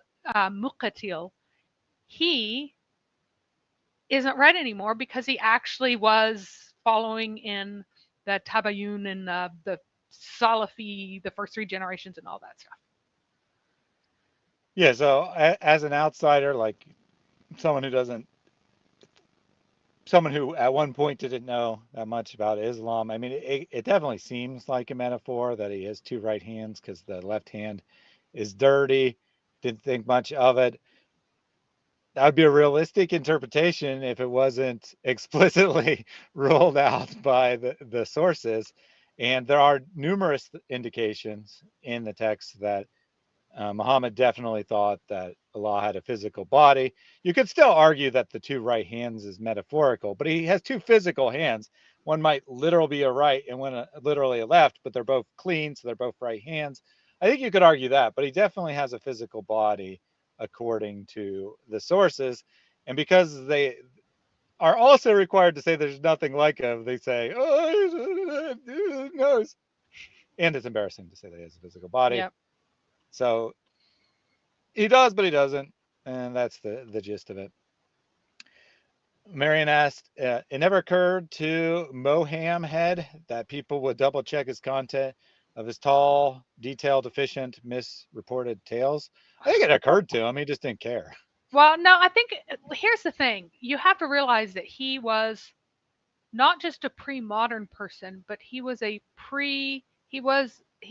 this culture that was non-rational. It's a non-rational culture, deeply non-rational in ways that you don't really understand, coming from a culture that has rationality. Christianity has always had rationality, and this is a very non-rational culture. It's also a culture where lying is like saying bad things about someone. It's not actually saying an untruth in the objective sense. It's saying something distasteful.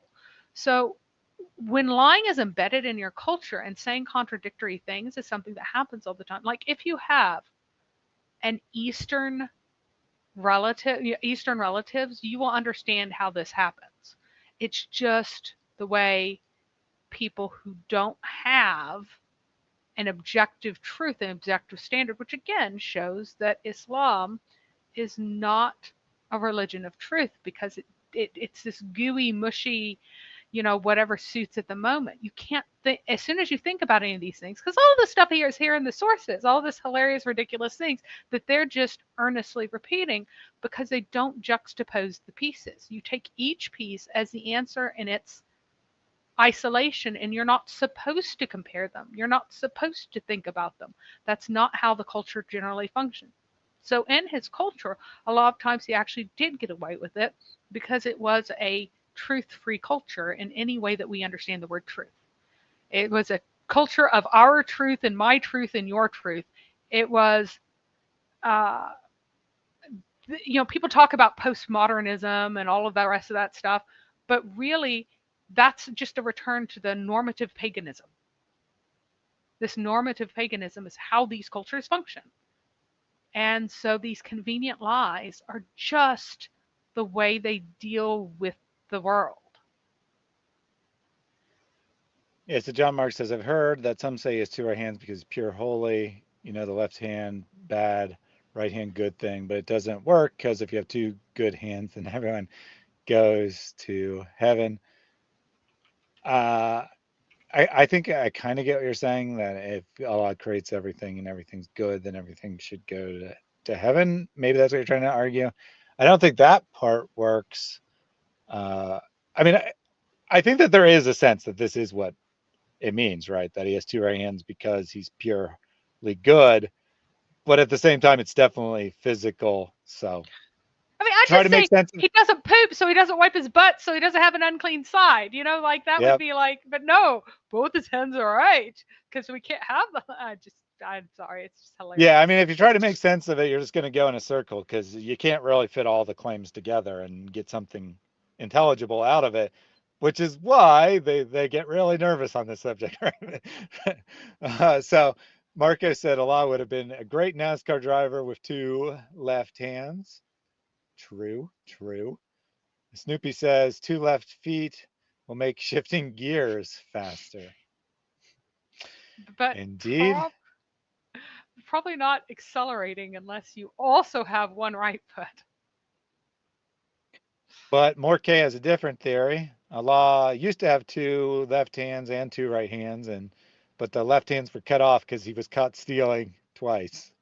I wonder if one of those times was when he stole the material to put in the Quran. All right, let's try to get through these in a hurry here.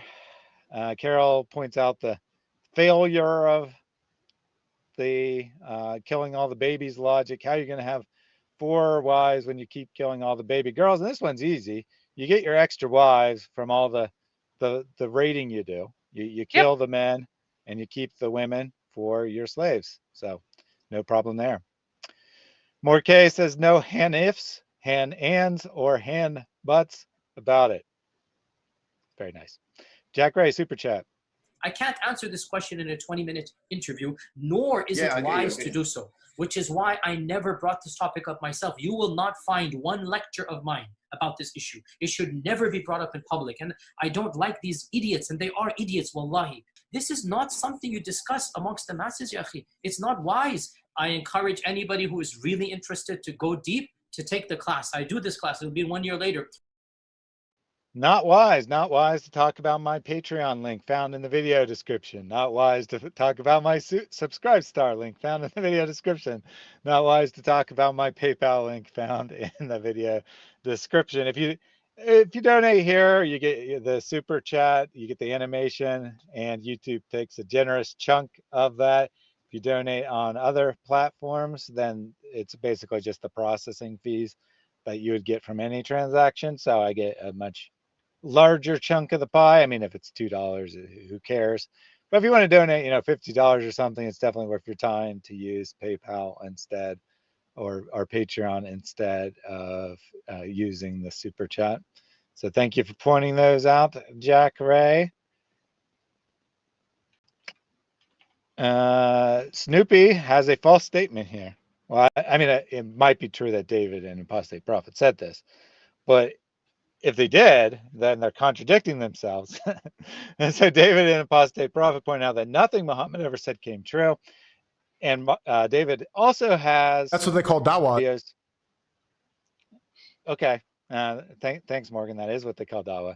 But David has also done videos on the one time that Muhammad had a true prophecy, and that's when he prophesied that by 3 generations, no one would remember what true Islam is like. They'd all follow off alternative theories, and no one would believe in Muhammad's actual teachings anymore. And that one seems to have come true. Every argument Muslims give today is a direct contradiction of what their texts say. So very interesting that he had one true prophecy. I wonder if that thing about Muhammad and Satan peeing in the ear was inspired by someone actually pranking Muhammad one night. Could be. Not a scientist said, what kind of religion is this? It's a metaphorical religion. And that's why you have metaphorical 2 right hands. These comments weren't actually related, but they're both from him. And this one is about 2 right hands, coincidentally. How do you shake people's hands with 2 right hands? Well, I mean, easily, right? You just only they have a left hand. You don't have to shake both their hands. I don't know. Jack Ray wants us to check out Only Goats. It's the Islamic version of OnlyFans. So if you're interested in goats, that's the website for you. The Old Way says the beard is working for you, Thaddeus. Oddly compelling. And as we all know, whoever has a beard speaks the truth. That's how you know that Muslim scholars are speaking the truth, is the large beards they have. Morkay asks how many cats I have. I have 6 cats. And then he gave a super chat. If you frequently say it, Allah would pay off your debts. So you can refer to it back again, inshallah. 2 cans of 9 Lives or Friskies. Thank you for that donation. I will definitely get 2 cans of cat food for future streams in case we have Islamic disruption that requires some discipline because of the paper plate request made earlier, or suggestion. I will use this money to buy the cat food to be prepared for a paper plate made for cats. That should be a very interesting scientific experiment. Nice. Allah points out that Aisha was smarter and wiser than Muhammad, even at age 6, I suppose. Or that's what they call dawah. Come on, Morgan, stop hitting the dawah button. I'm silly cat. I messed that up though. I should have said even when she was 9 years old. She was already smarter and wiser than Muhammad. Almost done here. I'm freezing. Bekali says, I really want to read the Quran or have the time. Sorry, I really don't want to read the Quran or have the time to do so, but would like to know what's in it and understand it. That's what these live streams are for. And we're about to reach it. We're about to reach it. Yes, coming this so summer. Close. We're going to start a verse-by-verse commentary of the Quran. So be on the lookout for that coming this summer in celebration of the Quran turning 100 years old in July 2024.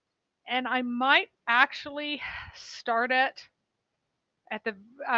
sooner and tie it into do it kind of phase by phase with tied into the what here's what happened in Muhammad's life, here's what he said, here's the Quran that goes along with it.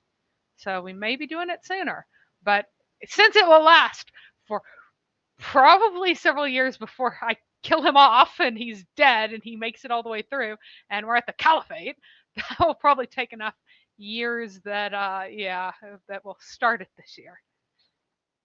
Yeah, so we'll probably, I mean, we'll work out the details closer to it, but we'll have some sort of alternation between the life of Muhammad and a verse by verse commentary of the Quran. Might see who else can come and participate for that verse by verse commentary. Maybe see if David will come in for that. I think that he would probably enjoy that, as long as it's not like too intellectual for him. So He's a smart guy. He just wants to do more yeah. Sorry, that was the engaging wrong. stuff on Right. the. Yeah, that was definitely the wrong word, because Yeah, David is but definitely incredibly smart. But you know, too nerdy. Let's put it yeah. that way. Too nerdy for him. There's And no Houston says, instead of Bible study, it will be the Babel study. excellent. Christians read the Quran. There we go. And that's how I will definitely title it, at least early on, because Muslims love those videos because they think that it means that the Christians are going to convert to Islam. So I'll definitely title it Two Christians, or three if David's involved, read the Quran. This is what happens. Don't know the context of this, but it always applies. Because Muhammad was disgusting. That is your answer to every question you may have. I read that one earlier. Shavil Abi says, Allah doubles your investment. Give Muhammad a nice size loan, and Allah will double size it. And then he said this immediately after, it's because of the honey. I don't know if that was a response to someone else, but this is all I saw. So Allah doubles your money when you give him a loan because of honey, is how I read that. Good to know. Morkay says, Islam is a urinary tract Islamfection. Question for Mary, how many languages do you speak? So I actually speak two. I can parse. I can read a few more. And I can, whenever I work in Arabic, I'm still very heavily being lazy and reading the transliteration a lot of the time because it's just easier for me to read still. And I parse it. I parse Greek, for example. Whenever I work with Hebrew, I'm just parsing it, which means that I have a base vocabulary that I've acquired. And I go through and I go, oh, it's this word form and it means that, and that's not really reading. It's like deciphering, going through the whole. Oh, it's in whatever case or whatever, and you can find the meaning, but it's not like you're sitting here and just like, oh look, I'm reading through a book, just like you would in English, and even in even in the other language I speak, I don't read as fast. So sometimes it gets kind of irritating to read another language. When you can read like close to 900 words a minute whenever you're really cruising, and then you drop down to like 350, it's pretty agonizing. Yeah, you dropped down to only double the normal reading speed. Gosh. John Mark explained that the honey reference was about leaking butt gas. So thanks, I guess, for clarifying that. On the verse by verse commentary, a couple people had commented. Sir Dr. Whitemeat says that if David's involved, he'll say, notice, and then go totally off topic for 20 minutes, which is probably true. Snoopy says, study babbling nuts. Wow, indeed. Jack Ray says, Quran one verse at a time. Sounds like the pub crawl books. Yeah, I think so. Super chat from More K. And Allah will bless you in a million ways. You find the tree will grow and you will have lots and lots of wealth. This is the example that we gave to the children. And I'm letting you know that when you sow that seed by giving, you shall receive much more than you gave by the will of Allah. Give as much as you can, for indeed you will reap much more than you have sown. They said for Mary's neurotic dog, I guess since the other donation was for cat food, this one is for dog food. But but unfortunately, you just sowed this donation, and you just made the dog more neurotic because you get more of what you give back in return. So you just made the dog more neurotic according to the logic demonstrated there. Sir Dr. Whitemeat asked who ate the apple, but we didn't get that animation today. So sorry, you'll just have to donate next time and we'll get that. Also, YouTube is commanding me to celebrate the 5th super chat by Morkay on a live stream. So that's only the 5th donation you've ever made. Thank you very much for that. Morgie says, exactly, the modern man has difficulty understanding that irrational culture.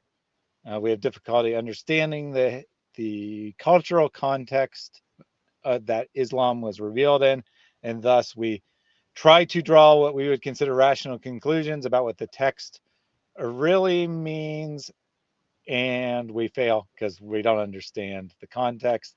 And this is true of other texts as well. Like we don't miss the gospel message. Don't get me wrong. We don't like totally misunderstand what the Bible means, but we do miss some of the subtleties by not understanding the culture of the time and such when we read the biblical text. Finally, from Elizabeth, when we talk about Islam, all of a sudden, the dial on the liberal moral compass just began spinning uncontrollably, and it suddenly became impossible to navigate questions of right and wrong, good and evil. And indeed, right, because you got two conflicting ideas going on there.